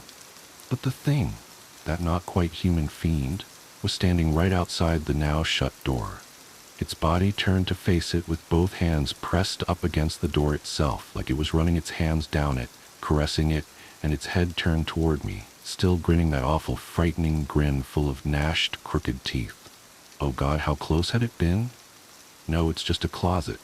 The hallway is not there. It's not real. None of this is real. I've put up signs around the neighborhood, knocked on doors, asked everyone I know and many I don't if they know who took the painting. I need to find it and get it back. I want to tear it, shred it in my hands, throw it in a fire and watch it burn to ashes. Jesus, God in heaven, I hope it didn't end up in some landfill. I've learned the awful truth. All doors lead to the hallway. The passenger, I can still hear the rain pounding against the windshield, like 1,000 desperate fingers tapping to be let in. That night, the sky was a bruise, swollen and blackened, and the roads glistened like they were made of obsidian. I hadn't planned to be out so late, but plans have a way of unraveling when you least expect it. I was driving back from a work meeting that had run longer than it should have, and the weather had taken a turn for the apocalyptic. The radio crackled intermittently, the storm's interference punctuating the static like ghostly whispers. I kept my focus on the winding road, the beams of my headlights slicing through the torrent, when I saw her. She was standing by the side of the road, a pale silhouette against the darkness, drenched and shivering. At first, I thought my eyes were playing tricks on me, a shadow cast by the rain, a trick of the headlights. But as I drew closer, her form sharpened. A young woman, no older than her early 20s, wearing a dress that clung to her like a second skin, her hair plastered to her face. She looked fragile, like something that could be swept away by the storm at any moment. I hesitated. Picking up strangers wasn't something I'd ever done, but there was something about her that tugged at my conscience. She didn't flag me down, didn't even turn to acknowledge the car. She just stood there, her arms wrapped around herself. Before I fully realized what I was doing, I slowed down and rolled down the passenger window. "Do you need a ride?" I called out, my voice barely audible over the hammering rain. She turned then, slowly, and her eyes met mine. They were dark, unfathomably so, and for a moment, I felt like I was staring into an abyss. She nodded, her movements stiff, and walked to the passenger side. I unlocked the door, and she slid in without a word. The first thing I noticed was the smell. Not unpleasant, but earthy, like wet leaves and damp soil. She was soaked, water pooling on the seat beneath her. I handed her an old sweatshirt from the back seat, but she didn't take it. Instead, she pointed straight ahead, her finger trembling slightly. "Where are you headed?" I asked, trying to sound calm, though my heart was thudding in my chest. She didn't respond, just kept pointing. Her silence was unnerving, but I chalked it up to shock or fear. Maybe she'd been caught in the storm, abandoned, or worse. I didn't press her. We drove in silence, the car's interior filled with the sound of rain and the rhythmic swish of the windshield wipers. Occasionally, I glanced at her out of the corner of my eye. She sat rigid, her hands clasped tightly in her lap, water dripping from her hair onto the seat. There was something off about her, not just her silence, but the way she seemed detached, like she wasn't entirely there. After what felt like an eternity, she lifted her hand and pointed again. We were approaching a turnoff, a narrow gravel path that led into the woods. My stomach tightened. "Here?" I asked, my voice cracking slightly. She nodded, her gaze fixed on the path. I turned, the car's tires crunching over the gravel, and followed the road as it wound deeper into the trees. The headlights illuminated twisted branches and the occasional glint of water from puddles, but nothing else. Then, up ahead, I saw it. A cemetery. It came into view suddenly, the wrought iron gates looming like the entrance to some forgotten realm. I pulled to a stop just outside, the car's beams casting long, eerie shadows over the headstones. Turning to my passenger, I opened my mouth to speak, but the words caught in my throat. The seat was empty. I stared, uncomprehending, at the damp indentation where she'd been sitting. Water still pooled on the seat, and the faint scent of earth lingered in the air, but she was gone. My first thought was that she'd somehow slipped out of the car without me noticing. but that made no sense. The door hadn't opened, and I hadn't heard a sound. I looked out into the rain, half expecting to see her figure moving among the graves, but there was nothing. I sat there for a long moment, my hands gripping the steering wheel, my mind racing. Finally, I stepped out of the car, the rain immediately soaking through my jacket. I called out into the night, my voice trembling, but the only response was the wind and the patter of rain on stone. As I approached the gates, something caught my eye. A headstone near the entrance, its surface slick with rain, bore a name that sent a chill down my spine. It was hers. The name etched into the stone matched the monogram on the bracelet I'd glimpsed on her wrist when she'd climbed into the car. The date of death? 5 years ago to the day. I stumbled back, my breath coming in shallow gasps. My rational mind struggled to make sense of it. Maybe it was a coincidence. Maybe I'd imagined the whole thing. But the damp seat and the lingering scent told a different story. I didn't sleep that night. I couldn't. The image of her pale face and those abyssal eyes haunted me, replaying over and over in my mind. In the days that followed, I scoured the local archives, piecing together her story. She'd been a local girl, loved and admired, until one stormy night when she'd gone missing. They'd found her body days later, washed up in a creek not far from the cemetery. Rumors of foul play had circulated, but nothing was ever proven. Her death had been ruled an accident, though the townsfolk whispered otherwise. Now, every time it rains, I can't help but look over at the passenger seat, half expecting to see her sitting there, pointing silently into the darkness. I've taken different routes, avoided that stretch of road entirely, but it doesn't matter, because deep down, I know she'll always find me.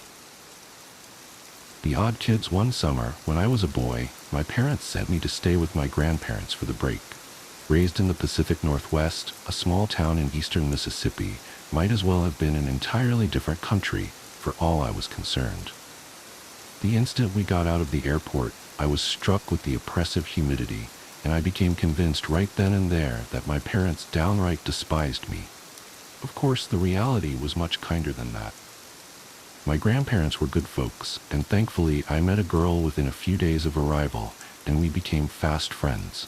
Her name was Jessie, a local girl with long blonde hair and green eyes, the first pair I'd ever encountered. I was in love at first sight. Jessie was a year or two older than me, but that didn't matter much to us. Jessie was the reason I got up every morning, not in a romantic sense, of course, but a very literal one. Sure, my grandparents were very hospitable, but they were old and southern, about as far removed from my narrow worldview as could be.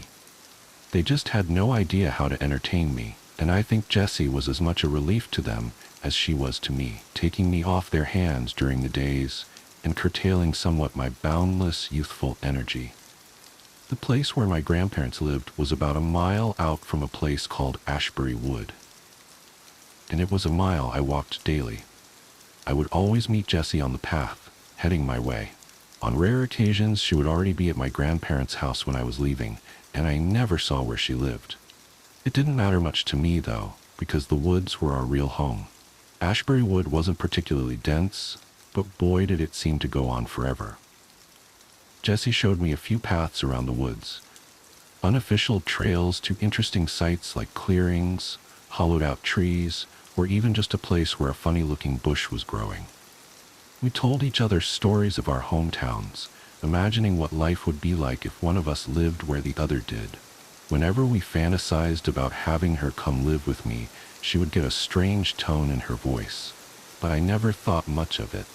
While the woods were our home and playground, we still set limits for ourselves. If we went too long without seeing something Jessie recognized, we immediately turned around until we were in familiar territory again. She also set boundaries, significant features we shouldn't go past for one reason or another. Decades later, and the only I can remember is the creek. The creek itself was nothing to be concerned about. It was just a shallow stream of water that may have come up to my waist, with slope banks on either side that were sheer but not insurmountable. The first time I discovered it, I immediately headed down into the water, just about ready to cross to the other side when Jessie cried out from behind me, "Stop!" I whirled around on one foot as gracefully as a young boy can and looked up at her.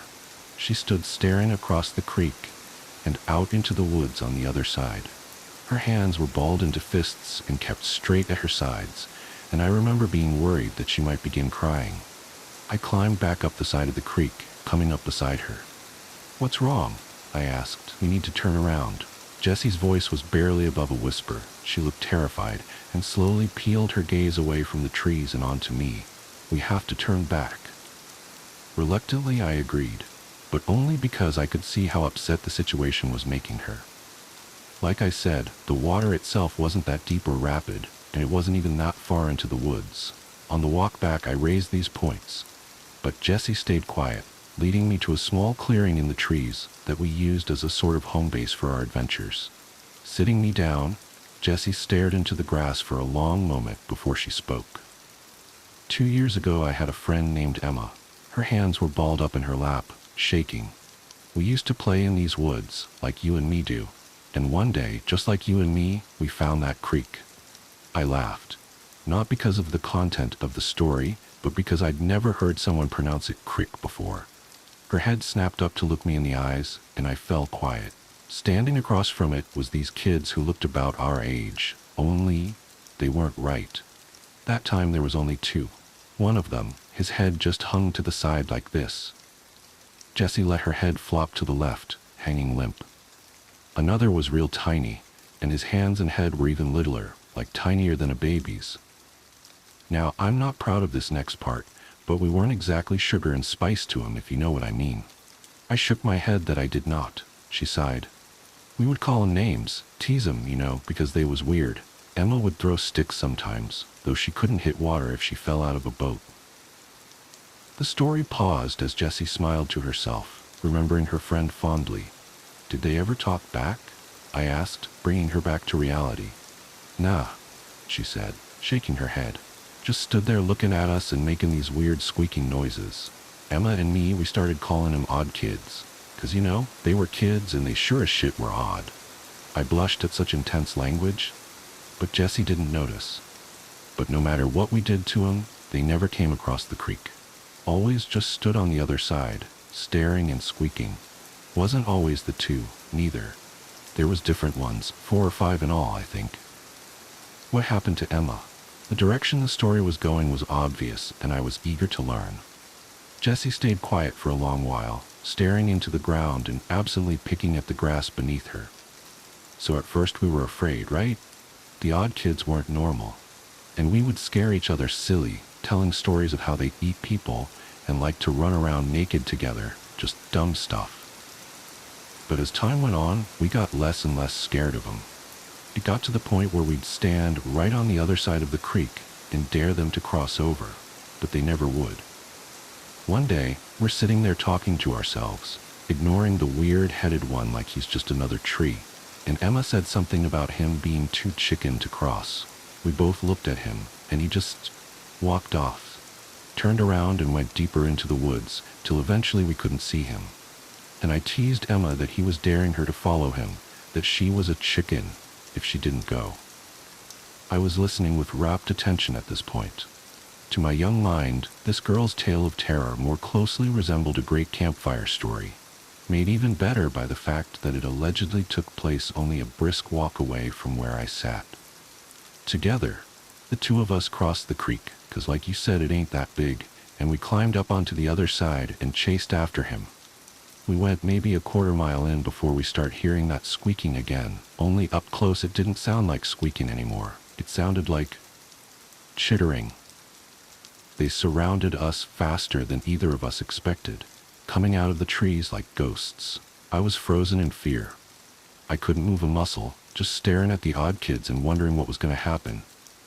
Then one of them, the limp-headed one, he grabbed Emma and she screamed, and it's like it woke me up. I tore out of there as fast as I could go, practically leaped the creek in a single jump, and ran all the way home.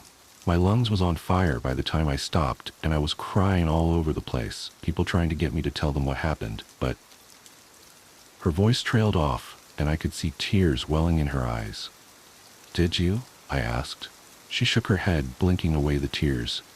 "I felt guilty," she admitted. "I felt guilty for leaving her, and I just kept thinking that she'd come home, that she'd be right behind me, and we'd cry about it and never ever go across that damn creek again.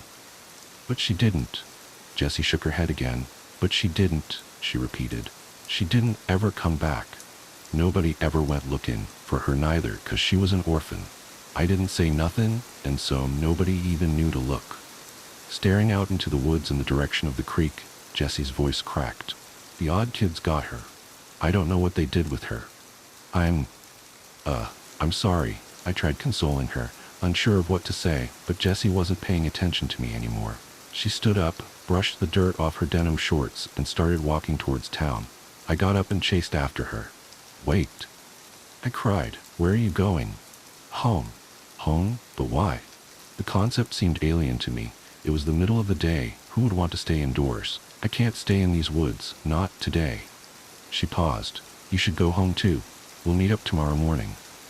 But nothing. She stopped and turned to face me. "Go home." Jessie started to turn around again before something else occurred to her. "And don't ever go across the creek. You hear me?" I nodded silently, and she reached out, grabbing my shoulders and giving me a firm shake. "Say it," she demanded. "I promise. No going across the creek," I said timidly. She stared into my eyes as if searching my soul for a way to ensure my sincerity. Whether she found it or not, she eventually released me and headed off, leaving me standing alone in the woods with nothing on my hands but free time and my own thoughts. I looked back in the direction of the creek and the mysterious woods beyond. Were there really such a thing as odd kids? I knew monsters didn't exist in Oregon, but here in Mississippi, it felt like anything could be true. Plus, Jessie had told the story with such conviction that it felt disloyal to be skeptical. I spent the rest of the day in the woods, wandering aimlessly. Part of me wanted to go back to the creek, but, real or not, Jessie's story had scared the hell out of me. At one point I got just close enough that I could make the creek out through the trees, and I peered as hard as I could at the bank on the other side. I wanted to make out a pair of eyes staring back at me, or hear that chittering Jessie had talked about. Heck, at that point I would have accepted a quick blur between the trees as concrete evidence. But despite my willingness to believe, nothing came forward to present itself. The opposite bank was devoid of life, and I didn't have the gall to investigate any closer. As the sky dimmed, I reluctantly began the long walk home, unaccompanied for the first time all summer.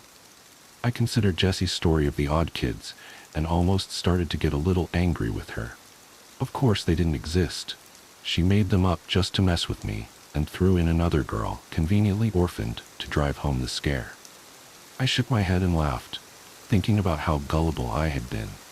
Later at dinner, I ate with the ferocity of an animal. I hadn't realized how hungry I'd become, alone in the woods all day thinking, and the chicken my grandmother cooked was the most delicious thing I'd ever eaten. It was only on my third drumstick that I stopped long enough to ask them a question. "Did you guys ever hear of anyone going missing in the woods?" I asked between bites, interrupting the regular mealtime silence. They looked at one another quizzically, as if searching their collective memory. "No, I don't think so," my grandmother eventually said. "Don't ring any bells," her husband agreed. "Why do you ask?" I shook my head, taking another bite to buy myself some time to think of an answer. "Just something I heard some kids talking about," I told them.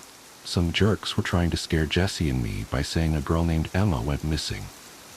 Suddenly, my grandmother's eyes lit up with recognition.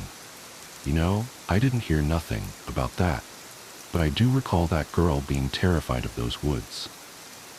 She nodded thoughtfully over a spoonful of corn.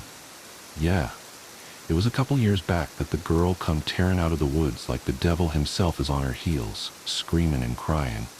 I didn't nose my way into it on account of her father asking people if they would leave his daughter alone, but I overheard that the girl weren't right for a couple weeks, just sitting in her room and not talking to nobody.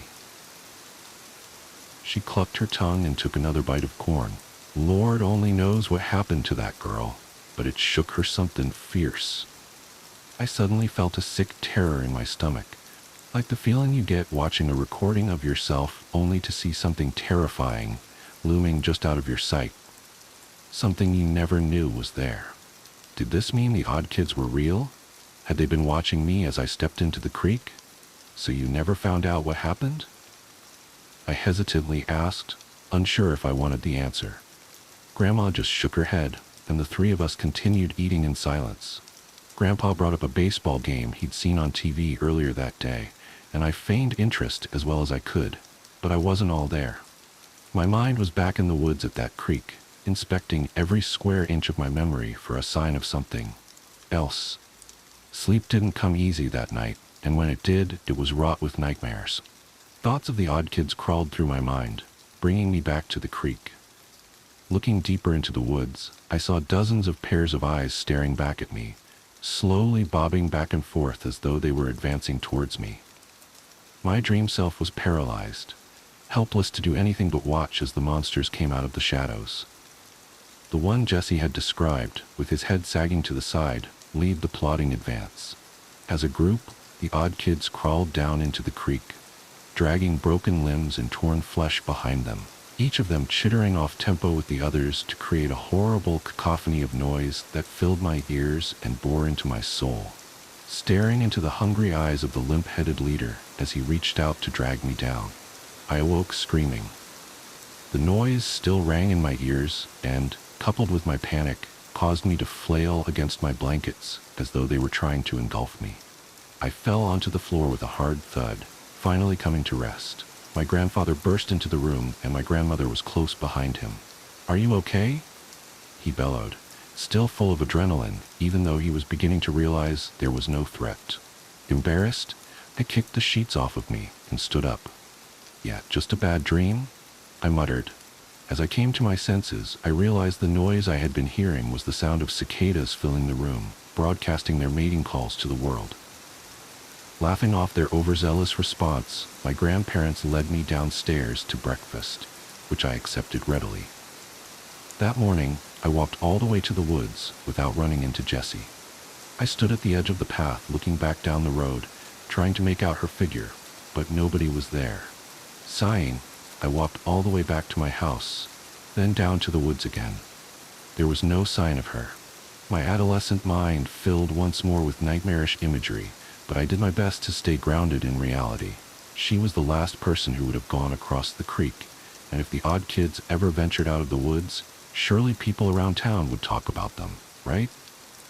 Armed with these rationalizations, I decided to head to our favorite clearing and wait for her.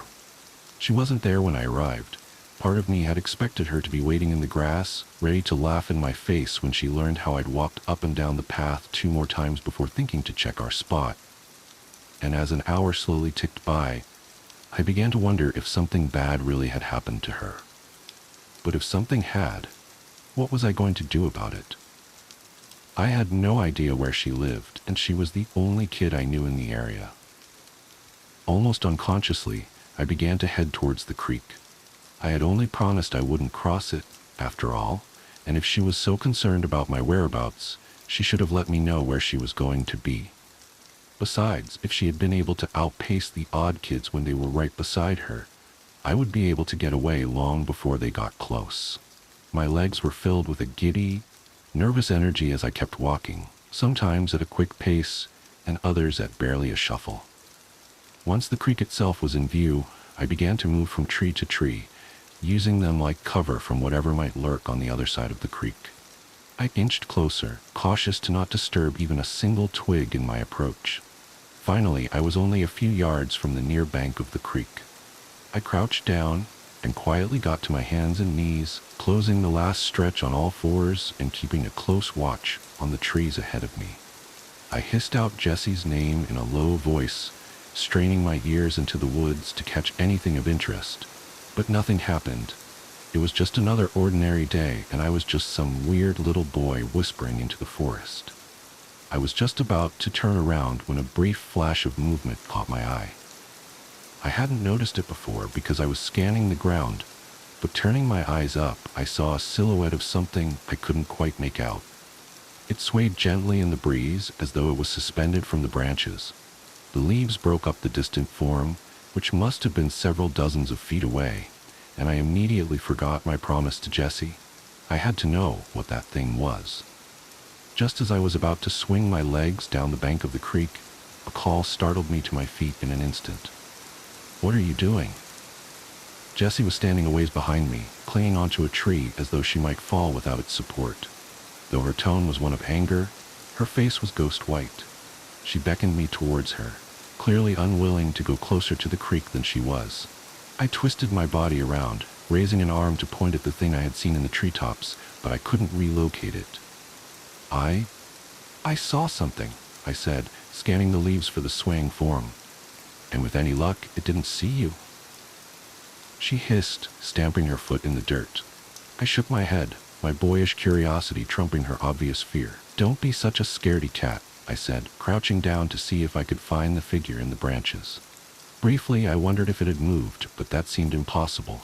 Whatever it wasn't animate. "I'm going across." "No," Jessie screamed, lunging towards me.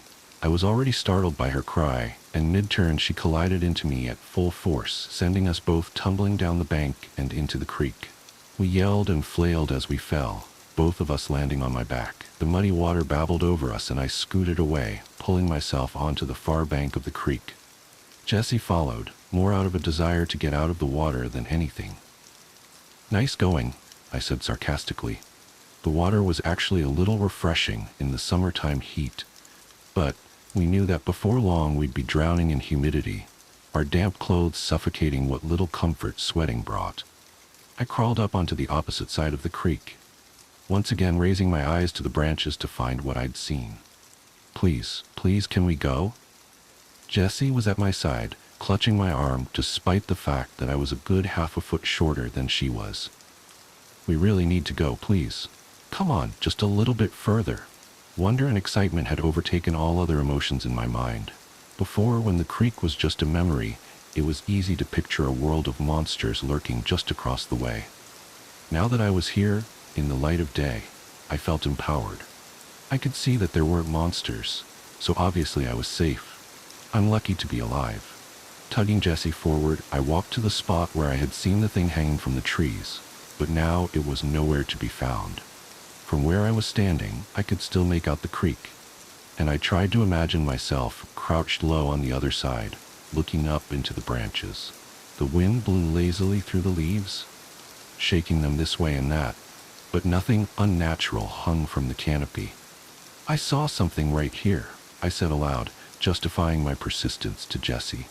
I did feel bad for dragging her somewhere she obviously didn't want to be, and I thought if I'd had something to show for it, maybe she would have understood.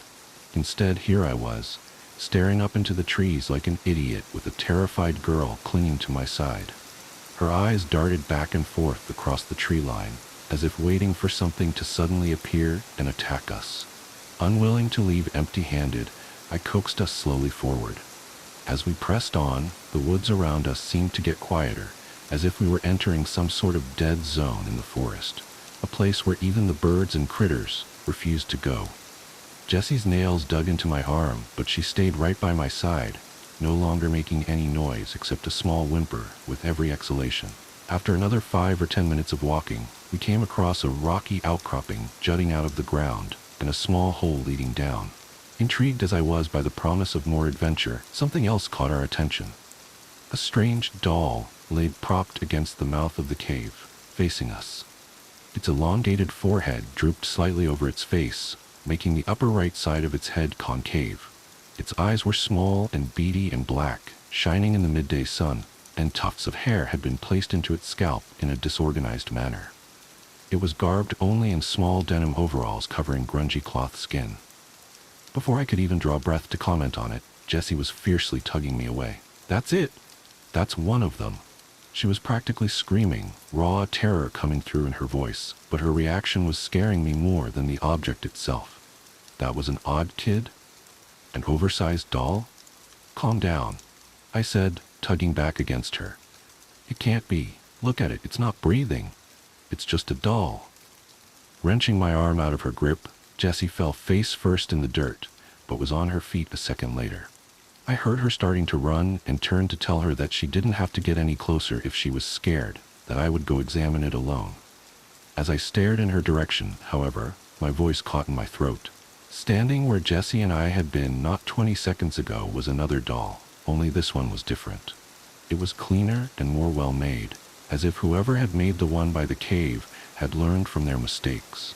This girl doll was standing beside a tree, watching us with those same all-black eyes, short brown hair matted with dirt and clumped to her head haphazardly. A tattered red dress clung desperately to her right shoulder, and beneath it the cloth skin looked much cleaner than the others, much more real. Before I could say a word, Jessie broke the silence. I expected her to shriek, but instead what came out of her mouth was barely above a whisper. Emma? The girl doll took a step forward, and my terror levels shot up to their limits. I glanced backwards to see the other doll was pulling itself to its feet, awkwardly shambling towards us.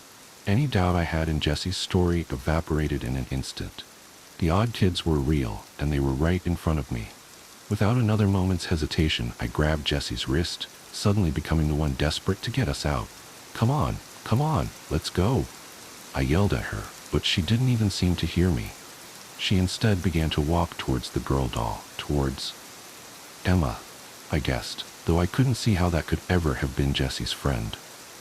I kept pulling at her arm even as the thing behind her got closer. Jessie was focused exclusively on the other girl, blocking out the whole rest of the world. The doll reached out to Jessie, and she raised her own hand out as well. Jess, I began to say, but I was interrupted by a heavy object falling directly onto my best friend, sending her crumpling into the dirt. On top of her was a small, human-like figure, with the head and hands proportionally much smaller than they should have been. Finally, observing one up close, I realized their skin wasn't just dirty cloth. It was rotten, mottled flesh. I scrambled backwards as the little creature gripped Jessie by the hair, tugging her head up painfully. Jessie screamed and clawed at the ground, trying to shove the thing off of her. But the creature she'd called Emma sagged to its knees, clamped a hand over her mouth, then turned its head to look at me. Energy surged to my legs, and I shot upright. I was in full panic mode, operating on a primal instinct to flee, but just as I started to run, I collided into a solid force that knocked me back down to the ground. Another one of those things stood before me, his head flopping awkwardly to the left just as Jessie had demonstrated. The one I had seen slumped by the cave came into my view, holding a large rock in its hands. Before I could roll out of the way, the weight came down on my head, sending a splitting pain through my skull. My vision went white, and a deafening ringing filled my ears, but I stayed conscious throughout. I could faintly feel things tugging at me, pulling me across the ground as I struggled just to regain my senses. The blinding white slowly faded to an impenetrable black, then the ringing dulled to formless shuffling, and the odd kids' strange chitters echoing off the walls of the cave. I did my best to stay limp as I was dragged across rough stone, tearing into my shirt and cutting my flesh. I'm certain I whimpered in pain, but the odd kids didn't react to it, hauling me further into their lair. Eventually, the motion came to an end. I was propped against a rough stone wall, and even in the darkness I could tell that one of them was just in front of my face, quietly muttering to itself in those strange, rhythmic noises. Its coarse fingers grabbed my hands, and it began stretching a strong, thin fabric around my wrists, binding them together. It wrapped for what felt like ages, until it finally seemed satisfied that my hands weren't going anywhere, then moved on to my ankles to do the same. Once that was done, the thing shuffled away, the noise of its movements getting gradually fainter before disappearing altogether. Meaning to breathe a sigh of relief, I instead let out a choked sob, finally letting myself express the terror I'd felt through the whole ordeal. I'm not ashamed to admit that I sat in that cave and cried, certain I'd never see my parents or grandparents ever again. Only when I heard more movement coming my way did I make any effort to quiet myself. I did my best to control my breathing, sucking in breaths through shuddering gasps and letting them out slowly through my nose. I tried to picture what the noises were. Slowly, I put together that someone else was being dragged down the same rough path I had been.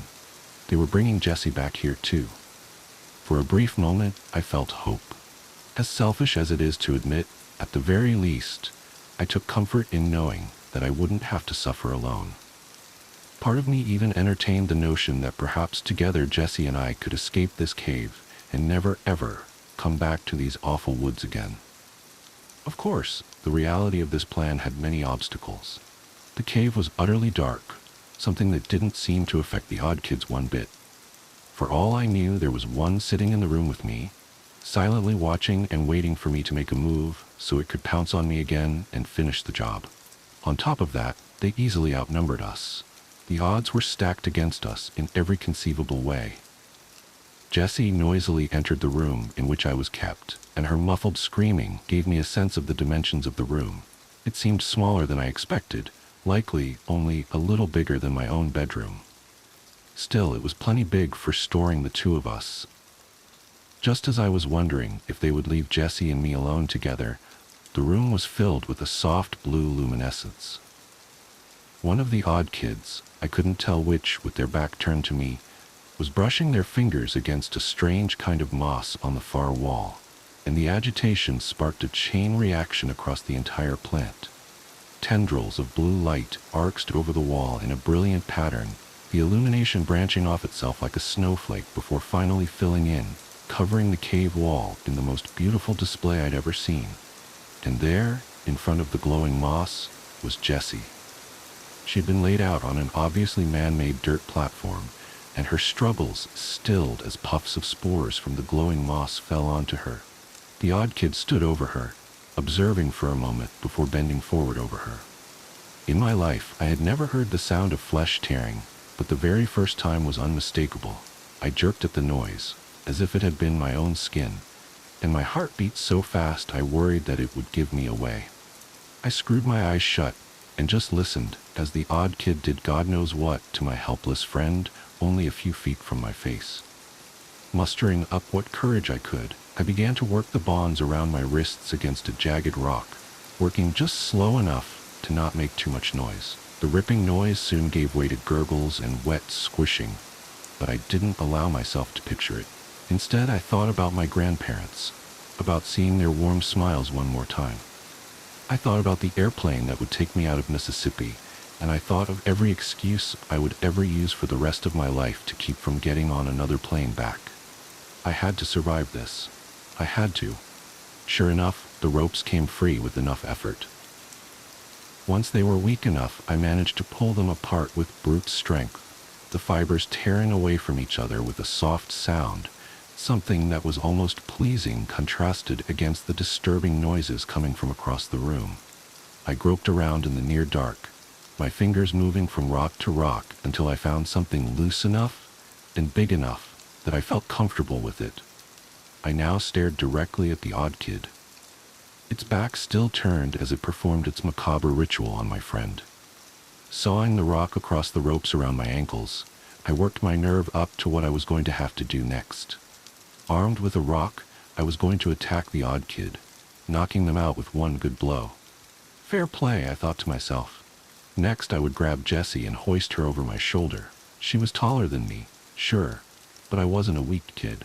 After that, we would sneak out of the cave somehow, then sprint back to my grandparents' house and be safe. The wraps across my ankles fell away, and I slowly stretched my legs out before getting them underneath me. The odd kid was still oblivious to me, and part of me hated that. Here I was, about to bash in its skull with a rock, and it didn't even consider me enough of a threat to turn around and check on me. "Hey," I whispered. The rock clutched tight in my fist as I held it out to the side behind my head. The odd kid finally swiveled around, and I stared into its soulless black eyes one last time before bringing the weapon across. The sensation was nothing like I expected. Instead of a solid blow and a resonating crack, my hand squelched through its blotchy skin with little resistance. I stood there, stunned and staring into its remaining eye as its face hung loosely around my wrist. Soft scratches made their way across my hand, and I jerked it back, the force of my fist pulling out of its head, tearing another gouge through the skin that was not skin. Looking down at my hand, I saw the single most horrific thing I have ever seen in my life. Instead of brains, blood, and gore covering my hand, there were bugs, centipedes, spiders, ants, and more, too numerous to count, swarmed over my skin. The bag of flesh before me slumped to its knees before keeling over, its occupants surging out of the hole in its neck. I lost it. I screamed at the top of my lungs and beat my arm against the wall of the cave, sloughing off the vermin in sheets. Through the chaos, I called out Jessie's name, forgetting at the time that I had already expected her to be unconscious at best. Her head tilted to the side, and she raised herself up onto her elbows, staring at me. My heart swelled, thinking for a moment that if nothing else, at least we would get out of this alive. When the azure glow of the moss reflected off Jessie's all-black eyes, I ran. Through the darkness I ran, heedless of the frantic chittering that echoed off the stone all around me. I ran into every single twist and turn in those tight tunnels, still struggling to scrape all the bugs off my arm. With every passing moment, I expected to feel the odd kid's hands wrap around my legs, drag me back to that room, and do to me what they'd done to Jessie. Turn me into one of them. Finally, I saw a thin shaft of light at the end of the darkness. I scrambled out of the cave and into the open woods, the full moon giving me plenty of illumination to find my way. Through the entire sprint, I tore at the flesh of my arm with my fingernails, scraping off the remains of the odd kid as they wriggled and crawled across me. The entire run is mostly a blur now. I didn't stop once, didn't even peek behind me for fear of seeing those things one more time. When I burst into my grandparents' house, the two of them were both awake, sitting up in the living room waiting for me. I must have told a tale with a single look, because their stern expressions melted upon seeing my eyes, and they stayed up with me the rest of the night. Sitting on the couch and wrapped in a blanket, I just stared out the window at the dusty road that led from the house, praying that I wouldn't see Jessie walking down it. The next day, after I'd slept and eaten, my grandparents tried to coax out of me what happened. I didn't know what to tell them. Eventually I told them I'd just fallen asleep in the woods and had a nightmare, freaked myself out and ran home crying. They hugged me and laughed gently, and my grandpa said I should call ahead the next time I'm going to worry them half to death. I smiled, then Jessie's face appeared in my mind's eye. I didn't let myself be alone for the rest of the vacation. This meant staying indoors for the most part, something I was more than fine with. When word got out that Jessie hadn't been home in a few days and people started searching, my grandparents asked me if I knew anything about it. I wanted to tell them about the odd kids. I should have said something. I know that now. But, like the scared child I was, I just said I didn't, and they left it at that. 3 weeks later, I got on a plane and went home. And for the first time since the cave, I felt like I could breathe again. I no longer had the threat of the odd kids looming over me, just waiting for a moment's lapse in readiness so they could pounce. I'd like to say that I don't know what happened to Jessie, that her fate remains a mystery, but that would be the coward's way out. Jessie died because of me. Because of my hubris, my curiosity, and my stupid thirst for adventure, Jessie lost her life. This is something I think about every day, even some 30 years later, and it hurts just as much as the very first time I realized it. Thousands of miles and a couple of decades now lay between me and the worst summer of my life. But it isn't perspective that's prompted me to finally write out my tale. My daughter Maggie has been getting excited about collecting bugs, and as uneasy as it may make me, I'm not the kind to stop her. What really unsettles me about it is how her bugs act. Every time she brings me one of her little jars, the bugs inside. Watch me. I know how crazy this sounds. I know bugs don't see like you and I, but it's like they want me to know that they know I'm there. I went into my daughter's room a few days ago when she was out at school and picked up her ant farm to see what would happen. I expected them to freeze, to turn and look at me, but instead, they went into a frenzy. Every last ant swarmed the side of the container, crawling over each other and climbing against the plastic that separated them from my right hand. The hand the bugs were on for minutes as I stumbled blindly through that cave, frantically clawing them off. I watched, horrified, as the ants literally tore each other apart to be the one closest to my hand. What did the odd kids do to me?